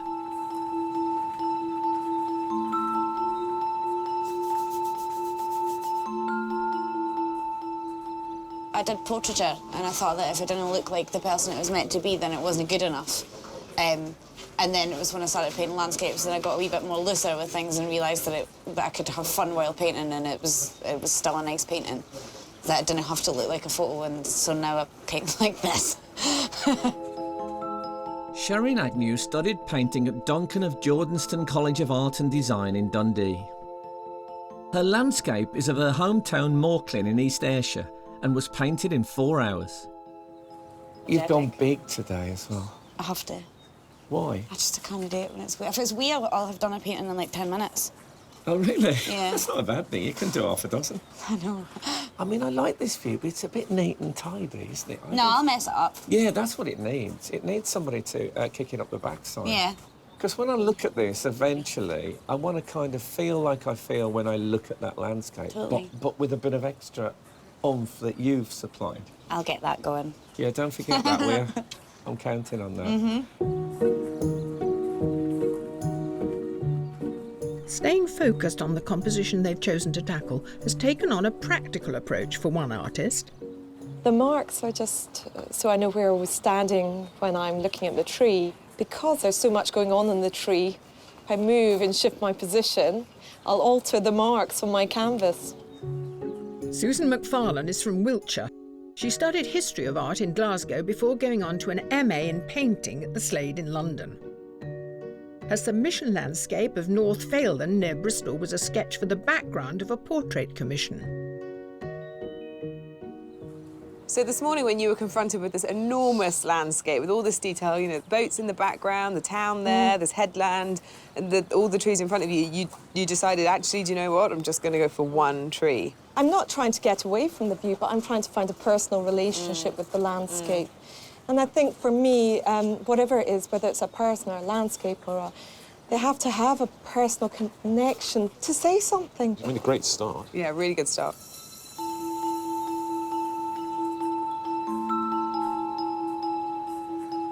Seven of today's artists are using paint to create their work, but one is using a very literal piece of material to give a sense of place.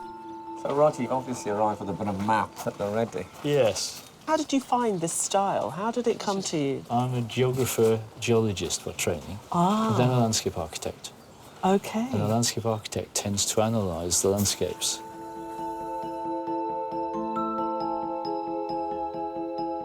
Retired landscape architect Roger Griffiths is from Northamptonshire. He approaches each piece of work by first looking at the view's ecology and cultural heritage. His submission is a collage of Boulderdale in County Durham and was created by first looking at satellite images and then flattening the perspective. I used to love those maps. You ever see those maps that were like 3D? Oh, the raised topographical up? maps, yes. Yeah, as a kid I remember being fascinated by those. And I like the fact that you've taken something flat and 2D like that and you've just given it a new context and given it a big burst of life. Well, I love the way that you can actually take a 2D image and then you can actually make a transition into a perspective. Well, it's like a sample that you take from It's the like soil. a cross-section. Exactly. Yeah. So Yeah. that's very, very clever Yeah. that you combine the two together. You know what? I really wish you'd been my geography teacher. Oh. Really? Yeah, it'd been much more interesting. Dear. A paintbrush can be made of synthetic or natural hair, and one artist's kit is its own work of art. This is the most amazing array. It's like a still life here. It's a shame. It's a shame to touch them. It's a shame to use them. You can touch them. Are they fur? The fur, different animal hairs. Beautiful objects. So the white hair always made from goat hair, and for this small brown brush, it's made from weasel hair. Weasel hair. So which is quite stiff, and which good for painting fine details later. Ji Zhang grew up in China before moving to Edinburgh. Previously a graphic designer, he now teaches Chinese calligraphy. He wanted his submission of the Forth Bridge in Fife to capture the atmosphere of Scottish weather. What do you think about the view that you've got to? The view was great, but I used my own judgment to change the composition slightly different. Right. I see most of artists are going to painting horizontal today. I try to do a vertical. So you're moving it around? Yeah, a little bit around, but still based on this piece of landscape.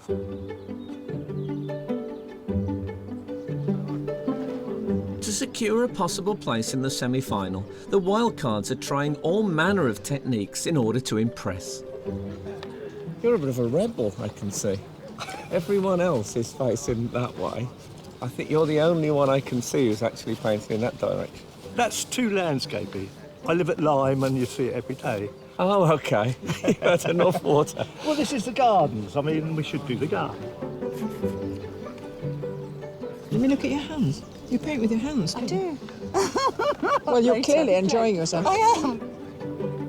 This is an explosion of colour, isn't it? It's the merge of how the weather's changing, British weather. Yeah. Where are you from? Gibraltar. Oh, you know Christian Hook, don't you? Yeah. Who won the Portrait Artist of the Year. Yeah. Does he know that you're that you've entered? No, I haven't spoken to him in a while, actually. No? What, since he won? Yeah. Amongst the wildcards is a familiar face.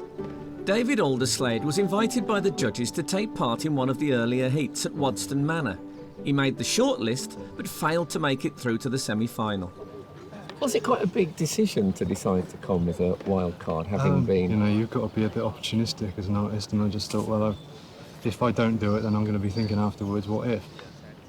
How does the wild card experience compare to being in the pods, part of the centre of things? Don't take any offence, but Okay. I like no interruptions when I'm painting. Oh, OK. And, you know, it's... So I've really let you down now. You thought you I were free. apologise. You even hid behind a tree. I did, yeah. I found you.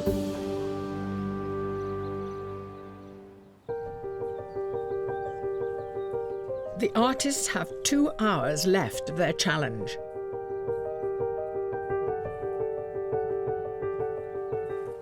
I'm looking at the whole kind of view more as kind of shapes, I think.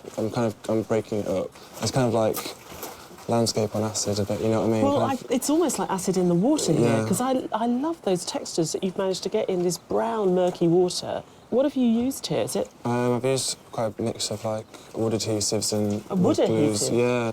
As you lay it and layer the layers on top, it dries see-through in certain points. So it's got like a magical quality to it. In a way, it's almost as if the water's much closer to you. Yeah. You've done a great job there.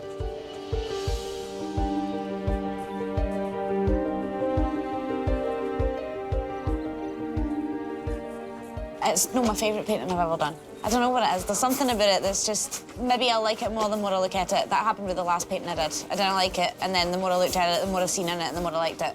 So that sometimes just happens.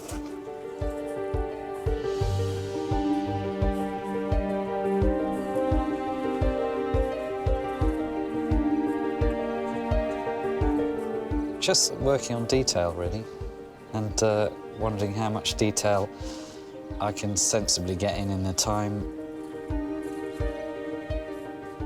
It's really good today already, don't you think? Yeah, I'm terrified. It's going to be so hard. Really difficult. What is interesting is everybody's painting in a different way and has chosen different elements from the landscape. So it's going to be like apples and pears and oranges it's so different each way. It's going to be difficult to kind of compare them.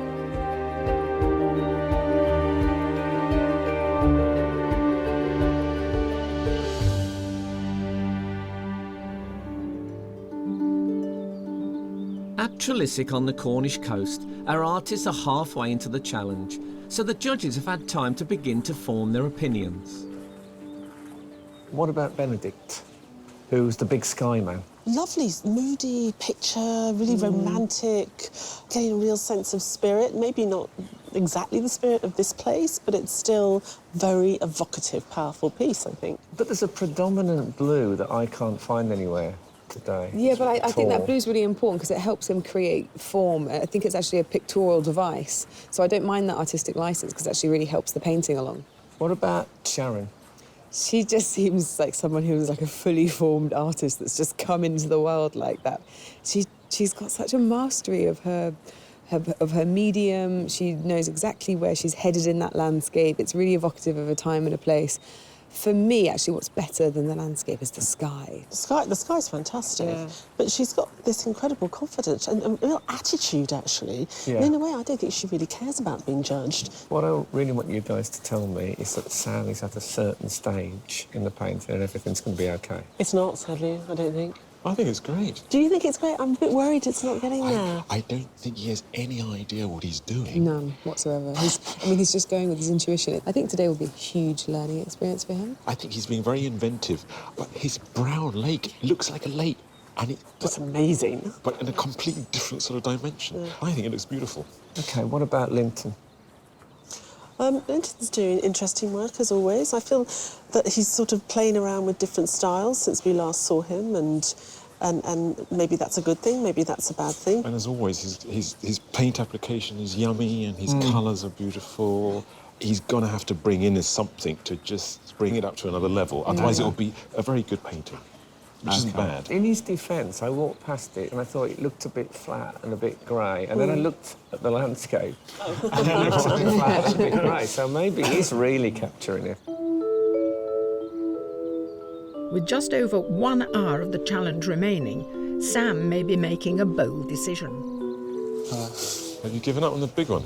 I'm not sure yet. I think the painting's a bit generic looking already. I don't think it's really evocative of being here. And you didn't like it?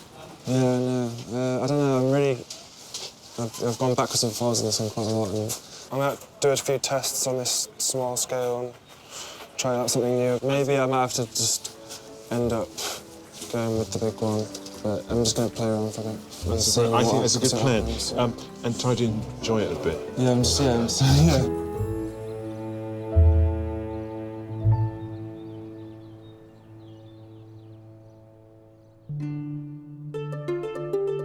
The Trelissick estate is spread over 700 acres. Helping to preserve it is park ranger Neil Stevenson. Hi, chicks.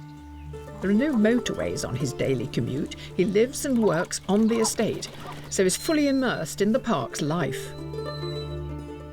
The parkland itself was created out of the patchwork of small Cornish fields. So the Cornish hedges were taken down. The very oldest trees which we have in the parkland have very characteristic, they almost look like they're on stilts. That's simply because they were actually growing on top of a Cornish hedge in 1750. They were mature trees then.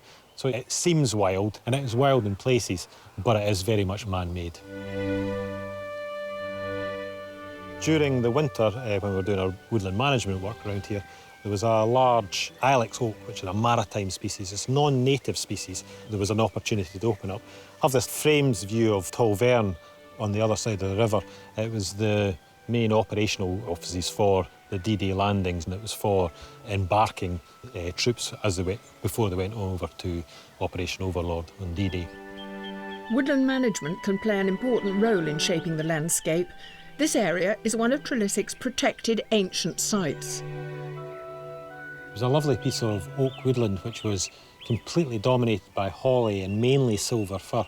We've gradually been removing everything to expose these beautiful oak trees. We do it so very slowly, we only do a few at a time, simply because we don't want to shock these oak trees. I love the shapes and the character of these oaks. They're all twisted and gnarled. It's a nice quiet spot to come and contemplate things. But his job is not always on terra firma. Sometimes Neil just has to get his feet wet. It's really handy to be on the water to take pictures of the estate. The skyline is very important, and the canopies of the trees and how that is formed and maintained. So today I was taking pictures just to maintain a record. Every day is different, but it's always nice to get back home. Yeah, it's a gorgeous place and it's a lovely place to work. So yeah, it's a good day. Good day. To reward Neil for his dedication to Trelissic, he'll later get to choose his favourite painting for himself.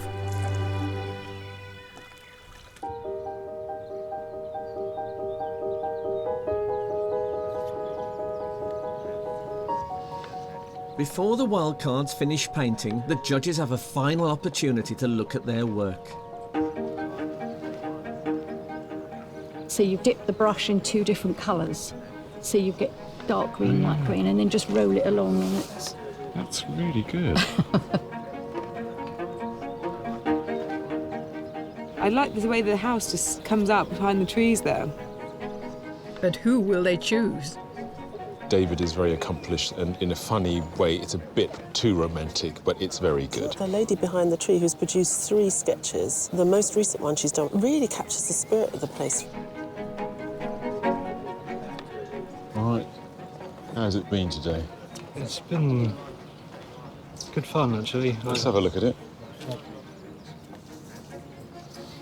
That's a very beautiful painting. And you're our wild card, man. That's lovely. Well done. I didn't expect that at all. That's just incredible. It really, really is amazing. David now goes into a pool of wild cards from across the heats, from which one will be chosen to go through to the semi-final.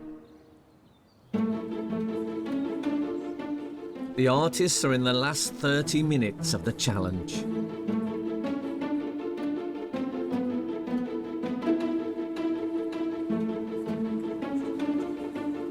Little fly on it there. Yeah. Oh, yeah, the fly. Fly's a good thing. Yeah, well, that was a fly, and when I picked it off, it looked like a boat, so I left it. Brilliant.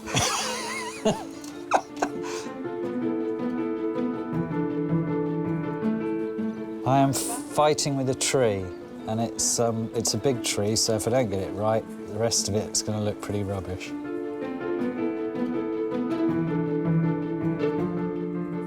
It's wild, isn't it? I mean, it's a wild day. The sky is absolutely stunning. Oh, I mean, your sky. I'm actually preferring your sky to the new God's. sky, yeah. Yeah. It was quite nice earlier.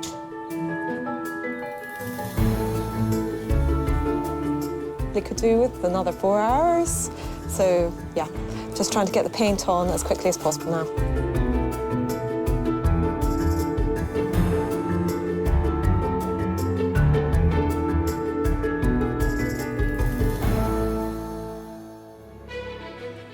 Here at Trelissic in Cornwall, there are just 10 minutes of the challenge left, and Sam has made his decision. I've had a sudden change of direction, I think. I realised that the larger piece of work wasn't really going anywhere. It took me a few hours to kind of find out what I wanted to do. And OK. So this turns out to be a study of the landscape, which informed your final piece, is that right? I'm taking this is your final submission. Yeah, I kind of found out I kind of just like the shape of the water, so I kind of tried to create this texture and then use the shape as that. I personally think it's a great decision. And how good that you just didn't fall down and die and give up. Mm-hmm.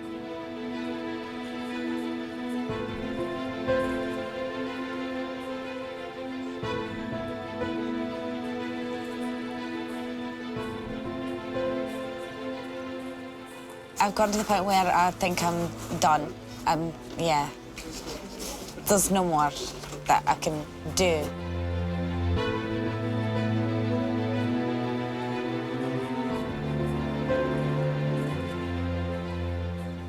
I'm getting to the point now where I'm not quite sure how to finish it, so it's going to be nice just being cut off. Yeah. Yeah, I think it'd be like pulling a thread on a jumper. It'd just all come undone if I started to try and match now what's there.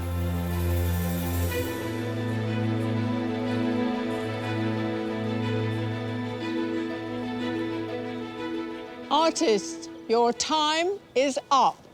Please put down your equipment and step away from your work.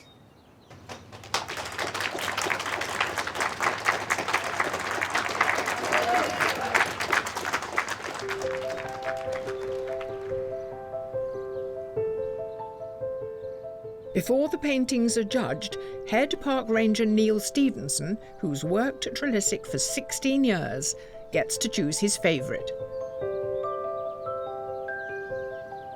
Artists, can you please turn your easels?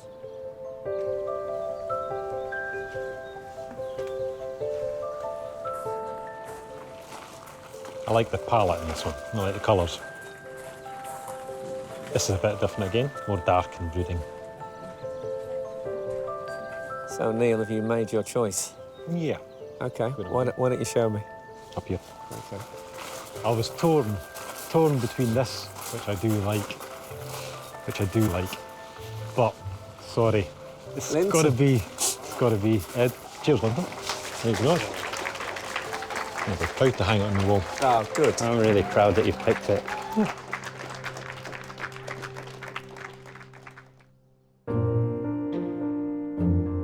As the artists head off to relax, the finished works are sheltered from the weather for the judges to view.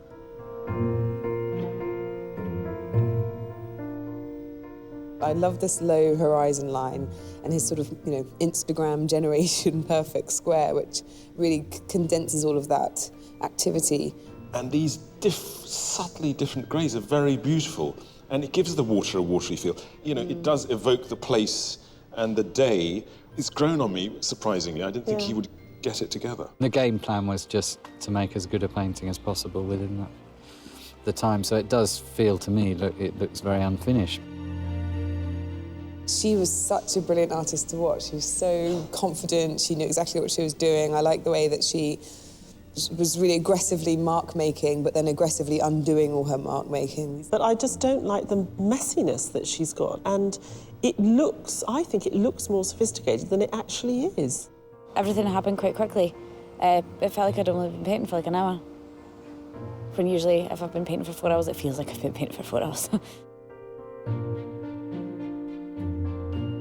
It's difficult, isn't it? Because you've got this extraordinary landscape in front of you and so much happening and all this amazing weather, and yet she chose to just focus on this one tree. And it was, I think, quite a tortured process.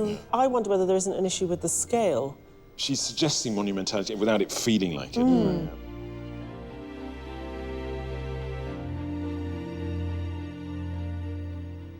Can someone explain to me what happened? I feel like I didn't read a chapter of the book. I'm completely confused. Well, he was never happy with the larger piece, right from the very, very start. He was experimenting, and he was looking to create an abstraction of this landscape. We all loved that dirty lake sea that he was creating and all the textures in it. So I think he took from that, I'm just going to go back to what I know. I think that it's probably one of the works that's not quite so recognisably landscape as some of the others. So that might be challenging, but also might be good, I don't know. He's a fast painter. This happened all very quickly, and then I was wondering what he was looking for.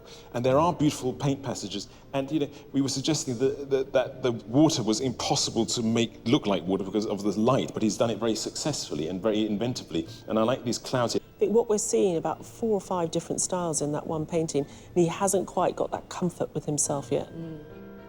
The day's dead enjoyable. But you feel, at this point, you feel sick. It's exhausting. I think reaching the end of it is absolutely exhausting. You work into that finish point, and it's down to the judges now, so. To help them select a winner, first the judges shortlist 3 artists. And the first artist is Benedict Doonan.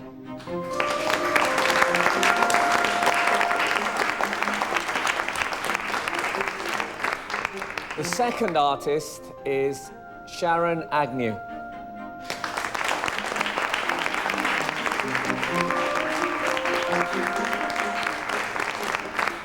And the third artist to be shortlisted is Sam Taylor.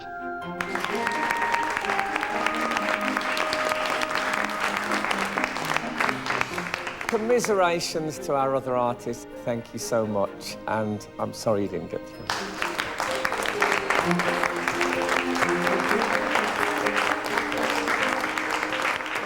I'm absolutely gutted. I was hoping for the final 3. If I'd have got in the final 3, I would have been over the moon, but yeah. I feel a little bit disappointed today because not being selected, but I quite enjoying today's experience because I do try my best. Before they decide who will claim a place in the semi-final, the judges talk to Benedict, Sharon and Sam. It's really nice seeing them together, particularly the light. Now, I understand the Florence painting, I can imagine you had some light to work with. Today, there was not that much light, especially in the foreground. How did you invent this, or did you remember it from earlier in the day, the light? I was trying to keep my kind of visual memory going about what was going on at about 10 o'clock, so I was just trying to hang on to that. There are elements of it I think just about got there and other parts not. In retrospect, I think I should have painted it more in shadow, but we make these decisions and we have to live by them. Did you wrestle with the specificness of the landscape in here? Because what you've achieved here in the submission is a sort of almost an impression of something that's there, and it feels much looser, whereas here it's almost like you've had the landscape imposed on you. Kind of, yeah. Like, I feel like it's it's more literal than other paintings that I've done, but then the first painting, that's done from sketches that I've used, like, so it's mainly from marks that I've made, and whereas this is it was right in front of me, so. I have no idea what my chances are. I don't really mind either way. Like, I think being shortlisted is really cool. OK, so we want chapter and verse on why you abandoned the earlier painting. I started to notice what I started to enjoy looking at.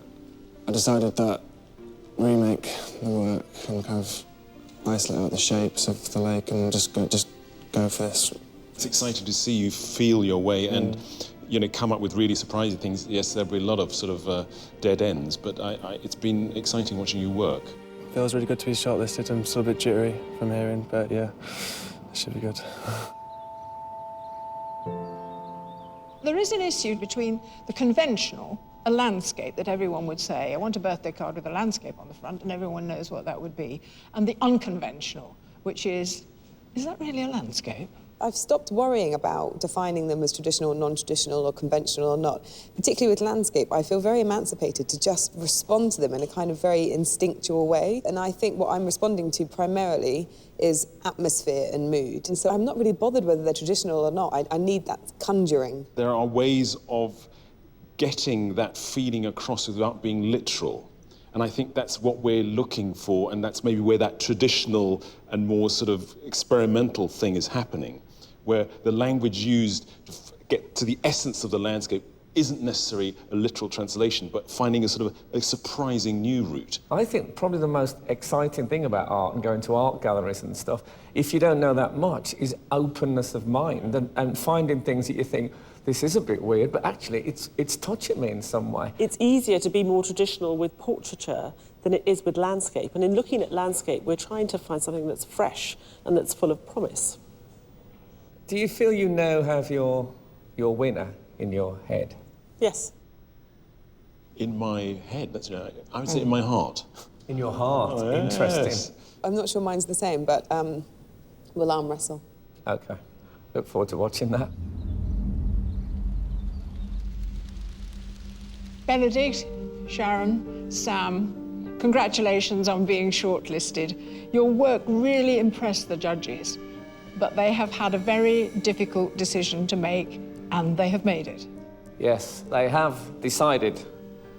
The judges felt that the artist they have chosen to go through to the semi-final has intrigued them with their potential and left them keen to see where they might go next.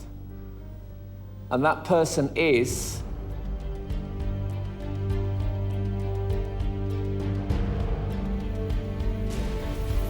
Sam Taylor.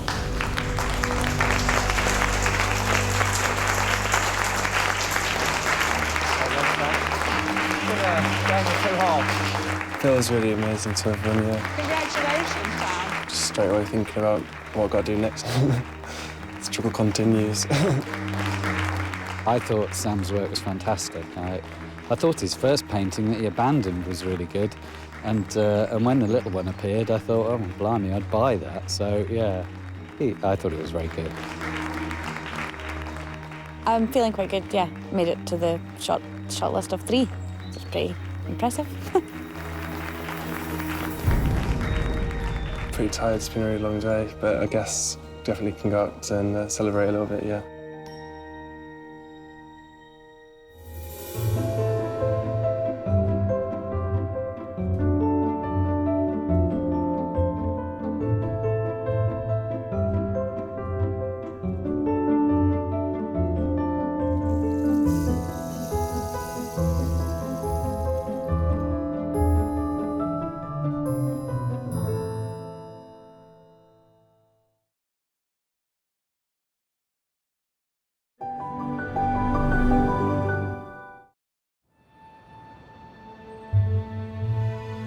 Six weeks ago, we began our search for the next Turner, Constable, or David Hockney.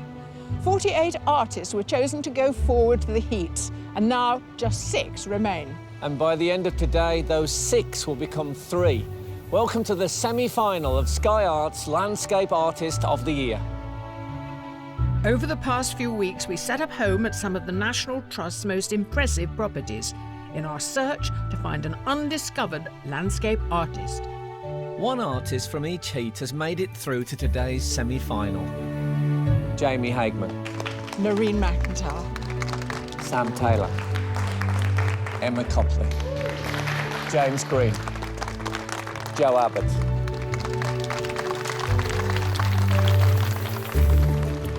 And so the pressure is on as they get one step closer to the prize.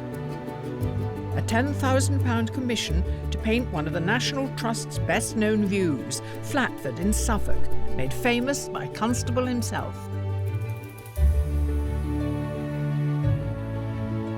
But first, they've got to get through to the final. You've got your spoon, have you? I hope so, yeah. So, with a surprise challenge... I'm a bit nervous about the location, just because it is very urban. And only 3 places on offer. I know there's people looking over my shoulder watching me, but I've got to concentrate on what I'm doing. They will have to impress judges Taishan Schurenberg, Kathleen Soriano and Kate Bryan. Have you got a reasonable idea of who the 3 are? I don't. I do. But who will make it to the final of Sky Arts Landscape Artist of the Year? I don't know about you, Joan. I'm frightened to death what they're going to pick. Do you know what? I reckon I probably won't agree with them.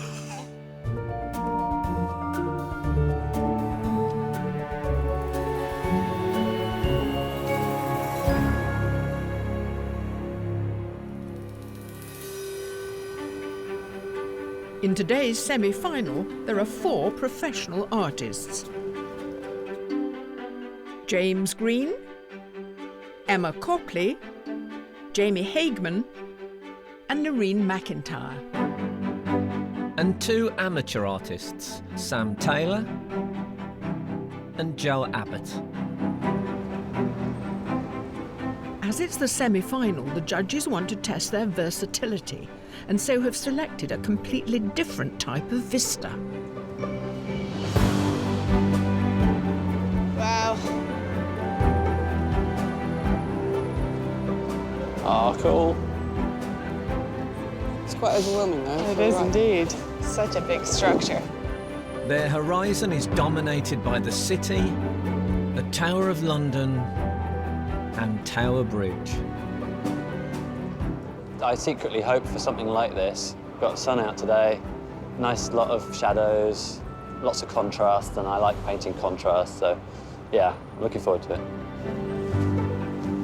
It'll be a challenge, but yeah, we'll just get on and paint. It's such a recognisable place that you, I think, already have images in your head of what it should look like in a painting, because so many people have painted this. All right, I'm ready. But our 6 semi-finalists are about to be joined by one more. At each of the heats, we invited 50 more artists of all ages and abilities to try their luck as a wild card. And each week, the judges selected their favourite. I'm delighted to tell you that you've won today. You're our wildcard artist winner. That's fantastic. Well done. Thank you. Congratulations, you're the wild card today. Am I? Yes. Well done.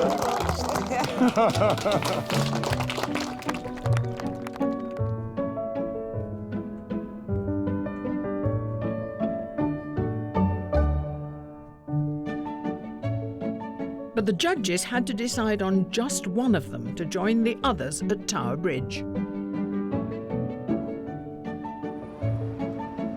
And the person they chose is David Alderslade. This is really good news to be told that I was the wild card winner.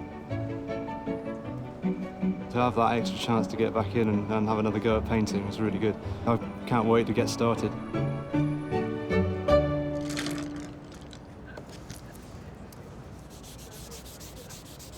Artists, your semi-final challenge is about to begin. You have just 4 hours to paint this incredible view, and your time starts now.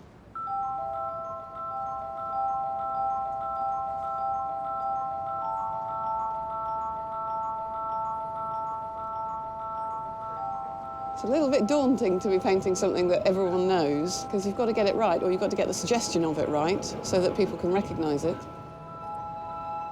Until now, the judges have challenged the artists with more traditional rural landscapes, but today's location will test their ability to convey a busy cityscape.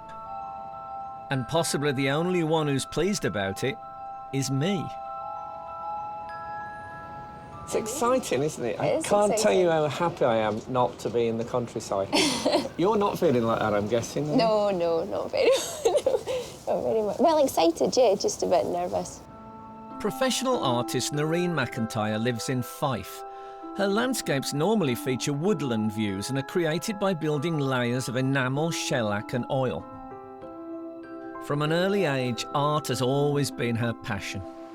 I met Noreen when we were at school. We used to sit next to her, actually, in an art class. Always knew that she wanted to do art as a career, but didn't know how far she'd go or what route she'd take. Noreen's probably not the most confident in her abilities, but I suppose every artist is self-critical. I think she's just happy to get good comments from judges, just knowing that they like her work. Even though her painting of Wodston ignored most of the manor, the judges thought the surrounding foliage and undergrowth was captivating enough to put her through to the semi-final. I'm guessing this isn't the sort of thing you'd normally go for. No. Are you going to try and find a little bit of fairy tale tree glade? Yeah. In the midst of it? I mean, Yeah. to be fair, you've got a kind of a castle with trees I over know, there. It no, doesn't I get do, much yeah. more fairy tale than that, does Yeah. it? And how much bridge are we going to get from you? It depends how much painting time I get. And how Well, quick I mean, am. what's your cut-off point? We're going to get that Union Jack? No, so I might have sort of a line point to reference it. OK, I'm looking forward to it. OK. I'm looking. There aren't many sort of fairy glade paintings of Tower Bridge. Yeah. That I know of.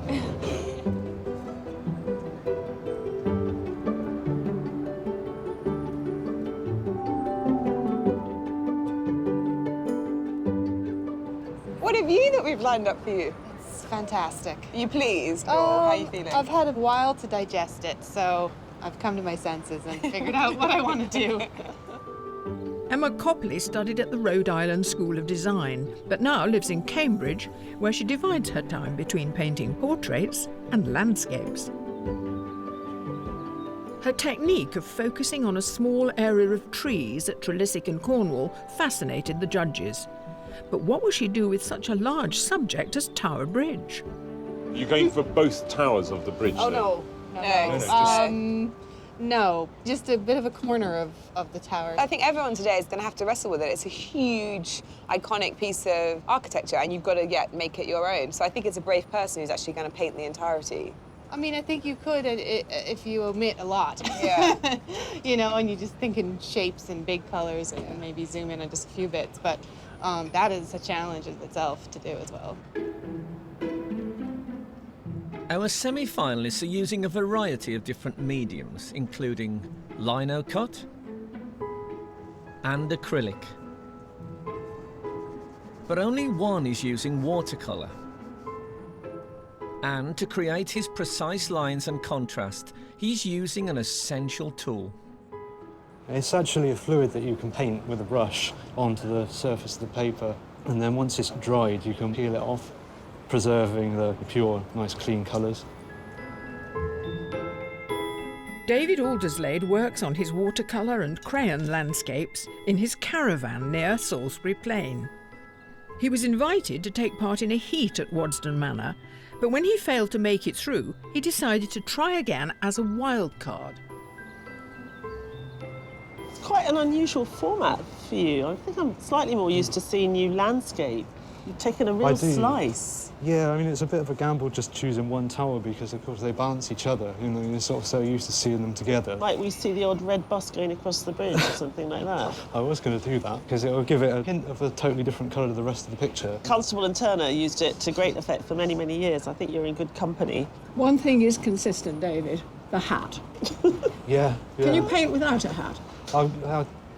I don't know, probably not, actually. It's practical use because the hair goes in my eyes otherwise. So.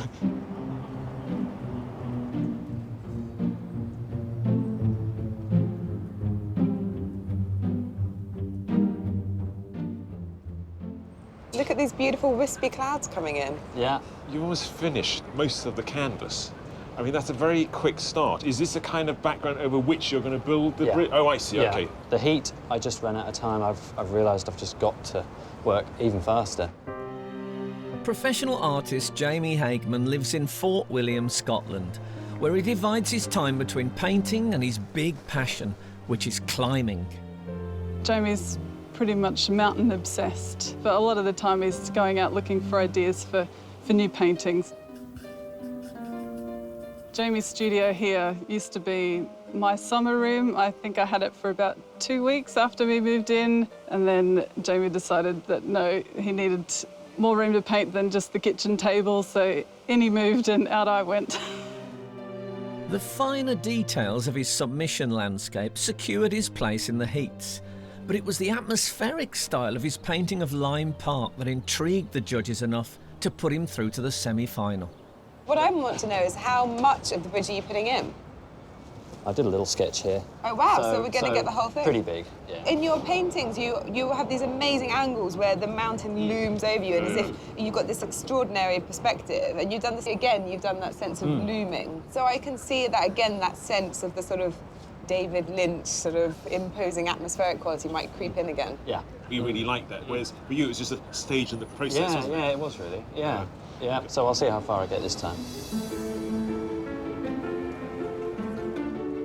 The artists have been painting for nearly an hour.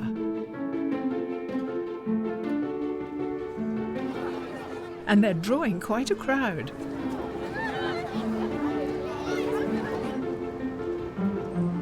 It's a little intimidating having the public coming up to you, you know, in a steady flow and seeing them all walking by looking at you. That's a little scary. I'm not used to that.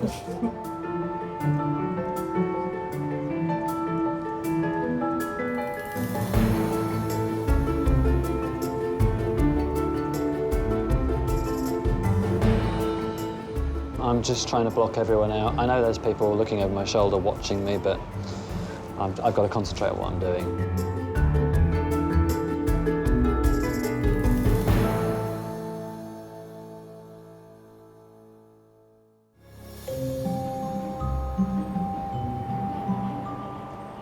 Here on the South Bank in London, our 7 landscape artists are battling it out for 3 places in the final.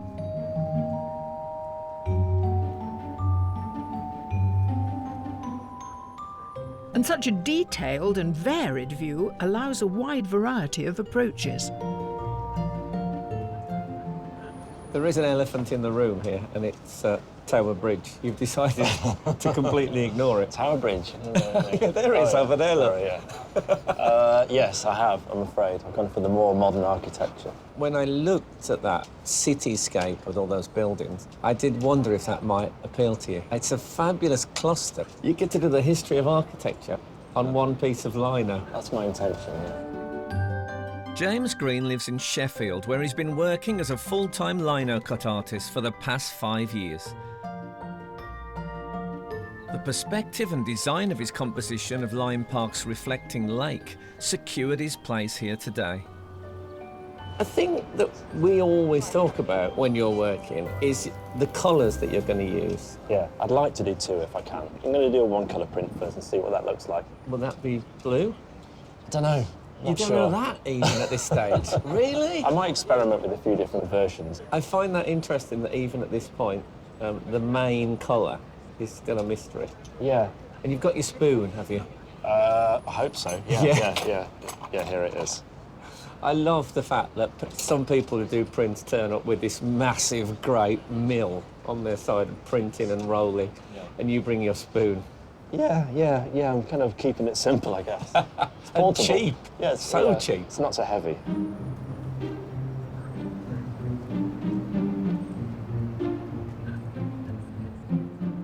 One artist is taking a very literary approach to capturing Tower Bridge.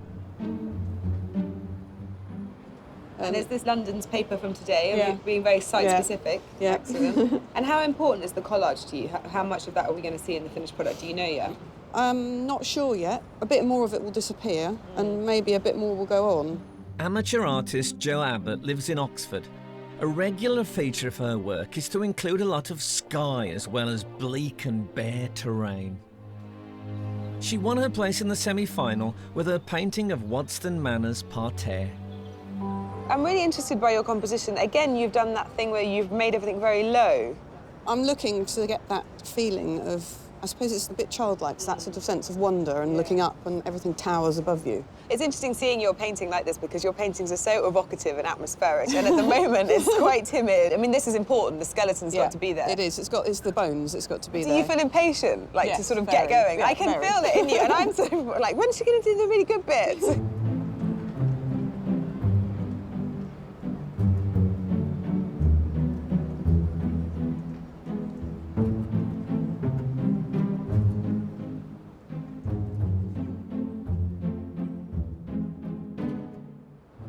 I want to know what was your first reaction when you saw that landscape in front of you? I was a bit worried, to be fair. It's not something I've ever done before. I've never really done a cityscape in my life. Sam Taylor is from Yorkshire and is currently studying for his degree at the Slade School of Fine Art in London, where he experiments with the sizes of canvases he works on. The way Sam works is very risky, but there's a great spontaneity with his process. I think Sam reacting to winning would be, well, I don't think he would react like many other people. He never really gets overly excited about anything, but I think he would be very, very pleased if he won. In his heat, he abandoned his first painting in favour of distilling the view of the foul estuary in Cornwall into a small square. But his change of heart gained him a place here today. Are we going to see the shape of the bridge at all? What interested me more, what you can't really see now, is actually the shadows the bridge is casting into the water. You're almost painting simply the light on the river. In a way, yeah. And it's changing all the time. It might be rather wonderful. We might end up with something that, like Whistler and all his lovely nocturnes of the river, we might end up with something that's really evocative and moody. I like, kind of like a mood of it all not being so nice and, frilly, and I want it to be a bit darker and a bit... Nice and frilly, but you're working in gold paint. Well, I want to give it a bit of a dark, richer feel, kind of.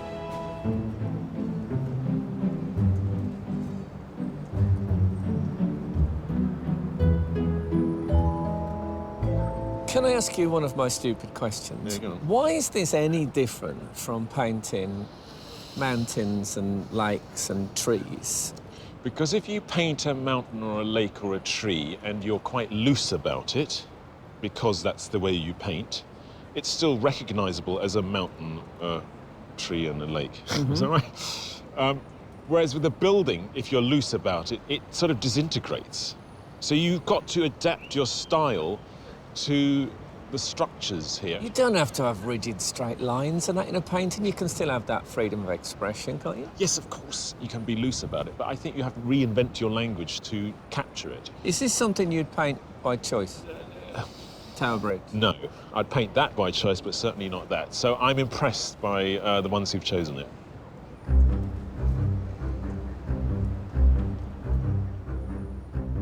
During one of the breaks, the artists have a chance to compare notes on how each is approaching today's challenge.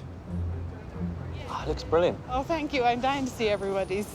I don't know whether I am. Oh, really? You might not. Last time I did that, I felt very intimidated. Did you? But yeah. Oh, how are you getting on? I've barely started. Just don't even know if I look like Tower Bridge. Oh well. It's difficult, isn't it, if you're doing somewhere that's so recognisable? It's just sort of... Yeah, I've just adds kind of... extra dimension to the sort of stress, isn't it? It's great. I'm really enjoying it. Good. Oh, I would say that, but if I wasn't so stressed. As long as an element is done or some elements are complete. So what are you working It's in? more like a sketch, isn't it? Yeah, you're doing Acrylic. acrylic.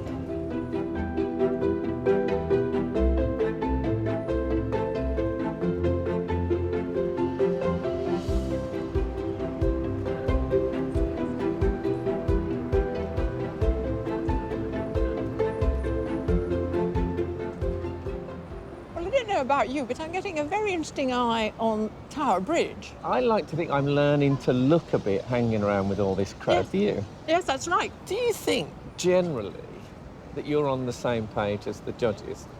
They're ahead of me. They're way ahead of me. That's impossible, Joan. No one is ahead of you. Look at the head start you've got. I'm learning a lot. I'm You're learning on a lot. me. I love that. I pick their brains mercilessly. Joan, I could talk to you all day. I will. You do? I will.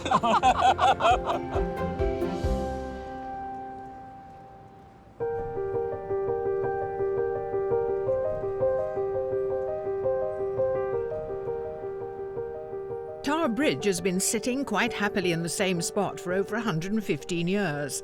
But today, one artist has decided to make some changes.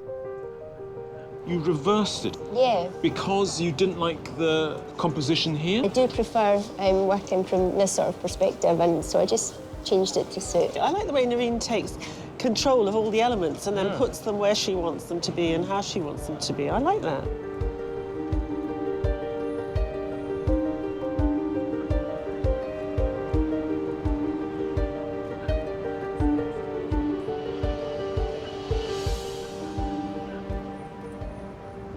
Do you buy into this theory that you have developed a new style to cope with the 4-hour constraints? Yeah, I think so. It's impossible to paint that amount of detail this quickly. Of course. But actually, I'm starting to quite like this, forcing myself onto the next bit and then thinking, right, that'll have to do, next bit. It's kind of like speed chess or something like that, isn't it? That all the thinking you thought you needed to do, maybe you don't need to do all that. Just go with your instincts. Yeah. Ah. The artists are nearly halfway through the semi-final. I'm just trying to bring a bit of life into the sky and figure out a few of the lights and darks in the actual building. I've got almost past the point where I was about to throw it in the river.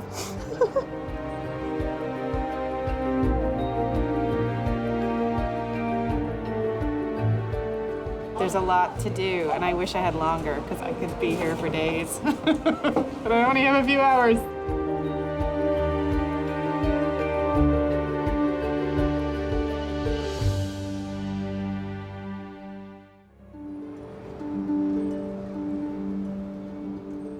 On London's South Bank, our artists are competing for 3 places in the final. But who is impressing the judges so far? It's trophy the halfway stage, you must have a fair idea now of who's doing well and who isn't. I'm definitely more excited by those artists who I don't quite know where they're going yet. So Noreen and Sam, for example, I'm much more enchanted by the magical mystery worlds that they're creating. What about Jamie, who set off at a flying start, and now the bridge is looming, I think. It is looming. Yeah. I think he's got to be careful to cultivate that sense of atmosphere because his style is very hyper-realist, very laboured. He's got to inject his personality into it. At the moment, I'm worried there's nothing that enigmatic about the work yet. I don't think he's lost it completely. I mean, with that ghostly underpainting of the tower, he's still got elements of it. What about David? It's quite interesting. You get to the point where I hope it isn't only familiarity, but where I'm thinking, OK, where does the art come in? Where do you come in? How are you going to interpret this scene in a way that makes it more than just a response to it? And I think to be able to take such a large scene and for some of these artists to just go, that's necessary, that's what I'm editing, that is their character because that's what they're seeing and that's what they think anchors the picture. Because you look at an artist like James with his lino cut is the great, you know, reductive artist. He brings everything down to what is absolutely necessary. What about Joe? I feel like I'm looking at something that's a little bit twee at the minute, a little bit kitschy almost. It's slightly too pretty. And I think that's what we'll see in the next bit of time, her start to muddy and mess around with. What about Emma? I'm fascinated by how she managed to reduce this enormous scene. She's like Google Earth, Emma. She gets tighter and tighter and tighter. I mean, it's amazing. And I think it gives so much character to the painting. She started to bring in, you know, colours and fine contrast. It feels New York. I don't know, it has something sort of kind of epic about it in this small rectangle. It's quite impressive. So as we pass the halfway stage, you don't have to pick a winner today, you have to pick 3 people. Have you got a pretty reasonable idea of who the 3 are? I don't. I do. People who have got a really evocative painting can completely lose the magic, and then other people who have got loads more to give can suddenly come through at the final minute. So I never have a clue. One of the artists has made the spontaneous decision to use the gun smoke in the atmosphere to give a sepia feel to their work. Nah, not really. How'd you get that on? Is that acrylic? Gold leaf. Ah. Yeah, I've always seen the shiny paper in the art session and thought, I want it. Wow. Wow, I know, that's what I just said when I walked down. It's like, wow. I'm jealous. That's Me really too, cool. yeah. And it's got a whole sort of cityscape in the background. I know. Aha! So when you started, it was all pink. Yeah, that's As a just like base. the underpainting, kind of. Oh my God, I've got so much to do still there. I know. But, you know, they're going to judge it based on what you can do in the time and then Yeah, I know. how good what you did is. I know, so it's but- not a completed thing, I don't think, so much.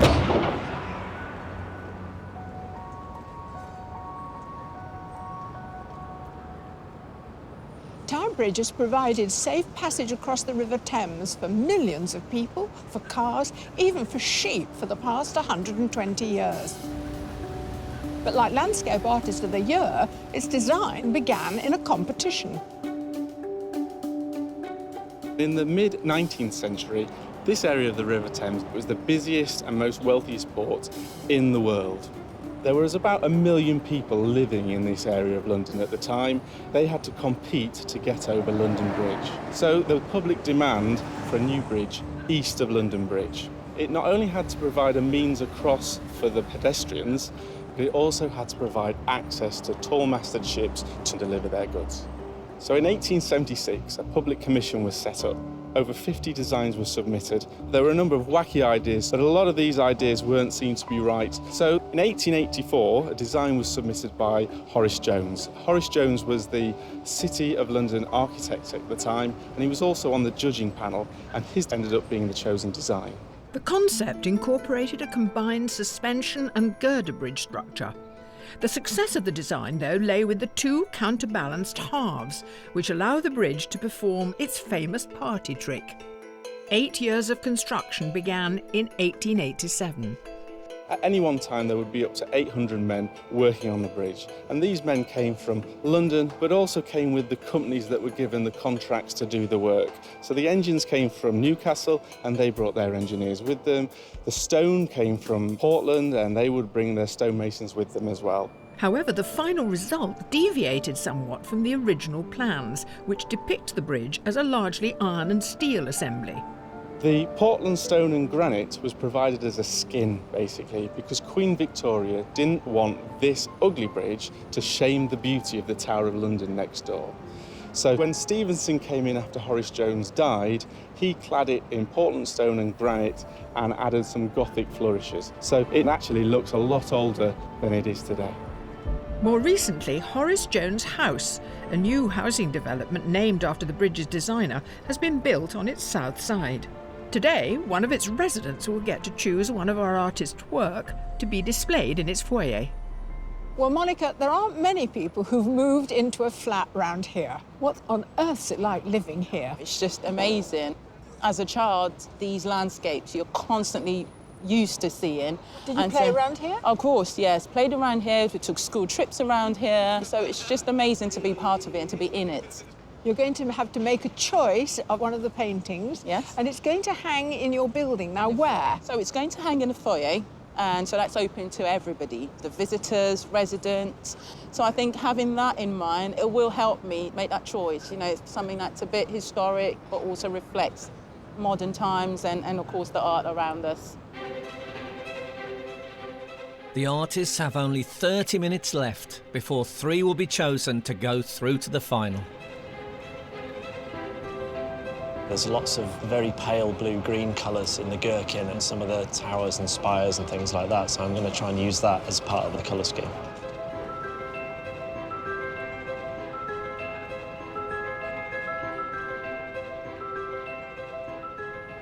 Deciding whether or not to tackle the buildings. I'm kind of liking the whole minimal viewing going on here. I don't want to like overwork it by putting in the building, but I'm not sure. I don't know, I need to just experiment more, try a few things out.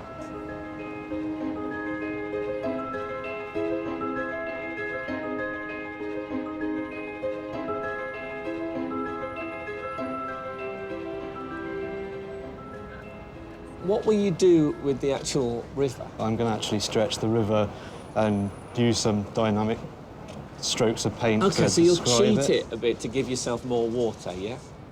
Yeah, it's just... I'm going to use the colours that are in it, but it's really hard to describe. I paint it because I can't really describe it, you know? Oh, I see.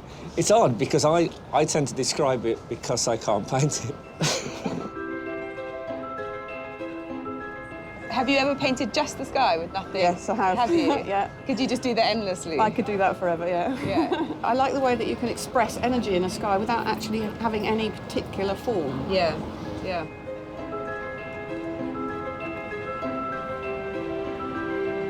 I would say I'm not on schedule at all, but I'll just try and speed up now as fast as I can.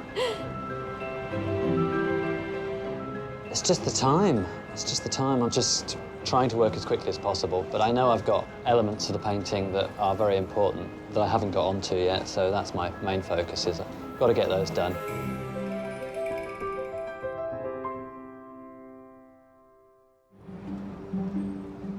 We're in the closing minutes of Landscape Artist of the Year's semi-final challenge, and our 7 artists are soon to be whittled down to 3.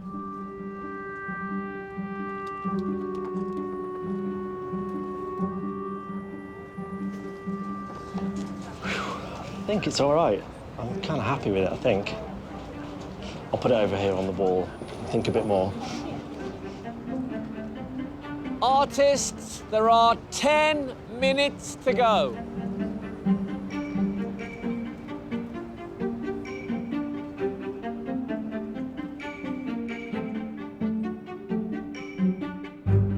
I've got 10 minutes left. There's not really much more I can do to change it drastically in this amount of time. I'm just going to try and not mess up what I'm happy with.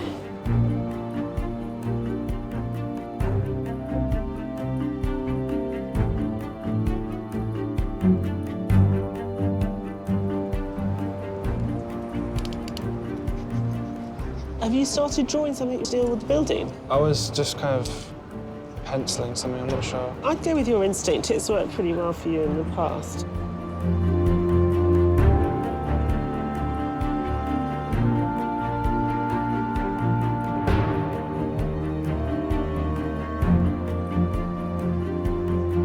I've run out of time. I'm on the foreground, but it doesn't look like anything it's meant to be.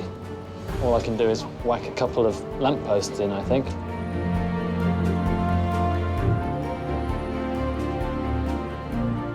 I could do a lot more to it. I wish I had another 4 hours, but...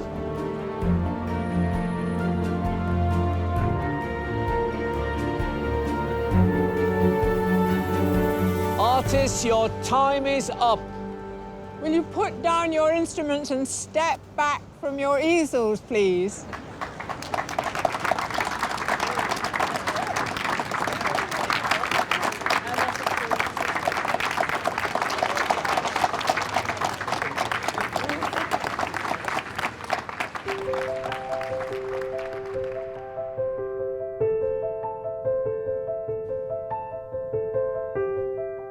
Before judges view the finished paintings, Monica Badejo, a resident at the newly built Horace Jones house, named in honour of Tower Bridge's designer, will choose one of the paintings to hang in its foyer. Artists, would you turn your easels round, please? It's a great moment, this. Yeah. That's wonderful. Now, this is altogether more atmospheric, isn't it? Yes, yes, it is. That's a very modern view of the bridge. Oh, that's a beautiful view. You're going to have to choose one from these lovely paintings. I'm going to choose this one right here. Thank you. Thank you very much. Thank you so much. Well, that looked wonderful in the setting, wouldn't it? It would do, yes.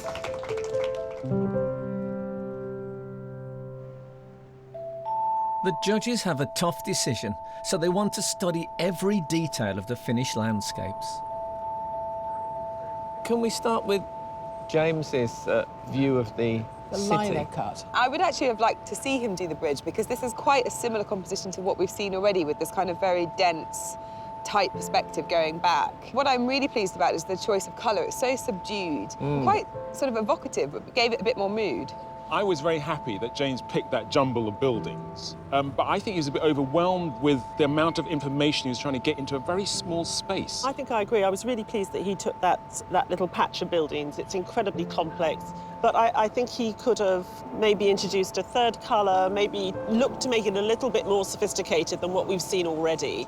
Well, Sam was clearly fascinated by the light on the river, but he didn't really know how to move beyond that for quite a long time. I think he's not really a competitor. He's sort of more competing with himself and trying to wrestle with what am I trying to do? Who am I in this artwork? And actually, he won today for me. I love the fact that he doesn't seem to go by any of the rules or regulations that making a picture seem to be about. He's finding his own way, he's finding his own style. I worry slightly that what we've ended up with is something that's too much on the decorative side, but I'm still completely seduced by it and by his promise of potential, really. I think it's very exciting to watch somebody who has no idea where they're going with it. And now we've got this sort of shimmering image of, I suppose that's what London is to a lot of people, a place where maybe the streets aren't paved with gold, but the Thames is shimmering with possibilities. It seems like kind of some weird Shangri-La. It's very romantic and strange and dreamlike. I think it's a very beautiful image. But the fact that one of the towers is just sloping off, every time I look at it, it really nags at me. I think with the location, it's been a lot more stressful. I don't paint cityscapes. Bit of a struggle, but I think I got there eventually. So what about Joe? Unfortunately, I think that the introduction of the red buses on the bridge makes it feel like the touristy image that we're so familiar with. I wish she'd been a bit braver with the bridge and actually just let herself be far more reckless, taken more artistic license, a bit like she's done in the underside of the bridge, where she's let it fall away. Noreen has flipped the bridge. Now, that really was a bold decision. We were quite impressed by her brazenness. house. You know, it's got this fantastic, huge building, and she felt free to put it in a dark forest, darken the sky, flip it round, and make a very sort of evocative image. I think it's very beautiful. I think it's a staggering accomplishment to be able to come on a day like today and deliver something which is so clever and so different. One of your regular condemnations is with people, I know what they're going to do. I feel I know their style now. I could have told you exactly what she was going to do, and she's done it. Really? Yes. Maybe another way of putting what we're saying is that with the others, in knowing them, you don't actually need to spend much more time with them anymore. And when you look at something like Noreen's work, it invites you to spend more time. And the more time you spend with it, the more things are revealed. And I would suggest that some of the others, that maybe we've become more familiar with their imagery, there's less there to reveal itself. The judges will probably have quite a tough job, I should imagine, today, because everyone's is really different. I don't know what they'll be saying. Hopefully, I've done enough. Now, what about David? For me, this is not my favourite of his compositions because he's usually a bit cleverer, and here it feels a bit traditional. That said, I love the way that he's handled the water. I think that's quite inventive. I think the image is strong, and then you go up to it, and there's not that much to look at, and I would like to see more, really. One of the things I've always loved about David are his skies, and I feel that with this sky, he didn't quite get the sort of formality to it that he has with the rest of the work. Emma is next. I really like Emma's artlessness in a sense that she reacts to what's in front of her and she applies the paint, and as she moves her way across the canvas, an image appears. But I don't really know, are we getting depth here, and do we know what's going on, really? I like the fact that we don't really know what it is. It's sort of industrial chic. I like it. I decided to crop the bridge a bit and do kind of what was under it and through it rather than the overall view of the bridge. I hope that it wasn't too much of a gamble and that the judges appreciate what I was trying to do. And finally, this is unmistakably Tower Bridge. The interesting thing with Jamie is we know what his finished work looks like. What we've seen here is this sort of middle ground, which I think is quite exciting, and it's quite otherworldly, but it's slightly bordering on the kitsch at the same time. Yeah. Jamie is the only other artist who's dealt with the whole bridge as it stands, and he's avoided it somehow. I don't quite know how he's got past the... Oh, he's got a bright blue summer sky, and somehow he's still being able to bend it so it doesn't look like a postcard or the bridge we know and love so well as a symbol of London. It's become something else. The background tower shows you something which is much more evocative, and the front one is much more descriptive. And I would actually rather that they were more ghostly. I always have this funny push and pull with him because I think the bits of his paintings that I really like are the bits that maybe he didn't get around to. Because I'm looking for more distinction between the kind of finished sophistication and the undone abstraction. And I think that's the greatness of his work. To get through to the final would be wonderful. I don't want this to end, actually. I'm strangely quite enjoying it. I don't know about you, Joan. I'm frightened to death what they're going to pick. Do you know what? I reckon I probably won't agree with them. I'll keep up an old tradition.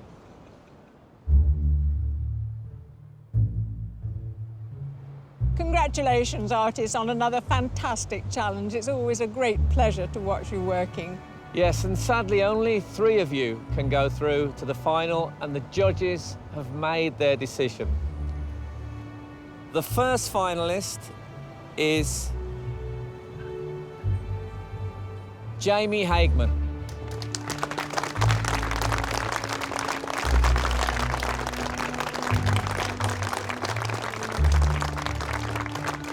The second finalist is Noreen McIntyre.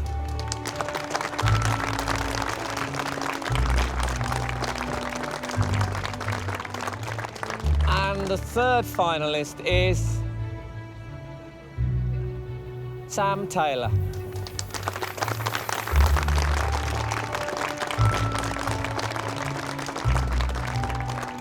Huge commiseration to our remaining semi-finalists.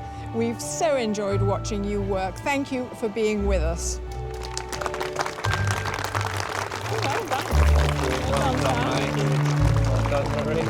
I felt really happy, really excited. Yes, I'm very happy. Well done, mate. Cheers, well done.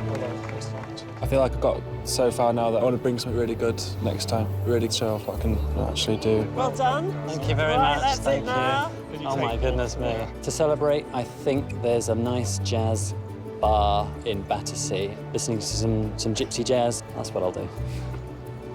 If I can stay awake.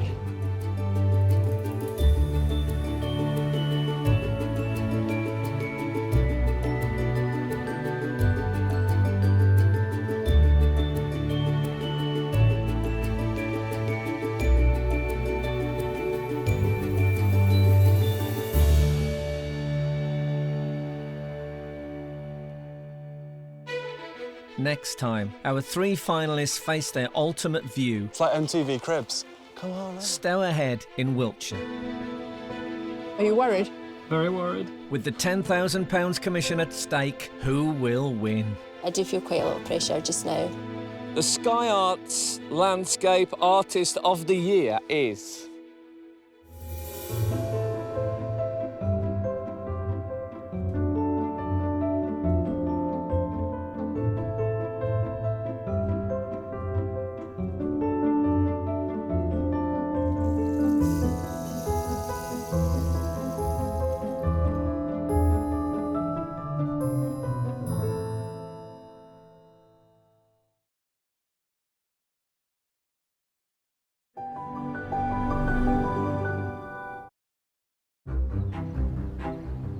Hello and welcome to the beautiful Lyme Park in Cheshire. Set in 1,300 acres of deer park, it today hosts the latest heat in our search to find a talented new landscape artist. 8 competitors, a mix of amateur and professional, will attempt to capture one of Lyme Park's most outstanding views in just 4 hours. But to claim a place in the semi-final, they'll have to impress our 3 esteemed judges and cope with one of the wettest climates in the country. This is Sky Arts Landscape Artist of the Year. In our search to find a new landscape artist, we're setting up home in some of the National Trust's most inspiring estates. Over 1,000 applied, but only the most impressive have been invited to the heats. I'm really pleased with the view. It's got everything I like in an image. At stake is a £10,000 commission to paint one of the National Trust's most historic views, Flatford in Suffolk, made famous by Constable. The winner's painting will become part of its permanent collection. You can just sort of get high by looking at the landscape and being like, wow, look at that colour, it's amazing. Today at Lyme Park, 8 more artists are out to impress. I'd like to see much, much more. I'm sure my fellow judges would like to see much, much more as well. Yes. But it's not just the judges eyeing up their work. Kate Atkinson has dedicated 33 years to Lyme Park, so as a thank you, she'll be rewarded with her favourite landscape. I wouldn't have believed that there were so many techniques. And 50 more artists of all ages, abilities and mediums are descending on Lyme Park to compete as a wild card. So I decided to use spoons. I was about to ask about the spoon. Right, OK. I thought maybe you had a cup of tea on the go. But with just 4 hours and a temperamental environment... No way. Who will judges Kathleen Soriano, Tyshan Sheerenberg and Kate Bryan? I'm at the panic stage. Send through to the semi-final. Debbie, are you actually wearing an official artist's smock? No, I'm wearing official Guernsey seaman's smock. Oh, OK.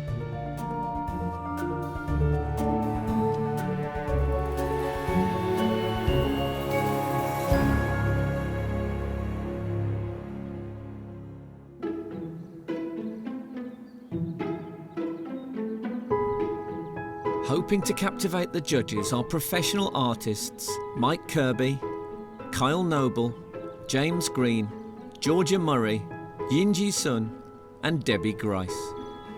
The location is absolutely amazing. It's a beautiful place to come and visit and I'm really excited about painting it. And today's amateur artists are Frances Worrell Campbell and Kathy Thomas, who also competed in Portrait Artist of the Year. Last year I was shortlisted. I managed to make the final 3, which was fantastic. So I'm hoping to be able to do that again today and possibly even better, fingers crossed.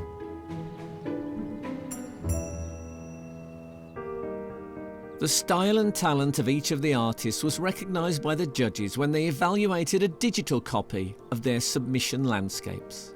So these are the paintings submitted in the flesh. We begin with high drama. Yeah, I mean, it does sort of deliver the eye into the distance, at least. Fantastic sense of the mood. They should be very happy today. The weather's changing constantly. It does make me think that this is an artist who has got their own mind. I felt like I wanted to say, and now we head to the Far East. I like an artist who's not afraid to bring in outside influences and to create something which is totally unique. I'm looking forward to seeing Lyme Park à la japonaise. Yeah, exactly. This applied to Cheshire. This looks familiar, doesn't it? Yeah, this extraordinary paper. Yeah, this is Kathy, who was in the portrait series. And made her own paper, didn't she? I quite like the filmic nature of it. It's almost like looking at a little story in sections and you sort of travel along it. I think it's rather clever. And we definitely recognised her and spotted her even from the digital image, and I think it jumped out really strongly. I find it remarkable the way he understands design. You know, he's made it so your eye follows it through to the open space in the background.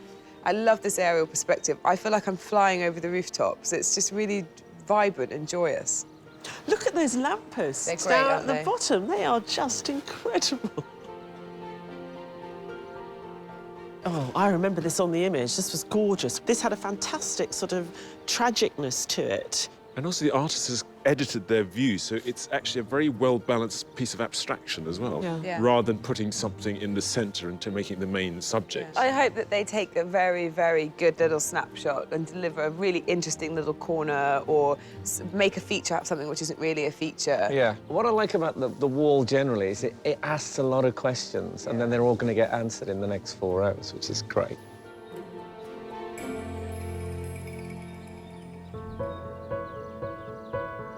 Today, the artists have been asked to turn their backs on the 16th century building of Lyme Hall to face the stunning view towards the reflecting lake. Surrounded by luxurious herbaceous borders with several mature trees, this man-made water feature includes an island covered in flowering plants and a small waterfall.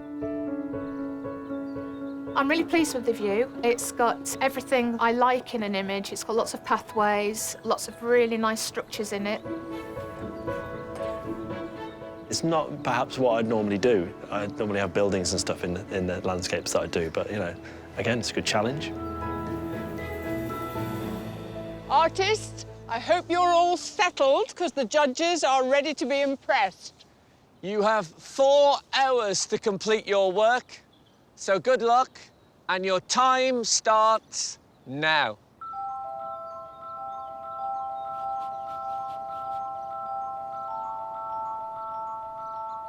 An ornate garden isn't every landscape artist's idea of a perfect view.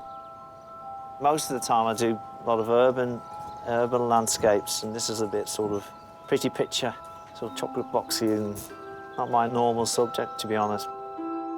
Mike Kirby is from Liverpool and studied at the Wigan School of Art and Design before he became a storyboard artist for an advertising agency. His submission is of Stanley Dock on the River Mersey, where his father, a merchant seaman, was gateman during the 60s. I like the steps bit that you've already identified. It's a nice feature, I think. Well, it's man-made, so that's going to make you feel at home. And also, it's got some great light on it as well. Yeah. Have you painted before? No. You're quite good, though. That's... No, well, I just listen. Right. And watch. Yeah. No, it is. That's a nice focal point. I've got my inks here, which I'll be using for the printing, and my little rollers here for rolling the ink on. And this is my printing press, otherwise known as a spoon. James Green has been a full-time lino-cut artist for 10 years and captured this view from near where he lives in Sheffield. In Portrait Artist of the Year 2013, he was shortlisted with his print of Simon Weston. Back for more. Afraid so, yeah. So you're probably feeling very relaxed No, and I'm calm. not. This is twice as big as the lino cut that I did in the portrait series, so... And it's still quite a small work, isn't it? Yeah, it But, doesn't feel that to me. It feels quite big to me. Oh. And will you print in 2 colours, or...? I'm not sure yet. Yeah. Depends how much time I've got. So when do you work that out? Is that really a time factor? Yeah, see how I get on for the next hour, and then I might add another colour element. I'm really not sure yet, though. Well, you've got everything stuck down, so Yes. I don't want to see your lino cut flying into the lake. No. Otherwise, we'll have a Mr. Darcy moment of Ty retrieving it for you. Yes, yes, that would be fun.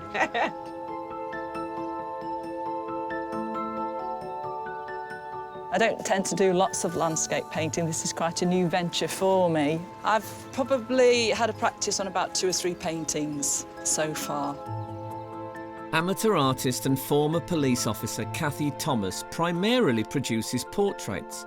She paints acrylic on handmade paper, and her submission of Macclesfield Forest was only the 2nd landscape she'd made. I'm doing something very different. You're doing the U-walk. Is that down there yes, somewhere? and it's absolutely beautiful. Yeah, it is fantastic. Yes, it is. It's really, really nice. I love all the textures. And yeah, but we gave you this fantastic view with reflections. It's very pretty for me, though, very pretty, and I prefer something a little more rugged. Yeah, I mean, your submission was kind of... What's the word? You were saying it was sort of a fairy tale and sort of sort of scary, gloomy... Yes. For me, this is just very... it just seems on one level, really, one depth. It's very landscapey. It is, yes.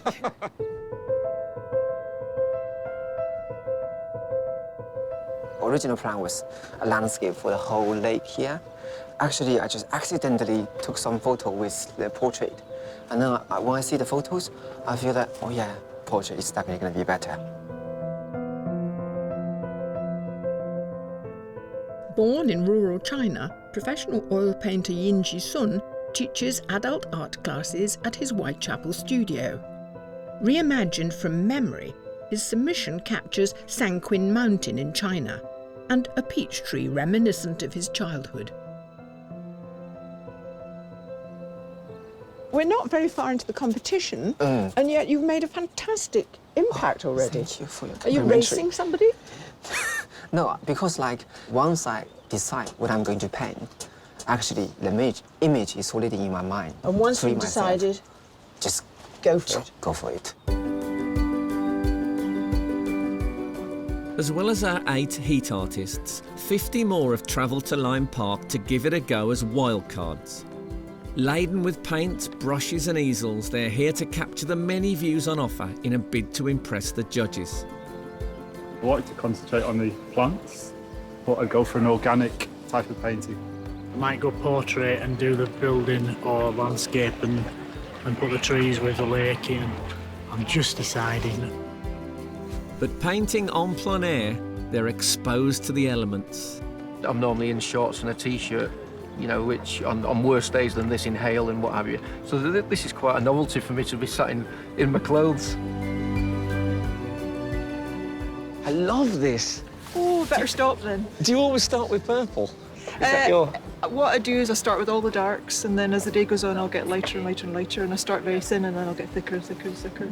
I see no purples in that. Do you see purples in it? I'm choosing to... I'm not a fan of green paintings very much. I don't do lots of tree, greeny things, so this is a bit of a challenge. That is a slight dilemma, isn't it, with this particular... Yeah, so to make it more enjoyable for me, I'll maybe sort of transfer colours a bit and see colours that aren't there. Yeah, why not?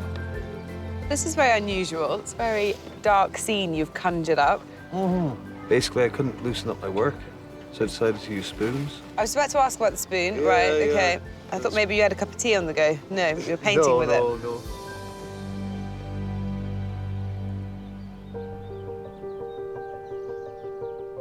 The heat artists are 1 hour into their 4-hour challenge.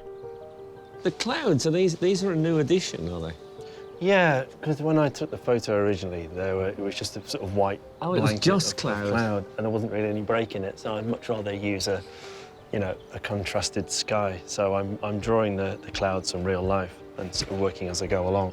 I love a stylised cloud.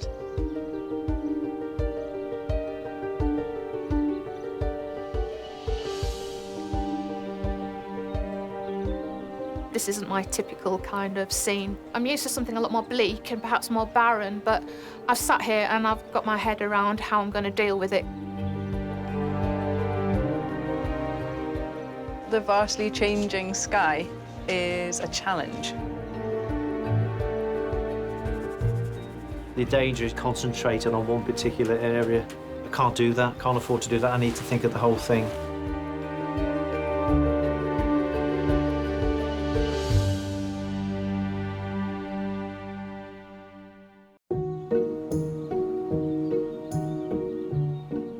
Lyme Park in Cheshire is home to our latest heat of Sky Arts Landscape Artist of the Year.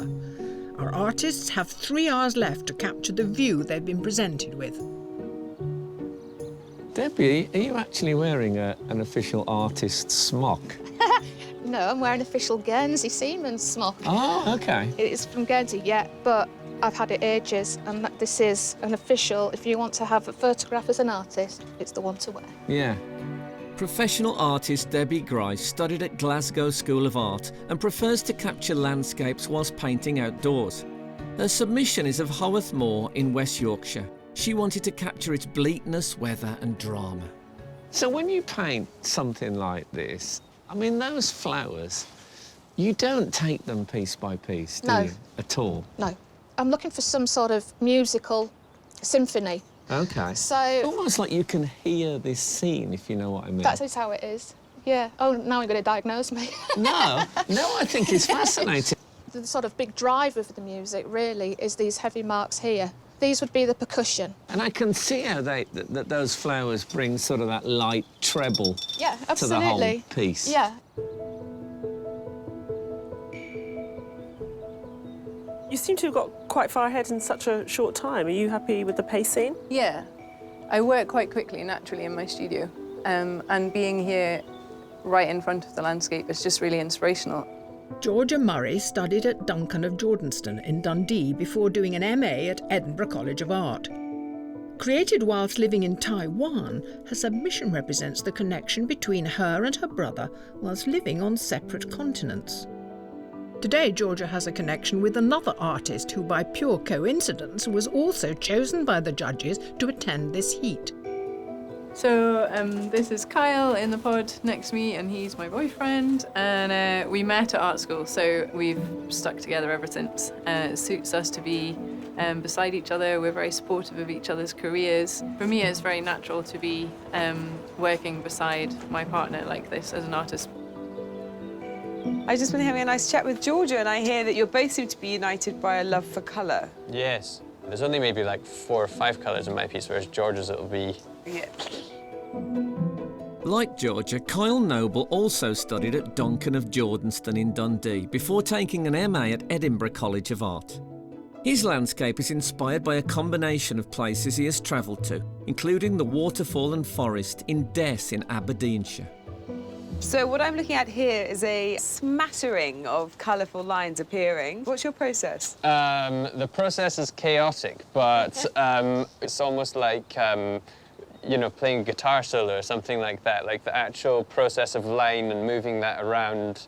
And that's why I think there's quite a strong element of drawing in my work, because it feels like I'm sort of able to flow through time using the line or something like that. But you say flow through time. There is a time limit today. How are you feeling about that? Squashed. Despite the time limit, another artist won't be rushed. At the moment, I'm just making a very detailed drawing of the pattern in the grass in the sun, and then also use the graphite powder to fill in some tone in the background to give it more of a composition instead of just being a very small drawing. At 19, Frances Worrell Campbell is the youngest artist in the competition and has just completed an art foundation course at Central St Martin's in London. Her submission landscape of Kingsway Tunnel ventilation shaft in Liverpool is an acid etching which she completed for her GCSE. So will you give us that, or will you give us a sort of a brutalist, straight-lined, metallic, robot 21st century version of it?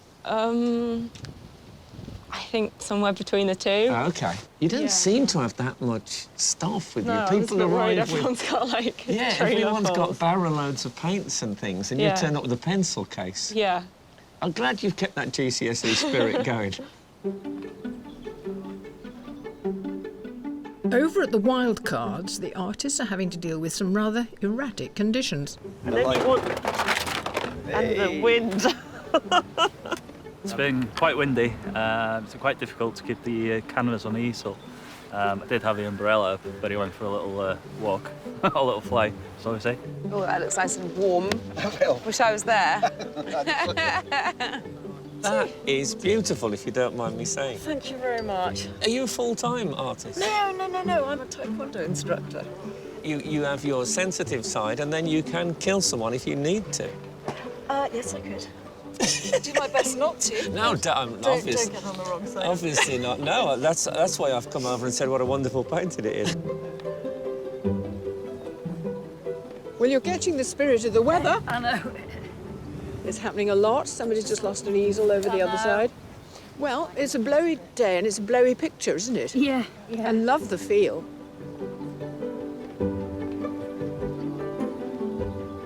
So you decided not to bother with the trees and the water and all that natural stuff? We had to do the building. Oh, did you? Yeah. Did it not seem suspicious to you that some people were painting in the opposite direction? Yeah.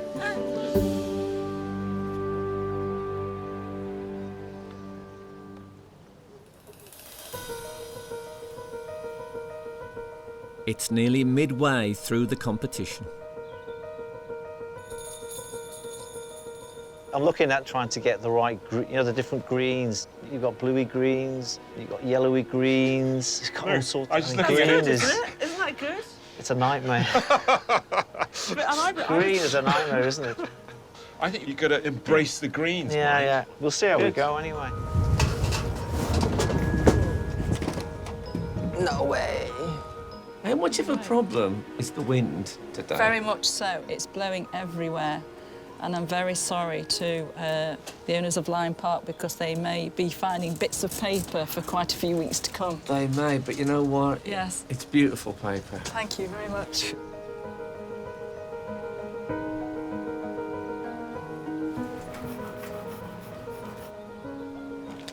I'm just rubbing to press the ink onto the paper. It takes a while to do this bit.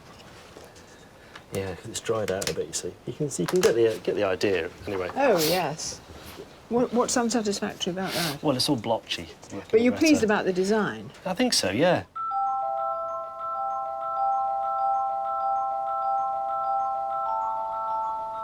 The collage is all done now, so it's just a case of applying paint. I would like to have been finished a little bit sooner, but I could be in a worse position than this.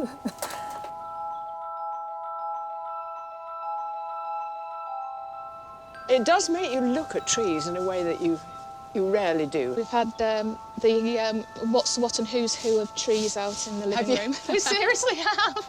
Yeah.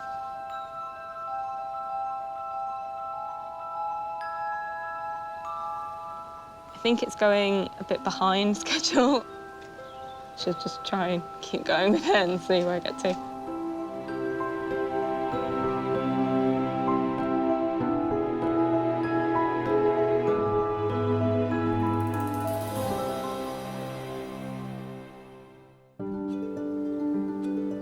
Here at Lyme Park in Cheshire, our 8 artists are using a range of mediums from paint to pencil, collage to lino cut, to try and impress. Well, we're about halfway through. How do you think people are doing, Kate? I'm a bit worried. There's a couple of people here who are not working very well to time. I'm thinking of Frances. I mean, she's literally drawing blades of grass at the moment, and it's about the size of a postage stamp. But they're very beautiful blades of grass. My guess is she's slightly overwhelmed, and her way of coping with this incredible landscape is actually to focus on the detail. Well, not about James, because James has been on one of these competitions before. The lino that he's cut is just very beautiful. He's so calm, and he knows exactly what he's facing today. He's planned it all out. Just looking at the composition, though, I find it a bit boring. Sorry, but I'm hoping it comes alive. Well, Carl's submission was very sort of jewelled and layered. How is this in comparison to what he's doing now? Slow. I just spoke to him and he admitted himself it was rather penny, meaning he'd drawn with pen and he'd not really got much going, but I think he had a little break and he came back and started working an area darker. And with that sort of contrast, he's brought a bit of life into it. It's the pen drawing that we really loved. Yeah. It may be that we end up deciding that might be just enough. Now, Mike isn't very satisfied. Mike, I don't think Mike is ever satisfied, right, which is good. You know, it's the struggle, and he's always struggling and fighting. And he's done a very interesting composition, a bit like his submission, where he's sort of abstracted it and just taken a corner, which has made it incredibly difficult for him because it's all green. Yeah. And he's not worked with the sky at all as a contrast. So he's made a rod for his own back and he's moaning about it, yes. Yeah.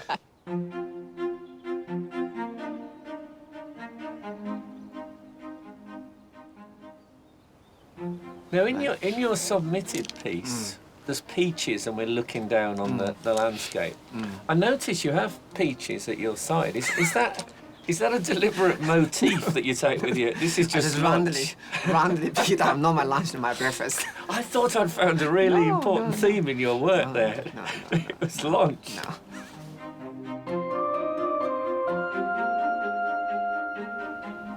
I'm going to add another colour, so I'm going to do a blue. Oh, this is the second colour? Yeah, I'm going to do blue clouds and so hopefully the colour print on will top. be the clouds and this grass line? Yeah, I'll hopefully get kind of 3-colour effect. Oh, because of the blending? Yeah, but I'm not sure if it's going to work, so I'm going to try it.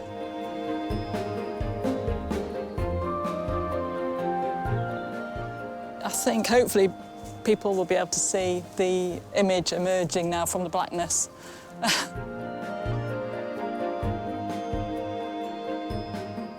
I'm just trying to bring it all together. It needs a bit of structure, strengthening in some areas and a bit of bringing some more highlights in, give it a bit more depth. Everyone likes to create an impression. So when the Lee family built Lyme Hall, they created an integrated landscape design that combined the house, the gardens, and the surrounding moorland. Once a medieval hunting lodge, Lyme Hall was transformed in the 16th century into the house that now sits at the heart of the estate. But it was only the beginning of the Lee family's grand design for this beautiful landscape. They started adding features in the landscape, so visitors would be amazed as they came in along the original drive, and gradually all these outlying buildings would come into view. So the cage, first of all, Paddock Cottage, the lantern, and then they reached the house. They then started putting in vista lines to the various outlying buildings. Visitors to the house could go and stand just outside this window and see up the vista lines to all these magnificent buildings. To the north stands the cage with Lyme Avenue to the south and the lantern to the east, mirrored by Paddock Cottage to the west. This web of views in the landscape design of Lyme Park becomes even more elaborate. Other vistas were created from focal point to focal point. So you've got a vista from Paddock Cottage to the cage. You've got another one from the cage to the lantern. So you've got crisscrossing lines going between the vista lines as well. Kate has worked and volunteered at Lyme Park for over 30 years. I've often experienced life on those vista lines, walking in the morning before I start work. It's a joy, it's a privilege as well, and you feel as if you're in another world. It really is a magical place to come. So, Kate, what does it mean to you, this place? Do you think you could sum that up? It means peace, tranquility, beauty, joy. That's a lovely summing up. I'm surprised you didn't include rain, wind, sub-zero temperatures. It gets into your bloodstream, everything. And if you're not careful, it can take you over. What happens then? Your family disown you. Oh, no, I thought you were going to say you turn into a deer at midnight. later on, Kate, you're going to be choosing a landscape of Lyme Park. Wonderful. It will be cherished. OK, well, I look forward to your choice. With 50 artists trying their hand as wildcards, there's many different mediums and techniques on display. But with a chance to gain a place in the semi-final, the judges need to agree whether any of the wildcards has impressed them enough. I really like the guy who's painting that small painting up high, and then he's... I like him. He's obviously He knows what he's doing, doesn't he? What about the woman that started in purple? I love her. I like the way she put the paint on. It was kind of moody and dark and interesting. I like that one. There's a woman who's doing a watercolour and she's done the orangery beautifully. No, the sky is fantastic. The sky is amazing. The And the sky has got really the good. big grey foreboding clouds, and I think she's told the story of today beautifully.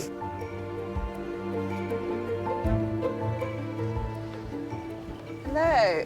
You're sitting there with your tea. Oh. And I'm delighted to tell you that you're today's wildcard winner. Well done. Well done. Great painting. Sandy will now join a pool of other successful wildcards, from which one will claim a place in the semi-final. Not only do our artists have to create a piece of work for our judges in just 4 hours, but they have to do it in front of a steady stream of spectators. Hello, everybody. It's nice having a bit of attention from the general public. I've had a nice few conversations with people. A few people have asked me how much time I've got left, like there's some impending doom coming, so it's pushed me on a little bit. And some of the onlookers are far from impartial. So, Anne, you're the mum of Francis, and Evelyn and Grace, you are not only the sisters of Francis, but you're the... Triplet, yeah. Well, what about you two? What do you do? Do art as well, yeah. Pretty amazing, isn't it? It is, yes, it is. So what do you think are Francis's chances? Have you looked at the... I haven't looked at anyone else's. That's what you've got to do, is check out the rivals. I think you should hunt as a pair, see if you can unnerve them. I'm married to Debbie, and I've just followed her here to bring her bags and her equipment. Now, you're a professional artist too, aren't you? Yes, I am, yes. So what do you paint? Well, I like to paint animals and people, things that are in front of me. Debbie's more about landscapes, and she's quite good at seeing things. I can't see what she's seeing. She's picking up on the music and the spirituality of this landscape. I find that really difficult. I find it difficult to enter it. So the walls of your home covered in paintings? Oh, yeah, very much so.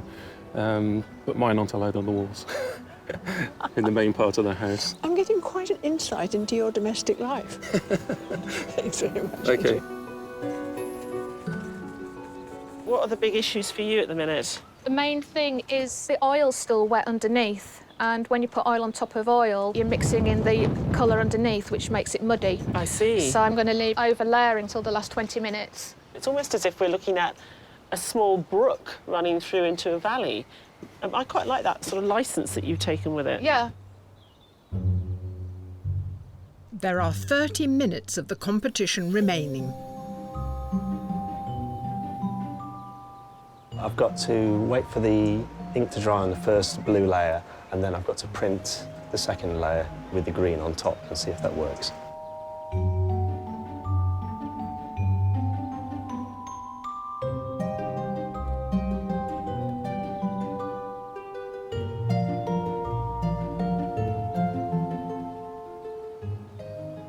You're going to be able to seduce us in the way that you did with your entry? Well, that's a big statement, but thanks. I don't know. We'll see. It might end up being in areas intense. OK. Well, I really don't want to hold you back, because I'd like to see much, much more. I'm sure my fellow judges would like to see much, much more as well. Yes, thanks.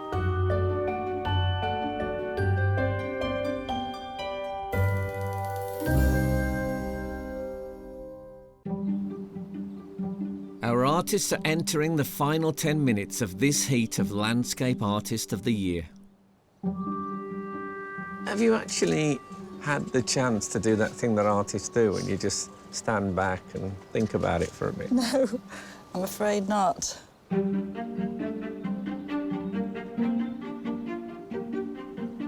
The paint isn't drying fast enough, but this has got to be finished whatever.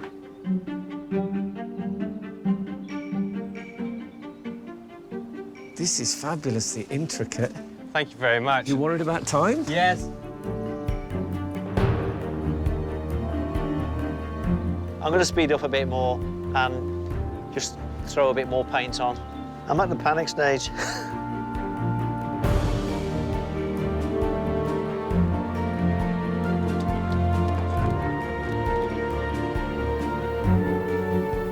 Artists, your time is up. Please put down your materials and step back from your work.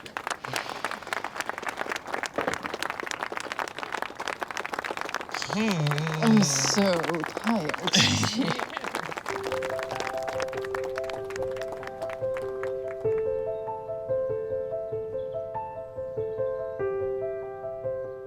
Before the landscapes are judged, Kate Atkinson chooses her favourite painting to keep, in recognition of her dedication to the estate. Artists, will you turn your easels round, please?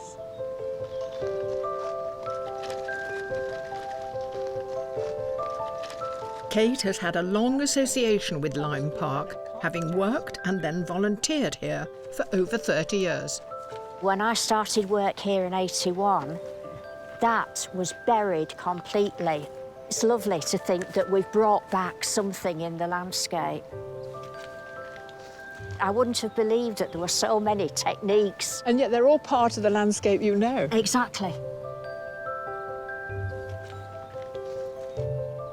I know which one I'm going to go for. OK. And it's over there.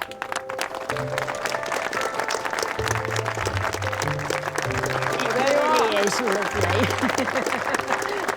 You're very welcome.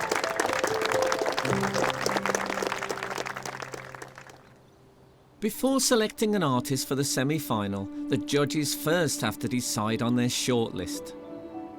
The use of the two colours, we didn't know which two colours he was going to use, and he's done that very nicely in the ripples. They're sort of strange colours to put together because this is a very natural, earthy green, and this is something which is much more sort of minty and cool. But I really like that combination. I think it's successful. The judges might think it's too simple, but that's just the way that you have to work with lino cut. You can't really be too detailed. I really enjoyed watching her actually make the trees today, and in the right light you do get that fantastic sort of gloaming as the path goes beyond the yew trees. Good sense of mood. She's taken a really small space and made it monumental and grand. I don't think she needs this 3D application. I think she's got a great sense of light and depth and recession without it. If I had more time, I would have liked to have used more collage within my work, but I was quite happy with the end result, so I can't moan. Mike moaned about the greens, but I think he's done a very nice job. They're very beautiful, they're harmonious. You look at it now and you think to yourself, oh, blimey, it's a bit too green and this is a bit muddy. And then I look at this and I go, well, that's exactly what it is. I think he would have had a better day if he'd have chosen something which allowed the sky to come in. And I think it's missing that. But there's still great bits in it. I did intend to put some sky in. I was too busy with the greens and the foreground and the trees, trying to get the balance right. Frances said she might do this before she came, and I must say I really enjoyed her concentration on this tiny bit of turf grass. Today maybe wasn't the right time to do it. There are some bits which work very well, but the majority is of this sort of doodling, and I don't think it's got enough power. It's not really holding it together enough to draw me into some different space. It reminds me of when I was 18 and I wanted to be a cartographer. So I was constantly drawing these sort of contours to make little mountains. But you're right about the passages. If you look at the pencil drawing of the clouds, I think that's really, really beautiful. In a way, that's what we wanted to see more of. I really like Debbie. Full of energy, completely in the landscape. Isn't this bit glorious with the light streaming through and this brilliant grey sky, which we had at times today? Her enthusiasm, you can see it in the way she's applied the paint. It's got a really nice, wristy, lively quality to it, and you're right, the light is absolutely stunning. There are things that I would critique myself. There are areas that have got overworked. There are areas that I think that have become a little bit decorative. But as it is, I think it's an OK painting.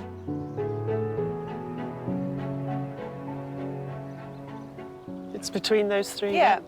It's going to be a good 3, yeah.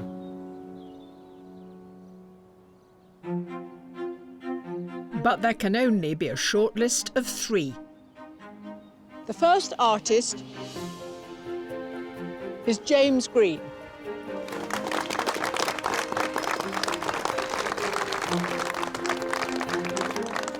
And the second artist is Debbie Grice.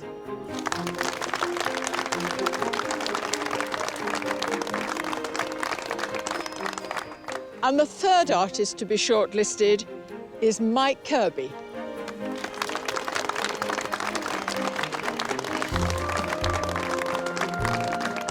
Commiserations to the rest of you. Thank you for coming, thank you for your work, and sorry you didn't make the shortlist.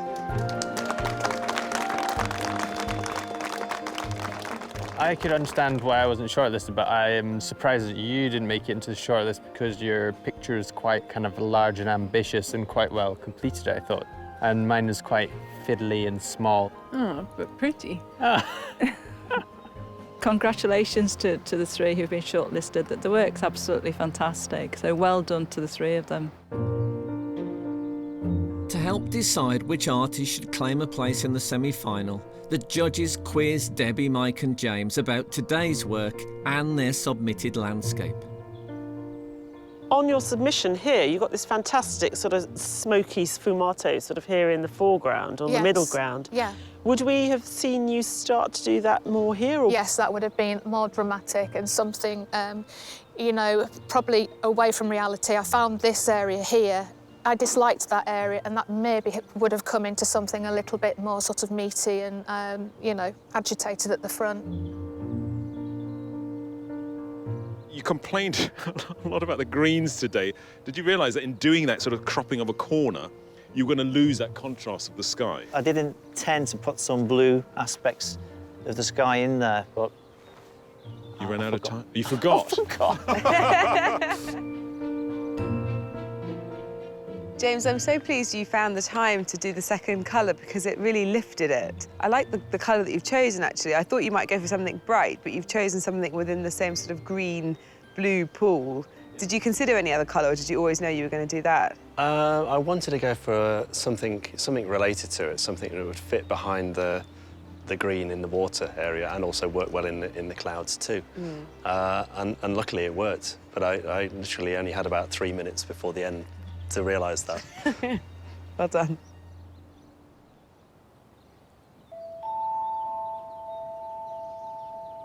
You know, where we are now demonstrates the difficulty of the day because there's a storm cloud over there, very dark. Over there, bright blue skies and white cloud. Now, how difficult is that? I think it's incredibly difficult because there was a camp which decided to just stick with this morning's weather, and they've decided to go with a grey sky. And then there's another school that seemed to be playing catch-up with the weather the whole time and then fall behind. It is really about seizing the chance when there's a, there's a beautiful cloud and you've got to decide to put it in or wait till a better one comes along. Now, this is Landscape Artist of the Year, after all, and what we really want is we want some artists who get out there into the landscape and are used to sitting in the landscape and depicting it no matter what. And I think we found those people. The artists who've really enjoyed that struggle with their painting, they've actually revelled in those changes as well.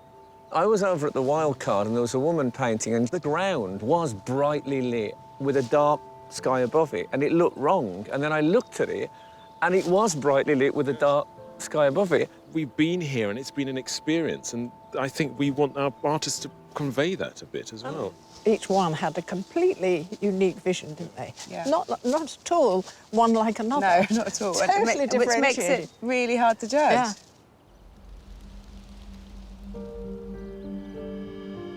James, Mike, Debbie, congratulations to each one of you for making it to the shortlist.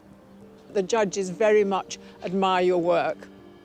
However, only one of you can make it through to the semi-final. The judges felt the artist they have chosen to go through to the semi-final stayed true to themselves, was capturing a sense of place. And that person is James Green.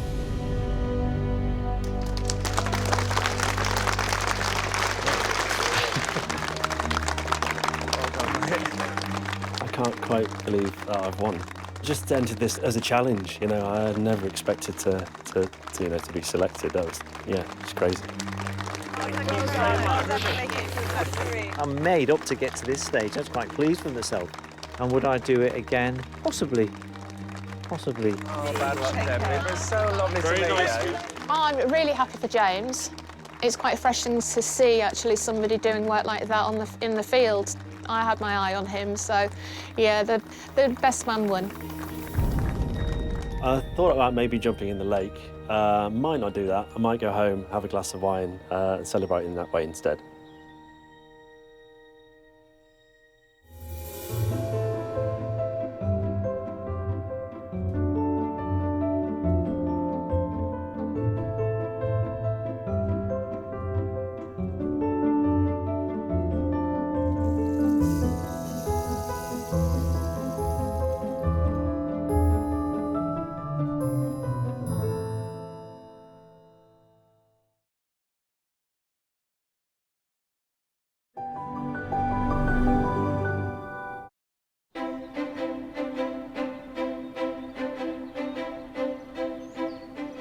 Welcome to beautiful Flatford in Suffolk. Made famous by John Constable's The Haywain, it's one of the most celebrated views in the history of art.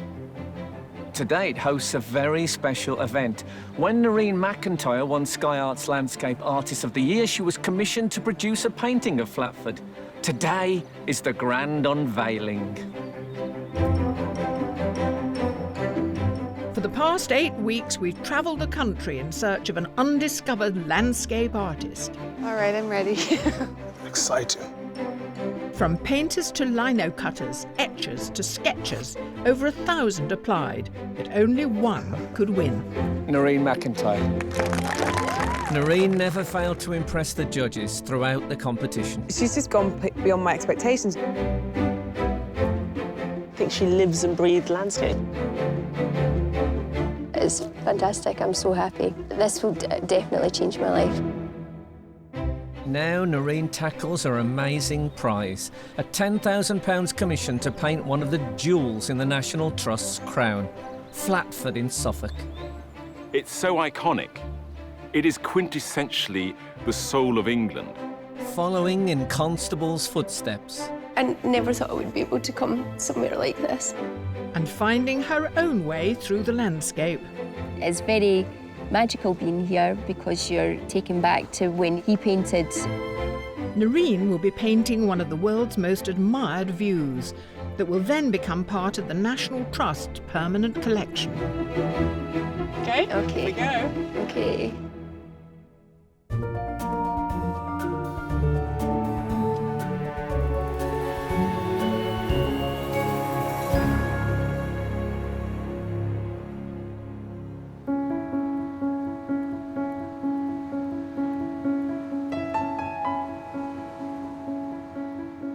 Back home in Doesnt, on the southeast coast of Scotland, being crowned Landscape Artist of the Year is still sinking in for Noreen. I couldn't believe it when they said my name. I really couldn't believe it. I remember shaking and just, because I just didn't think I would win. I was so emotional and it was like a dream. Noreen's journey in the competition started at one of the heats at Wodston Manor in Buckinghamshire, and she faced a challenge from the outset. I was really, really nervous about going to Wodston because I don't normally paint buildings at all. So the first hour I was panicking quite a bit. Then I thought I'd just keep painting and, you know, get through it. I think it's a really courageous, brilliant contemporary painting. This is absolutely magical. I've fallen for it, I'm afraid. Yes! I've been seduced by it completely. Noreen evolved throughout the competition. She entered with this very magical, realist, undergrowthy forest which came out of Grimm's fairy tales, and the competition puts incredible strains on the artists. You know, she really was moved out of her comfort zone, and she adapted very well. Noreen overcame the challenges of including buildings in her compositions, so much so that she was even playing with the reality of the view in her painting of Tower Bridge in the semi-final. We were quite impressed by her brazenness. house. You know, it's got this fantastic, huge building, and she felt free to put it in a dark forest, flip it round, and make a very sort of evocative image. It invites you to spend more time, and the more time you spend with it, the more things are revealed. She's delivered something really special there. With her place in the final secure, Noreen was given 2 weeks to paint a commission piece for the National Trust at Plasnowith in Anglesey. This was judged along with her final competition painting at the Landscape Garden of Starhead in Wiltshire. Here, in a commission, you get not only the mysterious light, but you go through the painting. I think it's come together fantastically. It's just phenomenal. I really liked the Stourhead landscape in terms of the huge amount of woodland and the different shapes and lines created by the trees and sort of the layout of that landscape. I really liked that fact. I also liked the fact that there was not one central focus of a building, so you could take quite a few elements from each, so I really enjoyed that. She's also doing something with layering as well. So in the way that we're taking the elements from this landscape, it's almost like there's a layering of history. The Sky Arts Landscape Artist of the Year is Noreen McIntyre. I couldn't be more proud of Noreen winning the competition. More than anything, she just wanted to get really good comments and feedback from the judges, and for the judges to actually like her stuff. So I think that was probably the most important thing for her. She won as soon as I clapped eyes on that painting, and I really felt so strongly that we had a groundbreaking artist. If you think of painting as a sort of three-way thing between the subject matter, the artist, and what happens on the canvas, there was a lot of stuff coming from her into the picture, and I like what she had to say about the world. I think she deserved to win because she's got this incredibly fresh approach to landscape. It's not really like anything we've seen before. It's a new language, and in a way, I think that's what you're always hoping to find in an artist's work. You want to see them looking at the landscape, interpreting it in a brand new way. My work is mainly seascapes or dark woodlands, or quite maybe haunting woodlands, some people would say. I almost feel like you can go through them and you can be engulfed in them, and the darkness helps with that, contrasting maybe with stark elements of gold or light. So it does create, for me anyway, a magical mood or a magical emotion within the work. What is clear is that she has a voice, and it's a voice that's developed over quite a few years. She's a mature artist, not in years, but in experience and what she wants to say about the world. And it was refreshing, it was new, it was something I hadn't seen before. Do you know what it is? Butterfly? Nearly. Ladybird? Yeah. It doesn't fill me with much confidence in painting. Noreen graduated in Fine Art from Edinburgh Art College in 2002. Now 35, she has 2 young sons and juggles home life with her own painting. She works part-time as principal teacher of art and design at Dunfermline High School. It's really structured, really organised just now. We can think about even more geometric shapes, or even almost like a broken or a smashed mirror or something like that. Miss McIntyre comes around and she'll just fire out ideas, and we just sort of take it as a class, and everyone's always helping each other. We're really pleased that she's won. It's an amazing achievement and we're proud of her. Kind of excited to see what her work's like now, No. because so many people applied to be part of this competition, and that she's won. Yeah, I'll definitely be taking her advice from now on.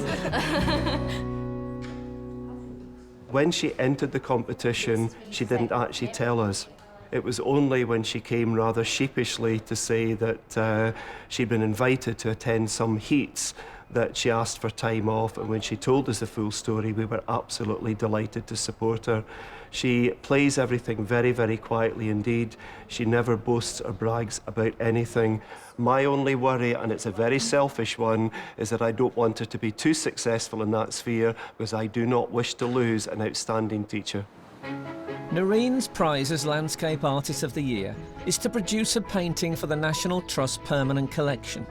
At £10,000, this is the biggest commission of Noreen's artistic career and will bring its own challenges. She'll be painting a location which came first in an online poll held by the National Trust, Flatford in the Stour Valley in Suffolk. made famous by one of the greatest British landscape painters, John Constable. I'm really pleased that Noreen's painting is going to hang permanently at Flatford. I think it's a real mistake if you think about what the National Trust does as preserving everything in aspic from the past. We're really trying to incorporate new views of the world into the work that we do, and I think she will make a great contribution to that debate about what landscape means to us as a people, the importance that we as the English nation hold our landscape for, and what we do with it. And I think that is really something that she could contribute to. Giving the winner the chance to do a commission of Flatford Mill is bonkers. I mean, it's so iconic. You can't even see the view without thinking of Constable and seeing it through the lens of Constable. It is quintessentially the soul of England. Also, Constable paints about light. But actually, there are very rich green, dark shadows. And I'm thinking, Noreen will have a fantastic time painting this. So, on the one hand, it's a crazy endeavour to give it to her because it's so iconic. On the other hand, it'll be refreshing to see what she comes up with, because I think, as an artist, she will find something new for us to see. I was really excited to find out that it was the Flatford view. Constable, such an iconic artist. It would be really interesting to delve in a little bit more and see his working methods, his approaches, the sort of things that interested him in landscapes. I've never seen a constable in real life, so I mean that would be, you know, that's going to be amazing. And to actually be in the place where he's worked, it's a very big feeling, a big responsibility almost. So I'm really looking forward to it. What I want her to do is go through a door that Constable opened, in the sense that spend time with the landscape, walk through the landscape, see it different times of day, think about the clouds, think about the way that the light interacts with the water, and really think about him as an artist, and not be terrified by that, but actually be really encouraged by that and be really inspired. And I think if she can follow his lesson of really looking, observing, spending that time outdoors and really feeling the landscape, then she's bound to produce something wonderful.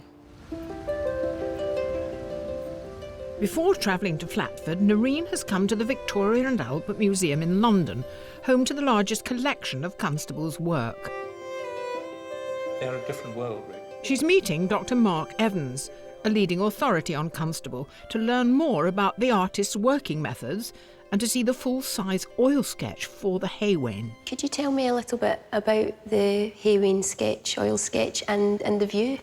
Yes, well, the big sketch for the Haywain arose in the winter of 1820 to 21, because Constable was really in a hurry to get a painting finished for the Royal Academy. So he had 6 months. Okay. And what he did was that he found an old oil sketch, we had at least 2 of them, showing Willie Lott's cottage. And then he extends the composition across to the right. And then, of course, he needs a central motif. So the idea of a farm wagon crossing a ford, which is basically what we're looking at, is something that he would have known from earlier Dutch and Flemish paintings. And then punctuating it, I suppose, with these foreground motifs, the typical Constable black and white dog that you see running around in so many Constable landscape pictures. How does the painting differ from the oil sketch? And there are little features, like, for example, the boy with the horse. And if you look at the finished painting, you can see a shadow, because he originally painted the boy in and then decided he didn't like it, so he painted it out. But generally, it's a matter of finish. The sketch is more monochrome, and of course, to our eye, looks rather more dashing and expressionist than the finished painting. Could you tell me a little bit about his process? I mean, his process developed over time. Of course, he always made little pencil sketches. He carried a little notebook like this to make pencil drawings. But a central period of his career is the period when he was oil sketching out of doors very systematically. These weren't, on the whole, studies for pictures, but they were ways of capturing ideas and capturing the way light and cloud and water looked in oils. Yeah. Did that make him quite radical then? Because, I mean, were other artists doing the same sort of thing? Or? Very few artists in Constable's time worked like that, and it was something that Constable made uniquely his own. Seeing Constable's paintings up close helps Noreen to get a feel for Flatford. She spends time looking at a collection of Constable's sketches that are not normally on public display, and a replica of one of his notebooks. It's really amazing being able to see one of his sketchbooks. Some are full page and some he's just got like little details of sections of the pages. Must have carried them with him all the time, just in case he saw anything that sort of captured his eye. I always say to the kids at school about using variation of line, different quality of line and pressures and your tonal ranges. And if you look at an artist like Constable, you're able to see how many different marks he used to capture an image, which is what you need to do. You know, you've still got the essence of everything there. You can, the structure of the trees and the landscape and the water. It's a complete shock to see how fresh the pieces are. The colours still really alive, the landscapes still look really alive, and Mark was just brilliant. I mean, knows everything. It was really interesting to hear him speak about Constable and his techniques. It was really good. I'm so happy to have come here.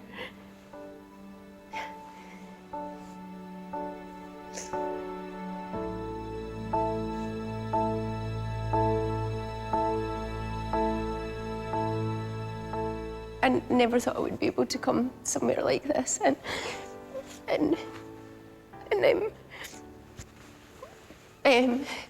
like to speak to people that would know so much about artists that like I've looked at before, and to see like the work, and I'm really looking forward to going on and seeing Flatford and Constable Country, and just being able to see the images in real, you know, in real life.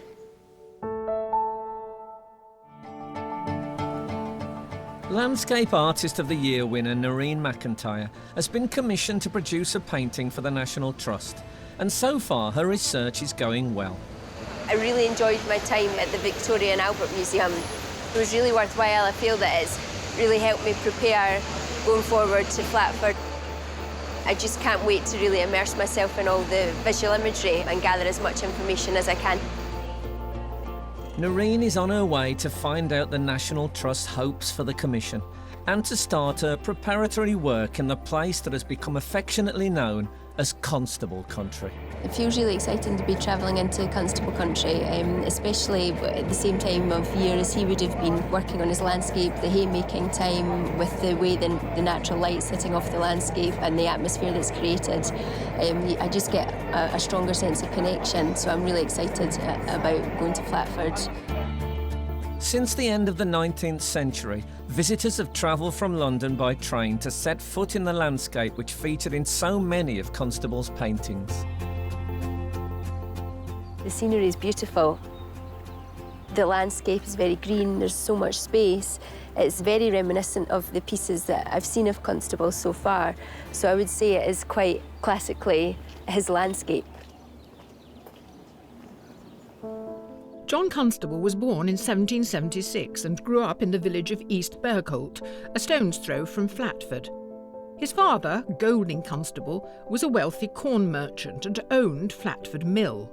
It was this working landscape, its light, atmosphere and realism, which imbued John Constable's art.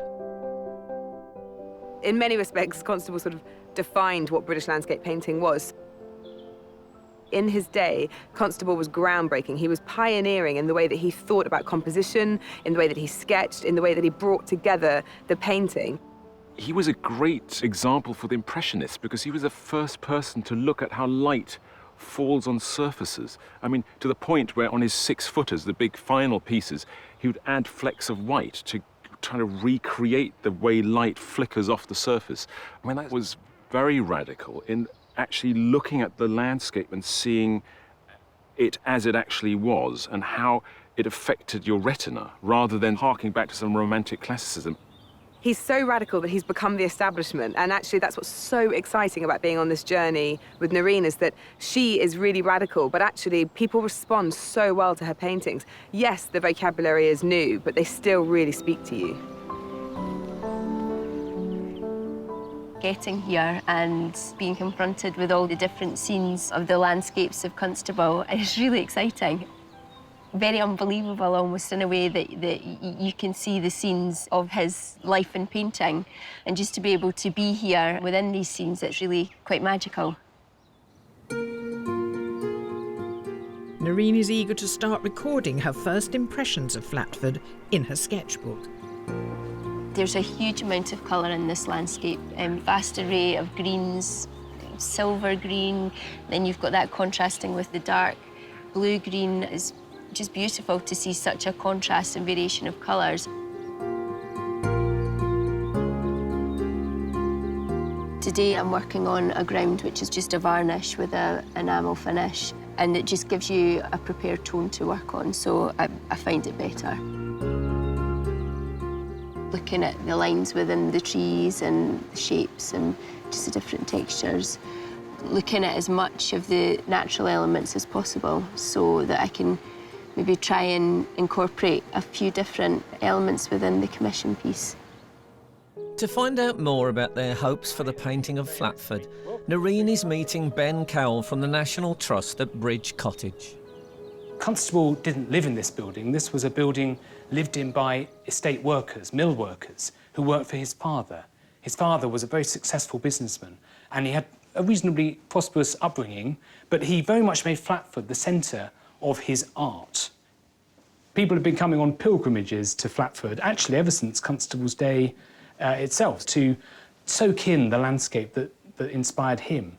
And this is the place we'd love you to create a work of art for, because we've got these blank walls here that just need something in them to bring them to life.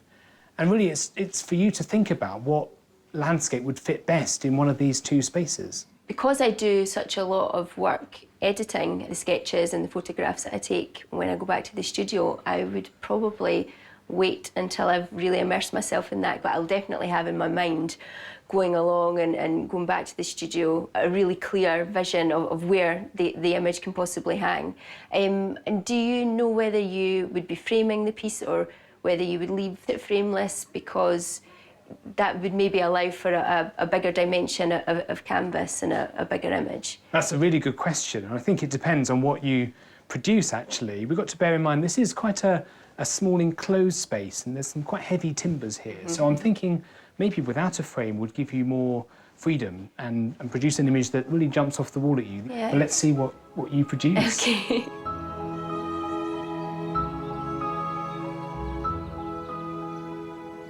We're really thrilled to be part of the Landscape Artist of the Year competition. Landscape as an idea is really important to the National Trust. The landscapes of this country, which are famed all over the world, are really under pressure. And the National Trust is looking to the future to think about how best can we protect them? How can we protect the nature in these landscapes? How can we ameliorate the pressures of development? And I think art is a wonderful way of expressing the tension between development and conservation, and I think that this competition and Noreen's contribution to it will be fabulous in that context. Ben takes Noreen to see the view that is most associated with Constable. So here we are. This is the famous scene that Constable depicted in the Hayway. It's really amazing to see it in real life after having seen the painting. The landscape still looks really familiar. It does, doesn't it? It's very evocative. Iconic is an overused word in relation to works of art, but this truly is an iconic scene. And we try and maintain this view very much as if it was the Hayway, and so that people can recognise it. Well, it makes it endearing to the visitors, just as it must have done to Constable. Absolutely so. But for him, it was an everyday working scene of working life as part of his father's business here at the mill. Why do you think Constable was such a revolutionary artist? This was a time when landscape painters generally, would go off and find the most dramatic scenes to depict, scenes of mountains or rocky scenery in the uplands. Constable decided to stay put. He stayed in this quiet corner on the edge of Suffolk and Essex, and he painted pictures that were about the everyday landscapes of his father's business. They were industrial scenes in many ways, and that was really what was so radical about it. I think that and the fact that he took such meticulous detail to record every single little nuance and subtlety in that landscape. You can lose yourself for hours in the pictures that he painted. Every single aspect of the landscape he just revelled in, and he made it his life's mission to paint landscape in a way no one else had painted landscape before. I think Noreen has a tough job following in Constable's footsteps, and I'm not expecting a copy of the Haywain or any of Constable's famous pictures. I think it would be great if we could include some of that detail that Constable was so meticulous about recording, and in a sense there's a tension at the heart of this. So I think Noreen has to create a scene that is both peaceful and placid, but also full of movement and activity, and somehow recreate that essence of what made Constable's art so special.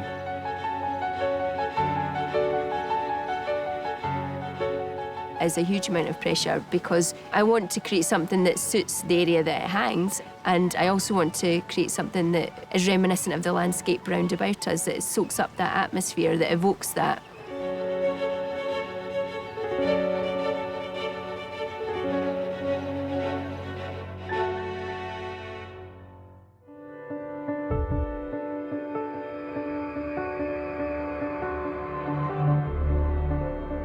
To fulfil her £10,000 commission to paint Flatford in Suffolk, Landscape Artist of the Year Noreen McIntyre has set out her palette and is getting a feel for her surroundings. I've just started the painting today with a ground of enamels and acrylics. And I would usually work on a ground in the studio as well because it gives me a tone and sometimes a texture to build upon. What I'm doing, because I'm limited in my time, I'm outside, so it's like a painted sketch, if you like, is using the oils to sketch with and then taking away the shapes and elements to create the image that I'm looking for. It's really nice to be able to work outside, just like Constable did. I'm getting the same sort of experiences because I'm sure he would have sat in the exact same position I am, soaking up the atmosphere and looking at exactly the same landmarks and landscape that I am, and we're just interpreting it in different ways. When he was painting outside, that was a very different thing to do for painters at that time. So it's really nice that we've got that connection. By using the various photographs she's taken of Flatford, Noreen can get a feel for what the final commission will look like. I've edited the composition and changed the trees sections and brought some of those forward, moved the cottage and the bridge over to the side rather than having that as a central focus. Really, the colours are coming from everything that I've soaked up, other things that I've seen. So that's something that I'll be able to look at and see if it works and decide later on whether to use that or not. Also, the scale of the piece, I'll be able to see whether to keep it maybe a rectangular framed format, or I might decide to use another dimension. It gives me plenty to think about.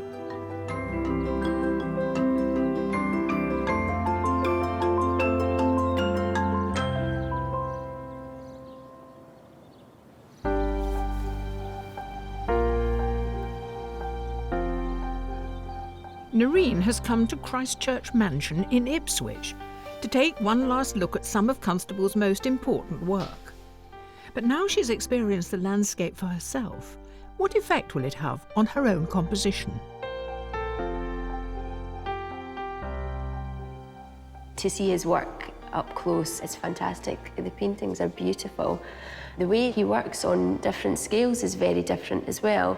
But I'm finding that each of the pieces are very textural. They're really rich in the way that he's worked the colours up and the layers up, so you can really immerse yourself in the detail.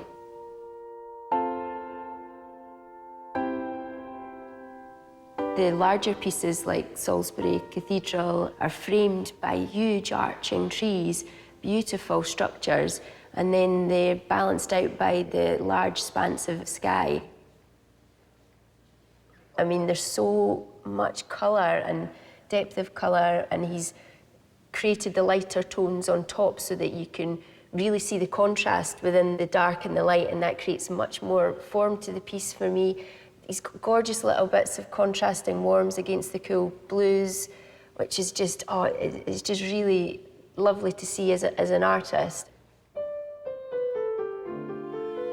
Having seen the works here this morning, I will be able to view the landscape with fresh eyes because I'm seeing it from his perspective almost. I mean, these images in particular, you can really see the depth of the landscape and more of a closeness.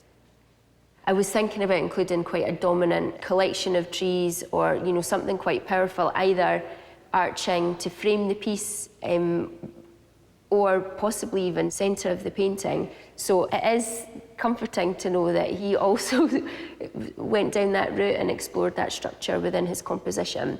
So it's definitely given me some food for thought.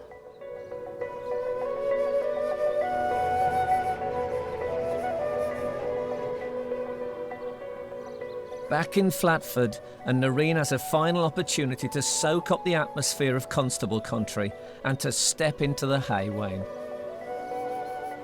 The Hay Wain's Constable's most famous viewpoint, and it's very magical being here because you're taken back to when he painted his landscape, but it's also quite eerie as well because the landscape remains largely untouched, to be honest. It is still very recognisable. I'm just using some pencils on top of enamel and some charcoal, just quite quick colour tone sketches. Not similar, I would say, to Constable, just because of the works that I've seen of his. He's made oil sketches and graphic pencil sketches, so different in that respect. I'm just trying to capture the layout of the composition and some colours that I might play around with back in the studio. I think if we ended up with a copy of the Hay Wain, I would be a little bit disappointed because it's been done. Constable's done that. But Noreen is a completely different artist. She has a different story, she has a different way of seeing the world, and that to me is part of what being an artist is about, is sharing something of yourself. And people will be able to see what makes Noreen tick and be excited about, and so I'm really excited about seeing what Noreen comes up with.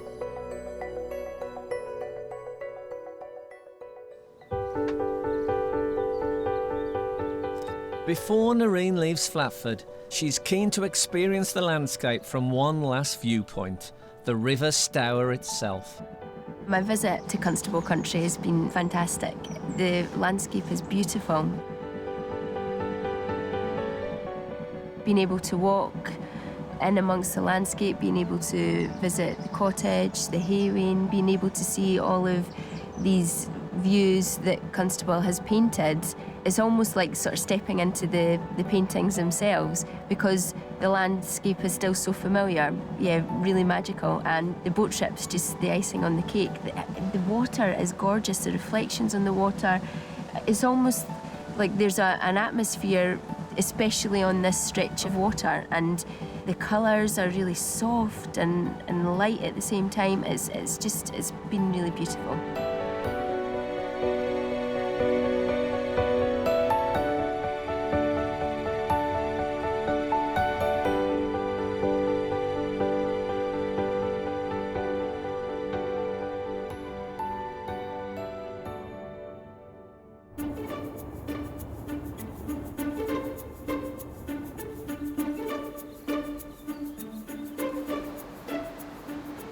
Noreen's visit at Flatford is now at an end. Armed with her sketches and memories, it's time to start work on the commission back at home in Scotland. Being back home and thinking back to Constable Country and Flatford, there's so many things that I've taken away from that were fantastic. Being immersed in his world, if you like, and seeing the sort of landscapes that inspired him was a real highlight. I saw so much, and so coming back, I've had, a good amount of compositional development in terms of the possibilities for the piece. So I have to say, even at this stage when I'm ready to paint, I'm still thinking it's going to be very changeable. So I do have quite a few ideas. To create the composition, I go through all of the photos that I've taken, and I'm really sort of looking for maybe a structural piece or something quite familiar in the landscapes. Within the journey there was some really nice trees that stood out just singularly, so I'm going to try and incorporate one or two of those.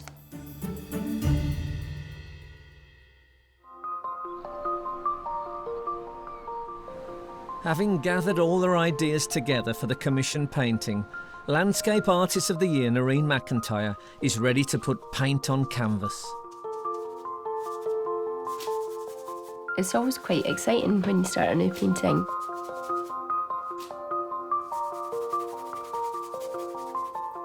I am quite apprehensive about this piece. Obviously it's a commission, so I want to do a really good job and create a really beautiful painting.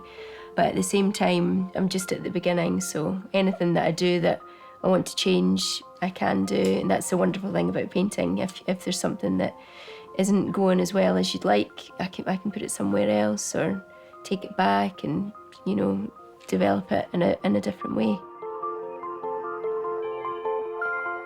I usually have a very good idea of what I want the composition to look like when I start, but it always evolves. So things change. I may change the colour tone of something, the placement of something's not looking quite right. I'll leave things out if it doesn't look balanced enough. So yes, it's an evolving piece. It's very natural, I suppose, and organic in terms of the development of it.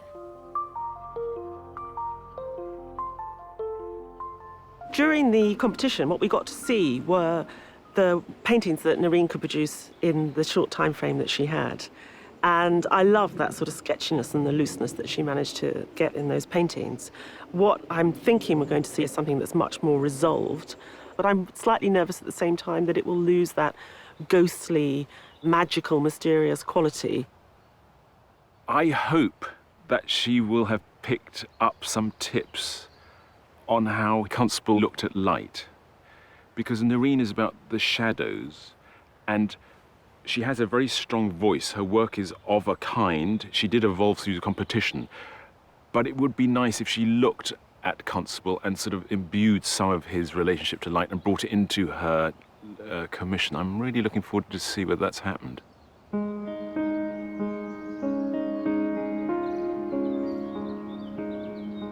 Noreen has been working on her commission piece for the National Trust for 2 weeks now.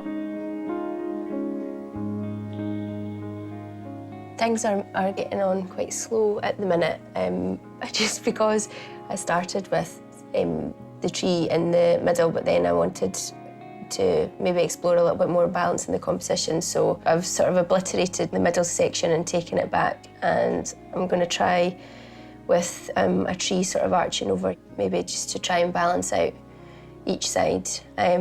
So it's set me back a little bit. So I'm just sort of frantically trying to catch up or to be where I think I should be at this point. I really hope that they like it when they see it. I hope that they see something recognisable but different as well, and the fact that I've tried to bring in quite a few elements of the landscape, because it was a big journey. I was able to take away a lot from it, and I wanted the painting to feel like that there was different elements in it. It's not just one view. There's different aspects to it, and I just really want them to like it.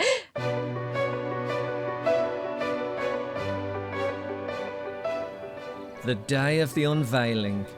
Noreen has made the long journey from Scotland to Suffolk and arrives with her painting. It feels really lovely to be back at Flatford, just a bit more relaxed because I've got the painting with me and I can just really enjoy the landscape. I am nervous, just thinking about the unveiling of the painting, just because I want people to like it, obviously. I mean, to ever think that I would get to paint for the National Trust is amazing. So there is a lot of pressure with that, which is why I'm nervous, but I'm just excited.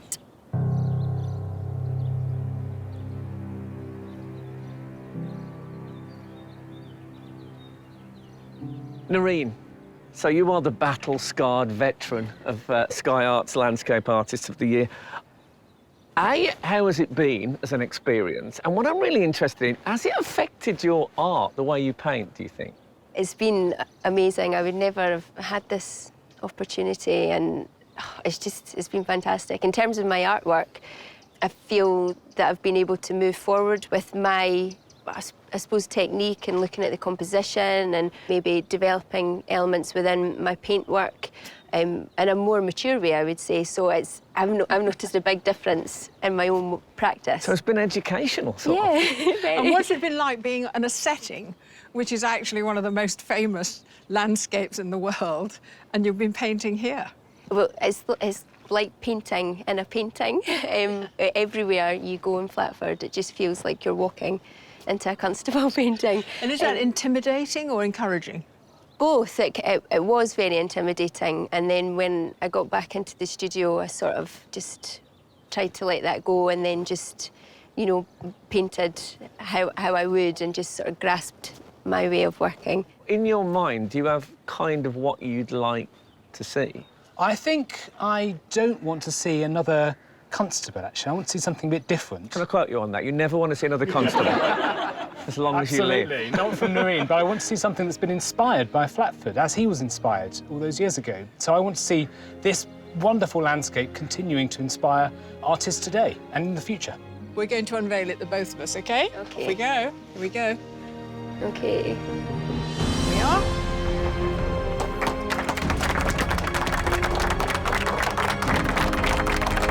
I love it. That's great.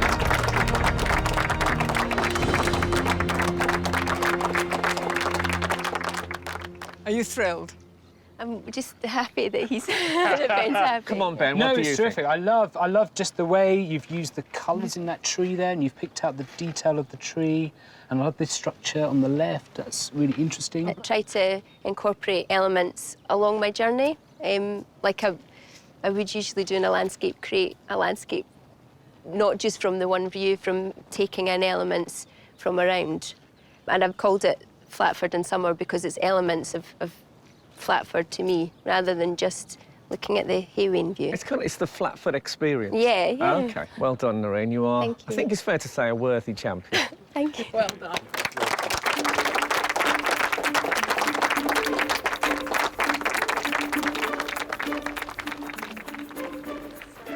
The judges have swooped. That is fantastic. Because, you know, Constable, the way you always have that little pop of red. Yeah. And it looks like you're Yeah. going, I'm using blue. Yeah. That is just gorgeous. It's interesting because your paintings are usually quite dark. Yeah. And Constable's very much like, I get the feeling his painting is very much about the lights in the landscape.